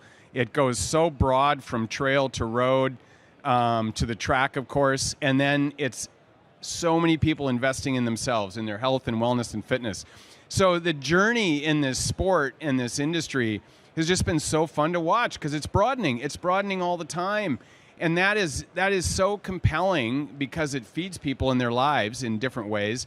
So just to have been part of that in this industry, I'm doing a lot of work in other industries now, broader sporting goods and outdoor and cycling, and running is special because it's inclusive in the sense that people can access it in so many different ways. So to see Scott Jerick, the GOAT of the 2000s, who became such a good friend, and the new runners coming in that are competing and pushing themselves, it inspires. It just does. So nothing but fun. What are you, you spent 23 years at Brooks, and now you're taking your talents elsewhere.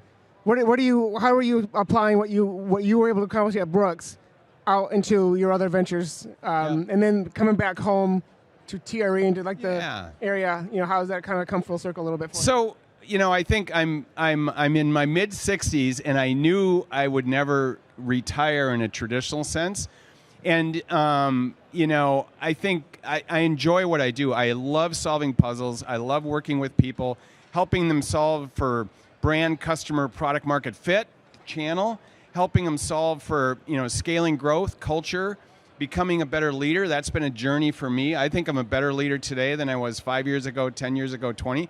And so it really comes down to people and being able to execute at a high level, whether you're an athlete or a business leader or whatever your passion is. And so I love that. And so I'm doing consulting, I'm doing advisory work, really helping people solve for growth, I would say, whether it's personal as a leader or in their business or in their brand. And solving those puzzles is just fun. I think all the smartest people and most successful people I've always been around have had just an insatiable curiosity, and they're always learning. And I came to that observation a few years ago, so I want to stay in that mode. It feeds me. So, in your desire for growth and helping people solve for growth and solve for those issues and problems and moving forward in a positive way, what is that what kind of drove you to become an author and to share some of that? Yep.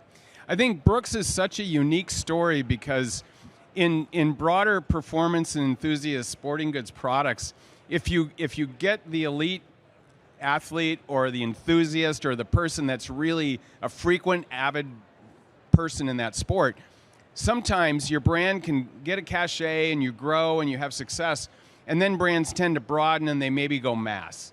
And Brooks had gone kind of mass. It had been in a lot of cheaper shoes, family footwear, casual shoes that weren't performance.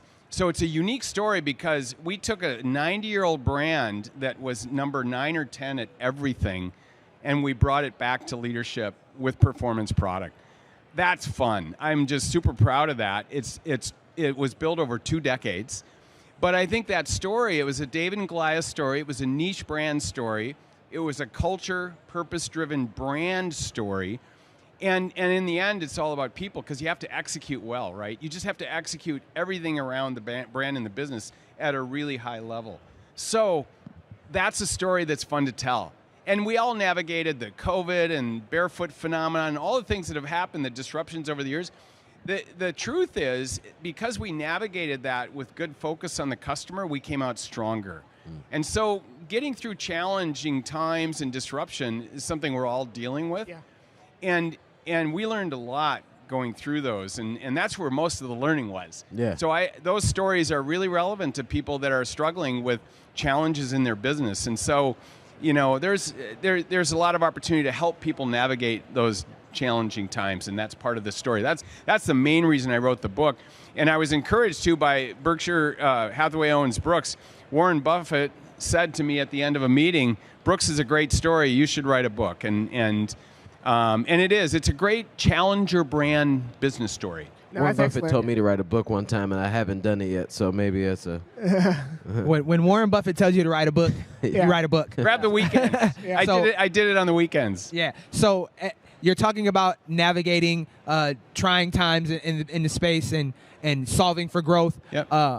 What could you say from a business leadership standpoint? Yep. How do you get everybody on that same accord? How do you get everybody that you're working with to see your vision and to be able to execute on that vision in a way that's positive for everyone?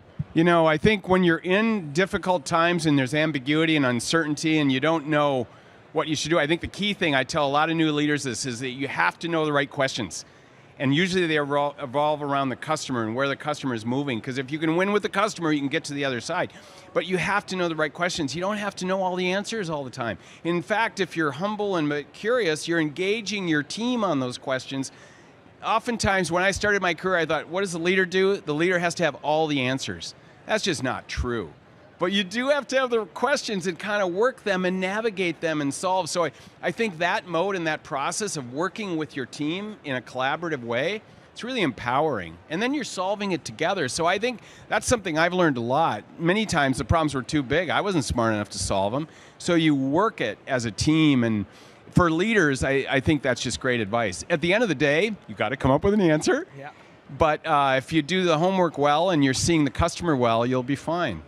Yeah, one of the quotes that sticks with me when talking about leadership and just working with teams is greatness is in the agency of others. So as a leader, you have to be trustworthy of your team to be willing to delegate and trust that they'll be able to execute. But to kind of pivot off of that, what excites you in the business space? What excites you in the running space right now? What do you see that kind of gets you going and makes you think, okay, this space is moving in the right direction? Yeah, I think running is so special across broader sporting goods, fitness, health and wellness, outdoor. And there's a lot of reasons for that. It's not just running, it's of course walking and hiking and trail and just being active. And these products are phenomenal products. So even the lifestyle element that's coming into performance run silhouettes right now, I'm excited about that because that shoe is going to fit better and be more comfortable than anything they've ever worn. And we're going to have more lifelong customers coming out of this lifestyle cycle, even if the cycle has a crest to it. So, but take that aside, the active lifestyle is so critical and important for people's health and wellness and balance, right? It just is. There's been a secular trend for 30 years in the growth of run. Women drove a lot of it, and we're just welcoming in, I hope, a lot more people. How can you not bet on this? I just think it's the most phenomenal category in sporting goods. And here's the thing that's really cool for everybody on this floor. It's not a winner-take-all business. This is really important. There's no brand that can own running. Every time, an avid customer goes up to look for a new shoe, it's a jump ball. And they have so many choices. That's why there's good energy here. And that's why the specialty community is so important, because this customer is very different. They're discerning. So the whole specialty channel is not just a sales channel, it's an influencer channel. Because you have a chance to get a new customer in store on a great new shoe. So there's so many reasons to be bullish about this space, but it starts with the fact that there's growth in this active running lifestyle, people moving, and that's global. It's a global phenomenon. So that's why people are investing. I would invest. And on the flip side of that, before we let you go, I ask one more question. Like, what's one thing that, like, you seem like a very positive guy and keeping things moving and thinking from a positive standpoint, but then you also talked about, like, solving issues and helping people solve problems. What's one thing that, as you are a little on the outside of running now, like kind of looking into it a little differently, what's one thing that you're not worried about but a little cautious about? Like, what's one problem that you see potentially coming in 2026 for the running industry? I think one of the things you're seeing in the United States is there's demographic shifts happening. There's a fewer 0 to 25-year-olds in the next 10 years. But what's so cool is the 25 to 35-year-olds are running. There's growth there. But income inequality and the ability to access these products and have the time to invest in your fitness is a real concern. And I think we're an affordable luxury. That's the word that Circana used yesterday in the noon session, that the running shoe is still accessible even at $150, $60. It's an accessible luxury for something that's really important to you in your life. I believe that, but we want to keep this accessible for everybody. So premium products I think they're worth it. The technology and the materials and the quality, the durability here is amazing. It's never been better. So I think we have great value in these products, but they're getting expensive. And I just hope that we can keep this sport accessible to everybody that has some time to invest in themselves moving. So that's a concern. The economic outlook for the consumer is there's a lot of clouds. We have a jet stream, right? We got a tailwind in this industry right now, but there's a lot of clouds. You just wonder. So I think about that.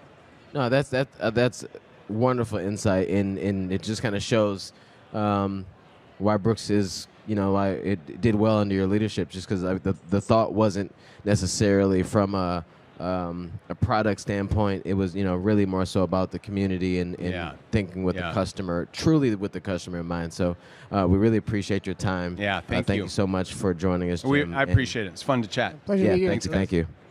Appreciate you. Thank you. Invest in running. Yeah, invest. Now's the time to do it. It's the running bubble is here. But all right, let's keep this show on the road. Next up, we have Shopify. We have Camille Casaban, the Senior Solutions Engineer for Shopify. How are you feeling today, Camille? I'm good.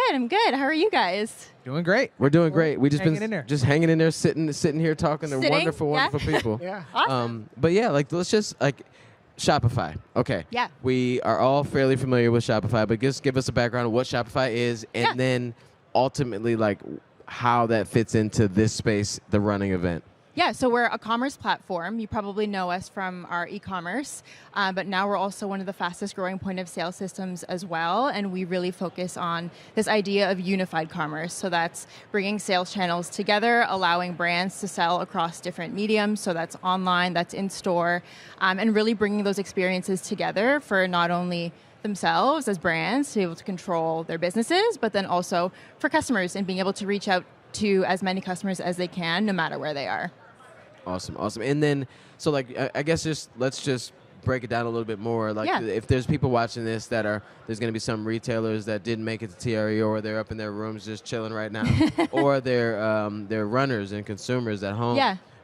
Interested to see what's going on.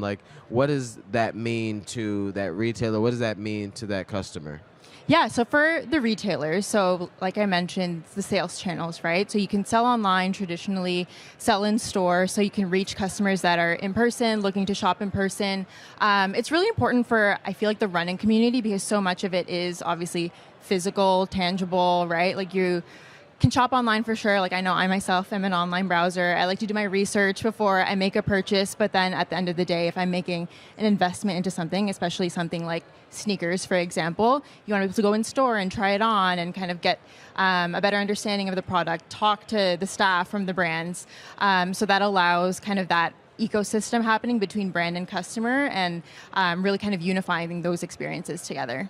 Yeah, and when we talk about unifying the in-store and also the e-commerce ideas, where do the many retailers that we have here, how do they benefit from that? What's the biggest selling point of unifying those things? Yeah, so the biggest thing, in my personal opinion, is that they can access all of their information in one place. And so they're not having to scavenge between different systems of okay, great, these are all my people shopping online, these are all my people coming in store. And at the end of the day, too, as a consumer, that's not disjointed for the consumers either. So if I'm going in a store and I purchase something, someone can pull up my information and say, hey, you actually bought this online, 2 months ago, let's find you something to match with that. So it's nice that you don't kind of really skip a beat in terms of that experience and that kind of just brand identity as well, so that you can really kind of further your customers and kind of keep them coming back pretty much.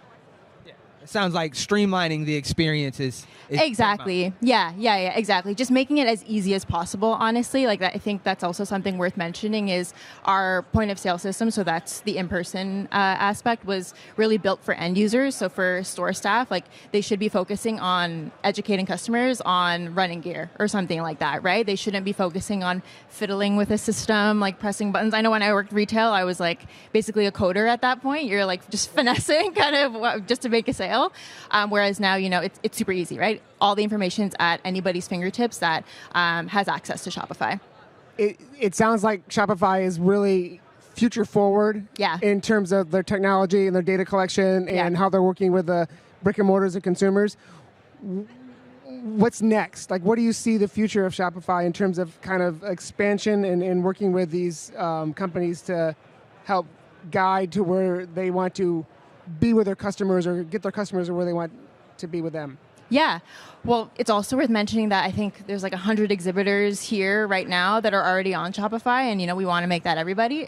So we're definitely looking to expand in that aspect of like getting more brands up and running on Shopify. And I think a lot of what we've kind of discussed of just that ease of use really makes that an easy decision for a lot of these brands. We're seeing, I think we're built for entrepreneurs, right? Like entrepreneurs can easily get up and running. Usually, that's like a 1-2 person operation. But now at this current point in time, we're onboarding these really huge brands. And so I think we're just really looking to elevate from there while also still keeping in mind the entrepreneur.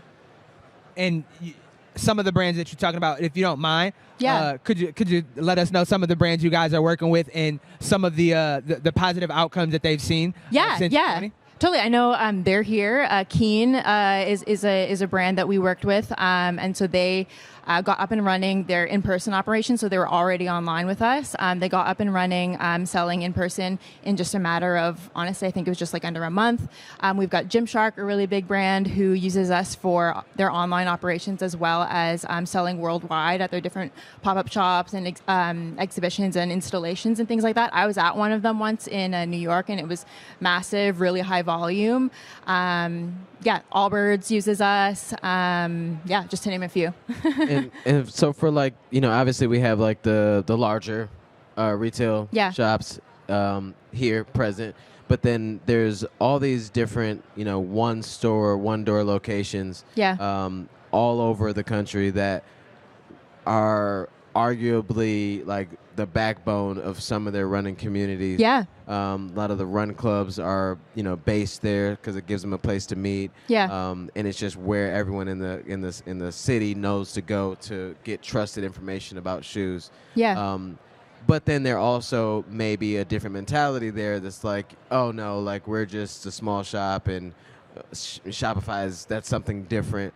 What do you have to say like to those people, but then in a way that makes it a little more like easy for them to see that, okay, this could help us continue to grow, or at least not even necessarily grow, so to speak, but just to continue to support the people we want us to support?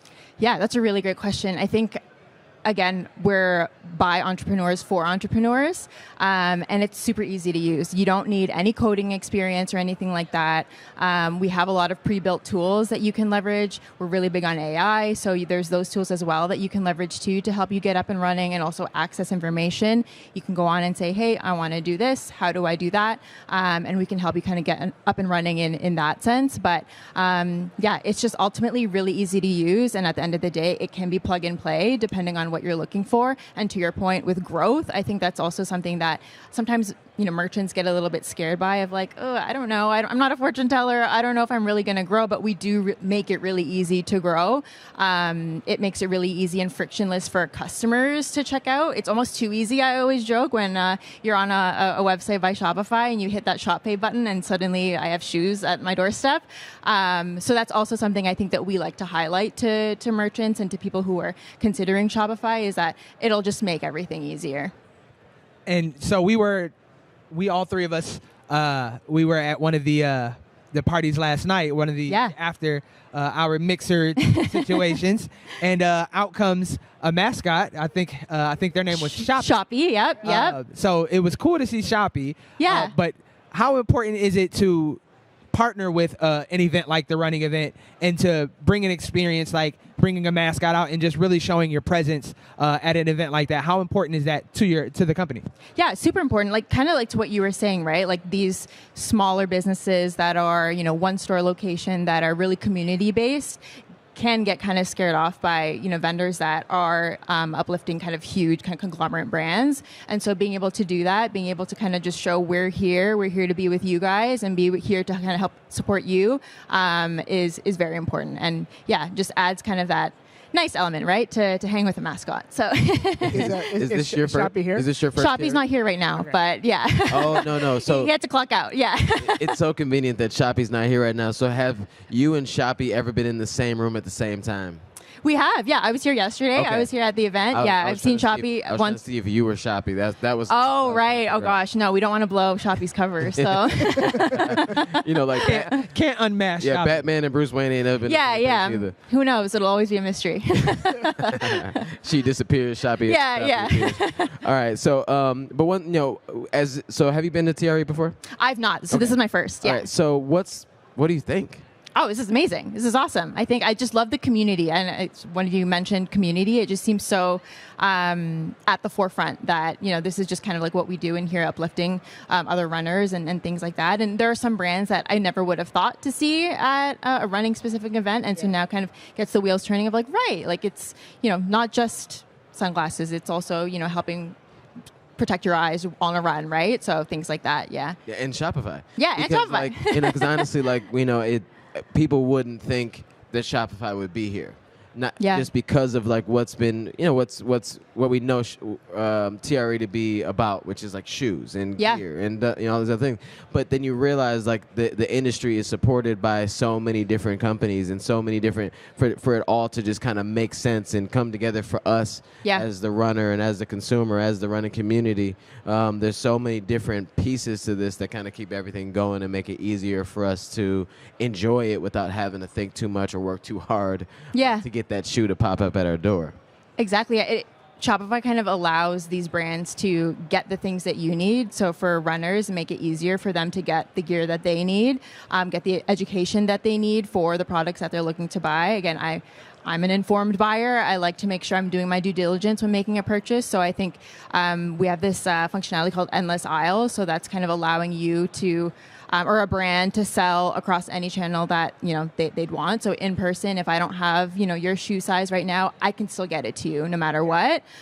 So you're really allowing for that customer experience to be truly holistic and truly ongoing, and not hitting any roadblocks along the way.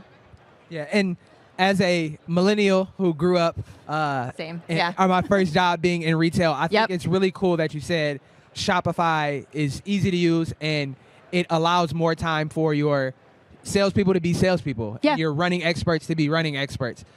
Because I have been at work and I felt like, I did have to teach people how to use a point of sale system that may not have been as intuitive. So my question would be, I think I might have forgot it actually, but I'm gonna. It's been a long day. I'm gonna come back around to it, but there it is. If one of these lovely, I had to pick it up. If one of these lovely merchants wanted to get started with Shopify now, how could they do that? Yeah, so they could actually come visit us. We're here, so booth 16103. We're giving live demos right now, so they can kind of get a little bit more information before they make that decision. Otherwise, Shopify.com, start a trial to get going. It's pretty much as easy as that.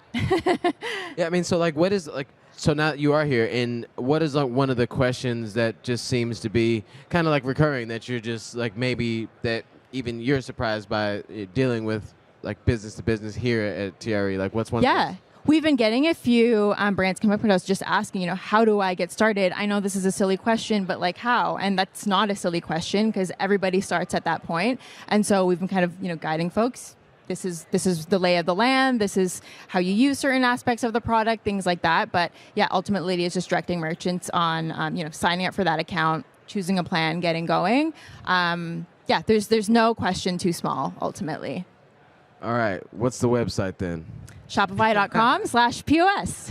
No, I mean, and it is really cool though because I think I started coming to TRE in 2021, and it was it doesn't seem like that long ago, but then some of the conversations that were had like in the sessions at this point now seem so long ago because some of the smaller shops were trying to figure all this out and how to especially post COVID, like how do we continue to move forward at a efficient rate without and stay competitive in the space against some like the bigger shops like the the DSGs and the Fleet Feet's. Like no shade to them, but it's like all this happens because of all of the retailers, so it's cool to see how far that's come, but then also to know that large companies like Shopify are like not only just here for business, but then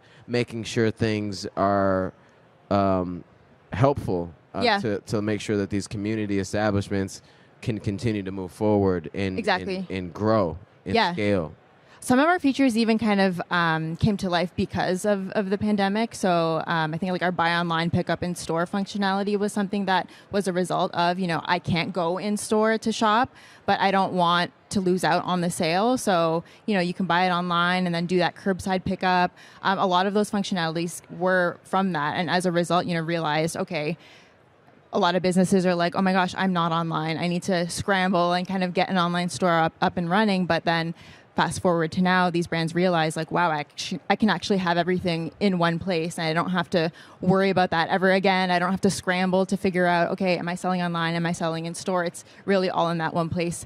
It's as easy as clicking a button, honestly. So, well, and final question for me. So once the company gets signed up with Shopify, once they get their unified commerce, how does Shopify support these merchants along the way if they ever have any issues or have any problems? What does that look like? Yeah. So we've got 24/7 support for the different products that we offer. So dedicated retail support, because that's obviously a different kind of, it's a different world, right? You've got a phone number that you can call to kind of help troubleshoot if something's acting up or anything like that. And then 24/7 just support generally for any online inquiries and things like that. And then also we've got dedicated customer success managers who help support merchants grow on the platform as well, just as time goes on, and help unlock further, whether it's selling channels, maybe expanding worldwide, whether it's whatever the case may be. The sky's kind of the limit there. Yeah. No, I'm really.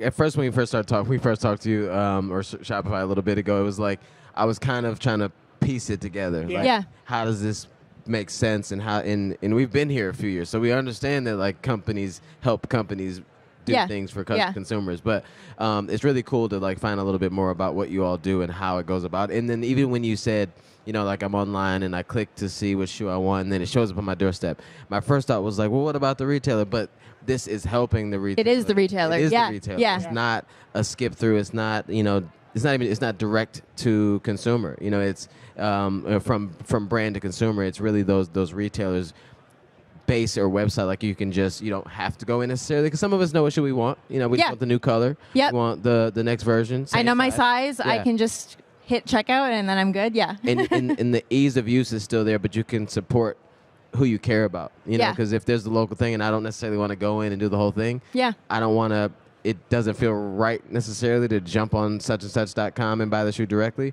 I can still support my local shop and get the shoe that I want. And that's dope. Yeah, for sure. Well, thank you so much. No, thank you. Really appreciate you, Camille, for spending time with us and giving us some background on all the things that you all do. No, for sure. Appreciate it. Thank Thanks, you. guys. So make sure if you're a retailer, go sign up. Yeah. ASAP. Booth 16103. We're there. 16103 or something.com. Yeah, Shopify.com. Yeah. Thank you so much. Thanks, guys. Thank you. All right. No, that's dope. It's all.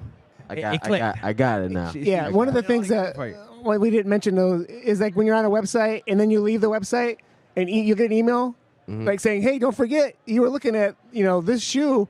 At first, I thought, how'd they get my email? but then I realized it's actually really good marketing, because now that I'll go back and if maybe I won't want to get it now, but I'll have a reminder in my email to go back and check it out. Yeah, Which is for part sure. of the innovation they're using. Because when I put something in the cart and I realize I can't afford it, I try to get out of there. And if they remind me, I'm like, yo, you violating. Get out of this space. Nah, come back. Nah, come on back, brother. All right, next up we have Serenity Douglas from Magic Boost. Please, Serenity, come on up on the stage. Hi. How are you guys. feeling? I feel good. How are y'all feeling? I mean, I feel great. Yeah. I mean, I'm normally the one asking the questions, so this is definitely a lot different. Well, welcome to the hot Go seat. ahead. I got answers. I know. What are you guys into? What are we doing? All right. So, well, it all started when I was 5 years old. No, I honestly really happy to have you on. We had a couple guests from Magic Boost last year. Right. That one of which we consider a close friend at this point. And give us a little background on like what Magic Boost is, and then how you fit into that. Well, what I really appreciate about Magic Boost is they're literally just there to boost what you already do. So they have a whole lot of creators who come in, and they're amazing. So you've seen them. Obviously, we have Olu, Demetria Carter. We have so many more, and they're just there to provide support for literally what you already do. If you are a photographer, they're going to give you a camera. If you're a reporter, they're going to connect you with people that they should be connecting with for opportunities. And that's what I really appreciated about it. But for a little bit of background on me, went to the University of Texas. So I'm a Longhorn, and that's where I got started, just being a reporter. I ran track there too. But I think what I really noticed about it was the athlete stories weren't being told in the most authentic way. I'm like, okay, well, instead of complaining about it, how about I just fix it? I'll be the reporter. And that's pretty much how I got started. And love that because it just, you connect with who you're talking to. I mean, Right. It's like, I feel like it's obviously the intention was there. It's all good, but then you feel like there's deeper layers to these people, to these athletes, and I know that because I am one. So it's like, how do we figure out how to bring those stories out? Right. Like, what was your start in that? Like, what was the name of it? Give us some background. I know. So I actually started as an intern for Longhorn Network. So I was getting coffee. I was a runner, and they would have me go get coffee for people like Emmanuel Acho. Okay. And that was just a thing. I was like, listen, I got to start at the bottom. That's fine. Learn how to make both sides, do packages. And then just being around the amazing athletes, I was like, there's just something more there. So that's when I created a podcast that's now called Say It to Serenity. And I liked it. I actually chose to name it that because there were so many athletes who strayed away from just saying what was on their mind. Like, if you guys don't like your workout, let's come up here and let's talk about it. And now it's kind of gone into something a little bit bigger. And I just like that I'm giving athletes a platform to speak their mind.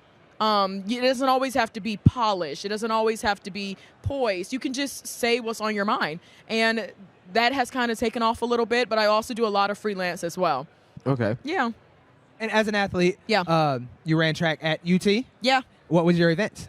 I did the 400, I did the 200, and I did the 4x4. Okay. Yeah. And when were you in school? 2016 to 2021. So to give you guys a little vision of what I went through, I'm running with people like Rashida Adeleke, Julian Alfred, the Olympic champion, Tiana Daniels, an Olympic silver medalist. So I was getting my butt beat at practice every day. You kind of stepped on my question because I was going to ask you, who was the athlete that made you realize that storytelling might be the thing? I'm about to ask her some questions. I think storytelling might be my thing. I love that. Okay, no. So I came into Texas for Courtney Okolo. She was a 400 runner. She held the NCAA record in the 400. So shout out to Courtney. I was like, if I want to be fast, I got to go get my butt beat at Texas every single day at practice while they had Morlikea Kinnis in there. And then we ended up getting Juju, and then we ended up getting Rashida. We got Tara Davis-Woodhall, who was a long jumper as well. So I'm like, I'm around all this greatness. I better be great somehow, some way. And I have my accomplishments, but nothing as big as them. But just from being around them, seeing what Juju went through on a day-to-day basis, I'm like, the reporters don't know this. You know, Juju, she is more reserved. She's more quiet. But because I have this relationship, I can tell her story in an authentic way. So that's really where the passion came from. And being around my best friend, Tiana Daniels, seeing her lose her dad and then going out and running at Big 12s 2 weeks afterwards. I'm like, they don't know why she's breaking down crying just from running 11:02. 11:02 isn't that fast, but they don't know that she's grieving. So I'm like, I want to be the bridge between the audience and the athletes. And that has been my passion ever since. So aside from being a teammate and you already have that community, a circle of trust there, how do you kind of expand that trust to get them to talk to you on a podcast? It's going to go out to who knows where, right? How do you get them to trust you, to be comfortable enough to talk to you about what they're going through? I think that what I've learned is it takes balance and it takes honesty, because I have been put in pretty tough situations where these athletes are my friends, but you had a really bad race. How can we talk about that? And how can I frame that in a way where you don't feel disrespected? And that trust just comes with experience. They see what you put out. I'm not there to bash them. I'm there to tell their story the best way I can, but they also respect me to know that I have a job to do. So it got really hard when someone like Jenna Prandini, who's my really good friend, and she ended up making the team because Sha'Carri didn't that year, where she ended up not getting to go because of everything that came up. Jenna was very nervous to talk to the media because she was getting a lot of backlash for everything that happened with Sha'Carri, but she was willing to talk to me because that relationship was already built. Yeah. She knew that I was not going to drag her name through the dirt at all. I'm just there to do my job, and here is the job that I have to do. So it is kind of it is a fine line. Yeah. It does get a little interesting sometimes. Tara doesn't always want to talk to me, even though that's my really good friend. If she didn't like the way she competes, she'll say, Serenity, I'm going to just come back later. Give me a second. But that relationship is already there. Yeah. And then just like knowing in knowing some of these people, but then also like having been one of them, you know, you kind of feel like, okay, I'm not even gonna say nothing right now. I'll wait to get back, because most people would just push. I mean, yes. I mean, obviously there's there's a competitor level there though, as a reporter, to get the thing, to be the first person to talk to somebody. And was that difficult though for you as well, to see some of your friends do things and you're my friend, you should give me the first words? Like, it was that tough too to kind of balance that? Absolutely. I mean, and it's an ongoing battle. It's still tough to balance that because, I mean, different situations happen. And like I said, while they still do understand that I do have a job to do, their feelings are still hurt. This is their livelihood. But the more I develop those relationships, even throughout the off season, the more they understand that this is my livelihood. And this is what I do as well. So yeah, it does get pretty difficult where I do know that, okay, maybe I shouldn't ask that question. And sometimes it does take me making the final decision where I'm like, I'm actually not going to ask that. ESPN wants me to ask it. I'm not asking that. That's a disrespectful question. And being able to throw that question out is what gets the athletes to understand where I'm coming from. But do you go back? It's like, look, they wanted me to ask you this off the record. Sometimes I have a lot I'm not gonna put you out. You want me to give you the T? Let me think. No. I do have to ask a lot of off the record questions. But I tell them my intention. Usually telling them my intention helps. Yeah. I tell them what the company I'm working for wants. I'm like, they really want to know about this. Well, I don't really want to talk about that. I'm not ready to talk about that. So there's a different way to frame it. And that's what I learned from my mentors. My mentor is John Anderson. We all know John Anderson in the track and field space. He does NCs. He's been in Sports Center for 30 years. He has helped me, in a way, reframe a question where you're getting the same exact information, but you're not asking, well, how'd you feel for doing bad? It's a different way. So just with that experience, it's really helped me for sure. Go ahead. So we see that you are covering UT, you're covering track and field, you're covering these sports. What has been the highlight, you'd say, of your career as a journalist and just as a storyteller so far? What's the one thing that comes to mind when you think highlights? Oh my gosh. I think it kind of changes every season. Is it right now? It is right now. Wow. Being right here on this podcast is the highlight of my day. We're going to clip that. We're going to clip that. We're going to need that. We're going to need that for our Instagram right now. It changes. I have small wins, and I think I've learned to continuously have small wins throughout my life. As long as I keep God in the center of my life and he continues to order my steps, that's the point. And as long as that is my intention, and keep the main thing, and that is to tell the athlete's story. I do get really brain razzle where I'm like, well, this thing's going on and this is going on. what does the athlete care? Like, what do they want to know? What does the audience care to know about from this athlete? Keep it simple. And then I want to say one of the highlights as well, I just signed with an all-women sports agency, RE7 Sports. So it's something like that's considered my small win as well, or my big win. On top of that, I became the voice of Athlos. I consider that a win as well. So it really just changes with whatever I decide to do.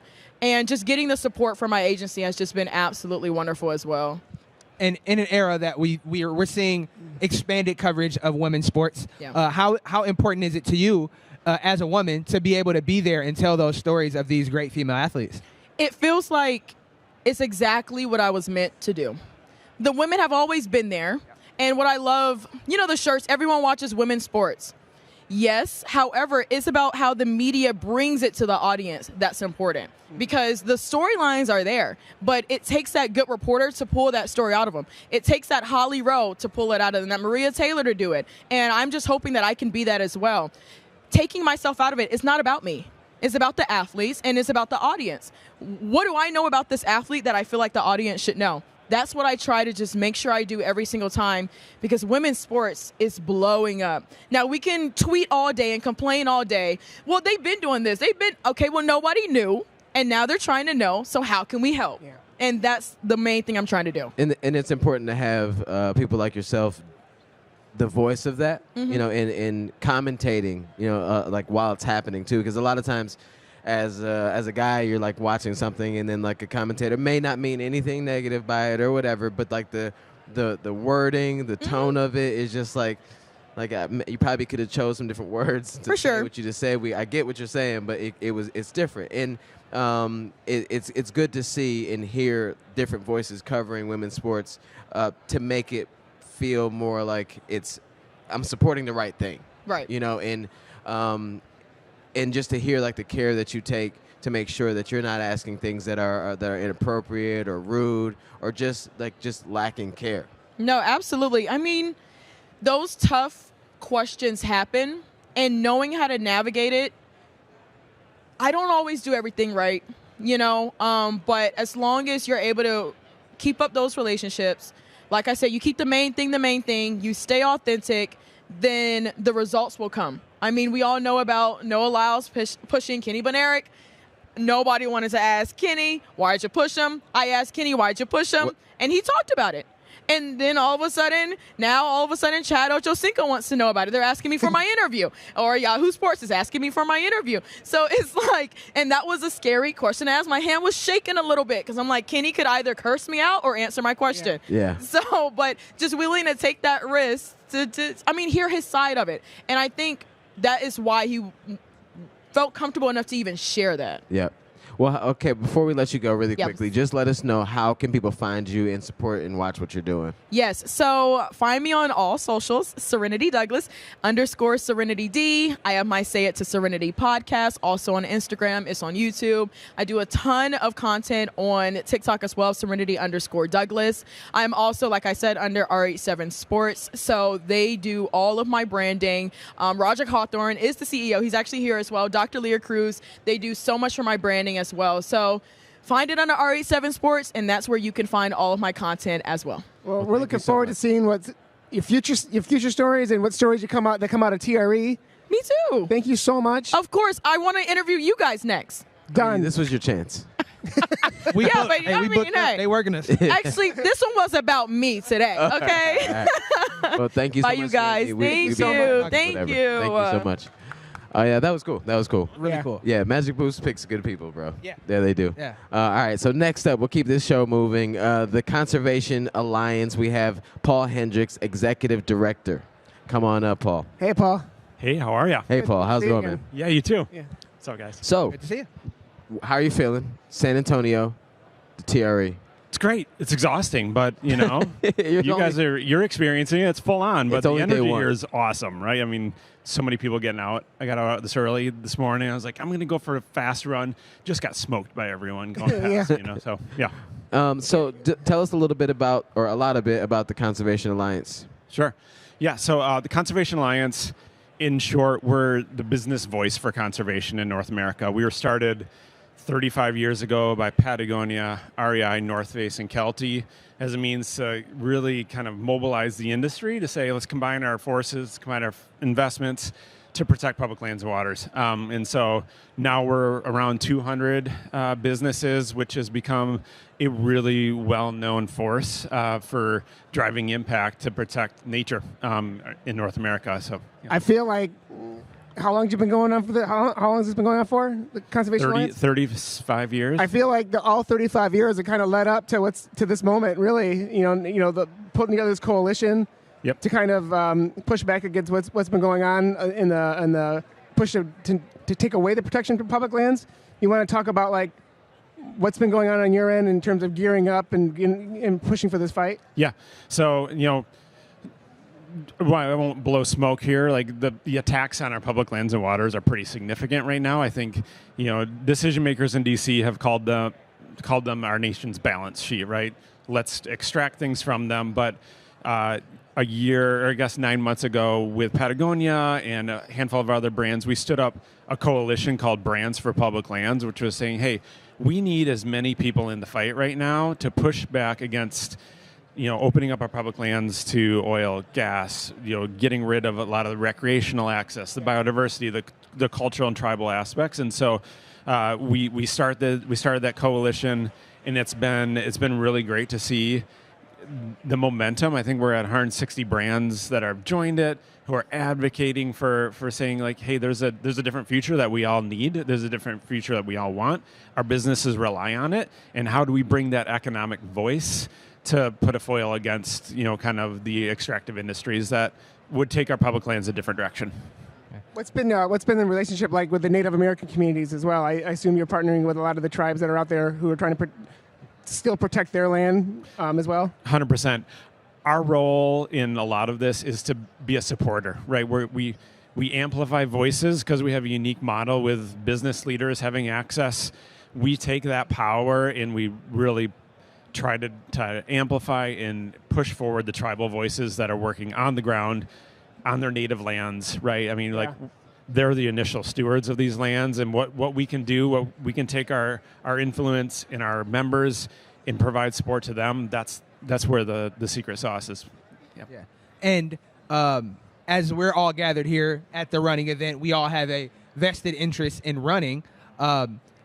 Aside from just the beauty of our public lands and the health of our planet, how does the Conservation Alliance and protecting public lands interface with running, specifically the way that we like to get out on the trails or get out on the paths? How does conservation of public land benefit someone like me that's just an everyday runner? Yeah, great question. I think we had a panel earlier. We were talking about all the threats to different sports, right? I think you have climate, which impacts the snow industry significantly. You've had some threats in southern Utah, which have affected climbing areas. I think that the threats to trails haven't always been there, but all of a sudden now they're there, right? We're seeing kind of a full-scale approach to try and open up a lot of our national forests, which so there's this policy called the roadless rule, which we've been really vocal in supporting. It protects 60 million acres of forests across the U.S., and 25,000 miles of trail are currently at risk of being lost if we see that rule get rolled back, which the intention has been signaled from D.C. And so, all of a sudden it's like, oh, it hits home. Like Western States is on roadless areas. Now, all of a sudden, does that race is it impacted? Are our trails? And so we're really trying to make sure we're drawing the running community in. And what I think is, for me personally, especially with, thinking about equity and access, trails are a really amazing way that we can get underserved communities, different communities out into nature, right? You don't have to buy a climbing harness. You don't have to buy a $5,000 mountain bike. Pair of shoes, get out there, get inspired. And if we lose our trail access, we lose the next generation of advocates for public lands and waters. So for the Conservation Alliance, I feel like one of the biggest issues that you all would face, especially this day and age, I guess, would be getting people to care. Yeah. And I thought it was interesting, like you said, runners. This is why runners should care, is because trails and access and different things. But how is that has that been a challenge, is like figuring out how to pull in different industries by just tapping on okay, what is important to this group of people? Because the Conservation Alliance isn't for runners. It's not hey, let's protect Western states. Yep. It's something much bigger than that. But how do you go about sharing the message to get people to care? Like, someone's watching this, how do you get someone to care about what's happening so far away from them that they can't see? Yeah, totally. That's always the tricky part, right? Is you'll protect what you love, you protect what you experience. Sometimes it's hard for a company based in Massachusetts to care about Southern Utah. But what we try to do is create a narrative of a future where next generations, where our kids can go, where our grandkids can go. And I think for us, it's always finding what's the message that resonates with people and pulling on that. And it's so different, right? For some companies that are members of us, Patagonia example, it's built in their DNA, right? It's part of who they are. It's just what they do. For other companies, it's our backyard is getting threatened. And if that gets impacted, no employee is going to want to work here, and customers aren't going to buy what we're selling. So I think we just have to have such a nuanced approach towards how we sell that in. But ultimately for me, and I think where we're really resonating is, how do we paint a picture of a new future, right? So how do we think about going beyond quarterly returns? How do we think about going through long-term economic viability and long-term protection of these places, which are the backbone for running community, for outdoor industry, and et cetera? So could you talk to us about some of the programs that the Conservation Alliance is utilizing or that you're organizing now that helps you stay in the fight and helps expand the work that you're doing? Yeah, totally. Our model is two big programmatic areas. One is about half of our budget every year we actually pass through to grassroots organizations working on the field. And without that, we don't have credibility, right? Because we have to have those connections with the tribal partners, with the local group that's protecting a local watershed. So we mobilize, we take the investments of members and funnel that to 40 or so organizations every year, doing the hard work on the ground. And then we have what we call our advocacy program, which is where we take all that work that's happening on the ground and elevate it, use our voice, use our power, elevate it to the offices in DC, bring CEOs there who have an economic lens, who have credibility to speak to that, and really get into the offices of decision makers to say, this is the work that we're doing, and how do we plug people in the right way? How does one become an advocate? How does one join to be part of your advocacy program? Just from a non-business standpoint, like folks who are watching us right now who are want to support the Conservation Alliance, how can they get involved? Yeah, so probably two paths. One is, and I hope this doesn't sound too soft, but invest in the companies who are members of Conservation Alliance. They put their mouth out there, they put their investments in there, and follow us, because we have individual calls to action where you can sign a business letter, we can plug you in, we can point you to the Congress switchboard, call your elected official, right? So there's groups like Conservation Alliance and a lot of our partner organizations who, if you're passionate about a landscape, you're passionate about an issue, sign up with them, support them financially, and then plug into the advocacy side of things. Right now, just picking up the phone, calling your members of Congress has huge power. And we saw that happen this summer where there was a threat to sell off 3 million acres of public lands. This community rose to the occasion. People were calling their members of Congress daily, and we won. We pushed back. We pushed hard enough. So get vocal, do your own work, but find those partners that for an issue that you care about and join up with them. Great. Yeah. And have you found it that it's become more difficult now that the AI data centers have begun to pop up in places that maybe they shouldn't have? Is that something that is on your radar? Is that something that makes your job a little more difficult, knowing that there is huge investment in these things and less care about maybe public land or the health of our lands? Totally. And I think what's interesting there is that you've got advancements for our economy, which are certainly you've got historical industries that have a negative impact on land and water, oil, gas, et cetera. But then all of a sudden you've got technology, which there can be a great power in AI, right? They're going into places, and what the biggest thing is, like, they require tons and tons of energy. And all of a sudden you're seeing climate action and conservation coming to a real tension, right? And I think that's where, we need to figure out what that looks like in terms of how are we going to power this in a way that, lowers and mitigates our climate impact, but not also sacrificing these amazing landscapes that provide so much value to so many other communities. I don't have the perfect answer for you right there. I don't know if anyone does, but it's something we need to be in conversation. We need to be lockstep across the board to make sure we're being thoughtful in the development of this. Yeah. Well, man, we really appreciate. I mean, I think I can speak for the three of us. We really appreciate everything that you all are doing and pushing forward and fighting for. Thank you so much. Really quickly before you leave, like, where can people find you and how do they help? Yeah. Conservation Alliance, we've got a website. Follow us, Conservation Alliance, on the social media avenues. If you're an individual, sign up, get our newsletter, take action. If you're a brand, come find us. We'd love to plug you in.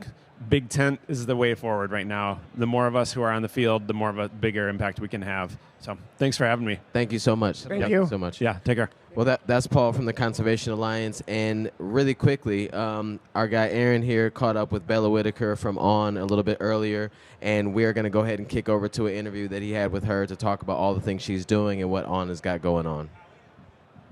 Hello, I'm here at the On booth with North American record holder, gold medalist, and On pro athlete, Bella Whitaker. Hey, Bella, how's it going? Not too bad. It's fun out here. Yeah. Yeah, first time at TRE? Yeah, first time, and hopefully I'll be back for more. That's awesome. So, give us your first insights on TRE. The booth looks amazing, and you get to hang out here. So I know, this is home. No, it's been fun. I've gotten to stay here, look at the products that we have, but I've also gotten to explore really everything that TRE has to offer. It's a super, super fun environment. There's a lot of people here, lots of running nerds. If you're one of those, this is perfect for you. Yeah. So yeah, I love it. It's been so much fun. Are you a self-proclaimed running nerd? Yes, I come from a running nerd family, so unfortunately it's in my blood. It's who I am. We'll say you're running nerd adjacent, maybe.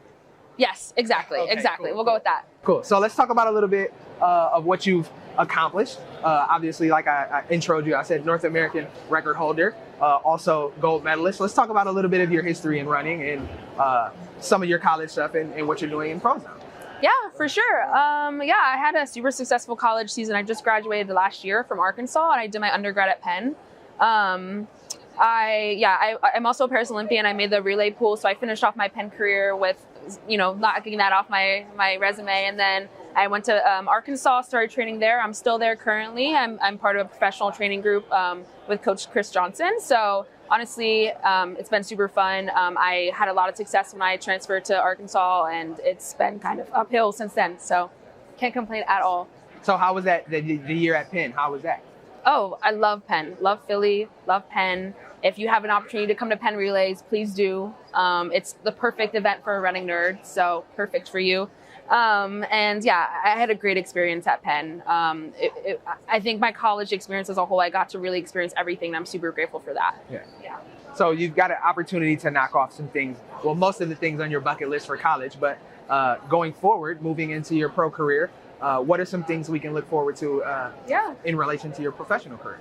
Yeah, for sure. So I kind of had my first professional season last year. I was on the Diamond League circuit. I won my first 2 Diamond Leagues, which was exciting. So I'm really excited to kind of come back to the Diamond League circuit again next year. It's a really fun league, super competitive. Was able to make the final, and I want to do that again. This year is just going to be really exciting. I'm honestly excited just for the growth. I'm excited to be part of On because the growth of the company, I feel like, matches my own personal journey. So I just love that about being part of the brand. I just think the sky's the limit for me. And I'm really excited to see what I can accomplish. Yeah. So what are some of the differences between being a college athlete and now being a professional athlete? Oh, it's super different. I mean, even like I said, like being on like the pro circuit, like you do a lot of traveling, like it's a lot goes on, kind of behind the scenes. You need your body needs to be right. It's not something that you experience. You obviously travel in in college as well, in high school. But But in college, it's kind of strictly, within the NCAA, within the country. So you're not doing these long flights to go to Tokyo for 14 hours. So it's learning how to manage your body. And then also it's just, your passion is now your career. And that's a big adjustment to make. I do running because I love it, and I still do. But now it is my occupation. And so it's what pays the bills. So there's just that sort of a different mindset, it changes the way you think about it a little bit. But so, you always have to go back to the love of the sport and why you do it at the end of the day. Yeah, going back to your why is always an important thing. Exactly. How cool is it to have a brand like On supporting you in your professional career? Yeah, no, I mean, it's been super fun. It's been a super collaborative environment. I was really attracted to On from the get-go. So I'm really grateful that out of college, I signed pretty much immediately, and I had the support immediately, and I'm super lucky to have that. I'm one of the first sprinters, so that's been really fun. When I talk about the growth of the brand, I'm really excited to see how On sort of, grows. We know them historically as a distance running brand, but I think a lot of people will be really happy to see sort of the strides they're making to really basically just make a name for themselves also in the sprint world. So I'm really excited to kind of lead that a little bit. And, we're working on a sprint spike that I'm super excited about. Just did sprint spike testing the other day, and it was great. So I can't say much more, but I'm really excited to see the spike that comes out very, very soon. I think everyone will too. Yeah, but as a runner, you do more than just running spikes. You also run in your everyday trainers. This is true. I think we'll take a walk over to the product wall, and we'll take a look at what shoes that you're currently digging, what you're reaching for. Yes, there's a lot to offer, but the first one, the Cloud Surfer, is my go-to. I love the Cloud Surfer. It's the shoe that I warm up in, the shoe I do my jogs in. It's something that just is, for me as a sprinter, I feel like I really gravitated towards that pretty instantly. So this one is my favorite for sure. But we have a lot to offer. What specifically? I know me as I'm gonna call myself a runner, but I'm not quite what you are. But what is it about this shoe? I know a lot. For me, it's feeling safe and feeling for sure comfortable in it. Yeah. What is it about this one that makes you reach for it more? I think I love the structure of it. It's got a really firm structure, but it is soft as well, which I think is important. You want to be bouncy, you want to have that energy return, you want to feel fast, and I feel like for me, this one just feels super supportive and just great for me. So that's something that I love about the Cloud Surfer. Okay. And so this is in the soft, I will say the soft column. Let's move down to energy. Is there things over here that you reach for? I see some light spray. I see some technology. So Energy Cloud Monster is definitely a little bit more of if you're into distance running, which thankfully is not my realm. I stay away from that. But I'm definitely a Cloud Boom Strike. This one, honestly, surprisingly, it is a marathon shoe, but I actually do a couple of workouts in this. Usually if I'm doing interval training, it's super, super light. It's literally the whole point. And it's also a really sick look, so you can't go wrong with that. So I love that one for maybe I'll start with the Cloud Surfer next, or the Cloud Surfer Max, and then I'll go change my shoe into the Cloud Boom, maybe do some strides, maybe do a 400 repeat workout, and then I'll jump in the spikes if I have that after. And I'll give them some inside baseball. We'll say, you were signing photos, and you had the drip on. You had it on. Yeah. I know that the higher ups at On might not want to hear this, but how important? Not only we know the technology is important. Yes. But the look of the shoe, how much does that go into your thought process when picking a shoe to run? It's everything at the end of the day too. You want the gear, you want to look good, look good, feel good, run good. So it's really important. I love how sort of On, they're known as a very clean brand, very kind of stick to the neutrals in most cases. But as you can tell, they're actually really, kind of playing around with colors, which I love. They're playing around the look of things. I love what you're wearing. I love the Pace collab. It's one of my favorite On collabs for gear. So honestly, I'm pretty happy with the way that we're going. So I'm excited to see how it goes. Yeah, it's really cool to have a brand that not only is innovative, but also cares about how it looks, because sometimes we get kind of caught in choosing one or the other, but I know. The best of both. Yeah, I know. I feel like there's a common misconception that you have to have one or the other, but I love how On's playing with the idea that no, you can have both. You can look good and you can run fast, and you got that technology to really back you. So, and that might be the recipe for an Olympic medal in your future? I mean, I like the sound of that, so I think we can do it. Absolutely. So if people want to find you and follow your journey, where could they find you at? Maybe. On like Instagram, Yeah, sure. you can B_wit 215. That's my Instagram handle. So yeah, please follow along. It's really exciting to kind of show what I'm doing on the side and see what I'm doing with On and what we're doing together and kind of the future of the brand and how excited I am about being part of On and the team. We look forward to you being the face of the track spike. And we look forward to seeing you at the Diamond League. So if they don't want to follow you on Instagram, they can just, check out the Diamond League. Check out the Diamond League. Check out Penn Relays. I think I'll be there for sure. And Milrose, I'll be running at Milrose this year in New York. If you're from New York, I'll be there. Come watch me run. It'll be fun. Yeah. Absolutely. Well, we look forward to everything you have coming in the future, not only with On, but also in your career and beyond. So thank you so much for being here with us. Appreciate it. And Thank you. Thanks for coming along. once again, Bella Whitaker, Thank you. American sprinter, amongst other things. So back to the living room.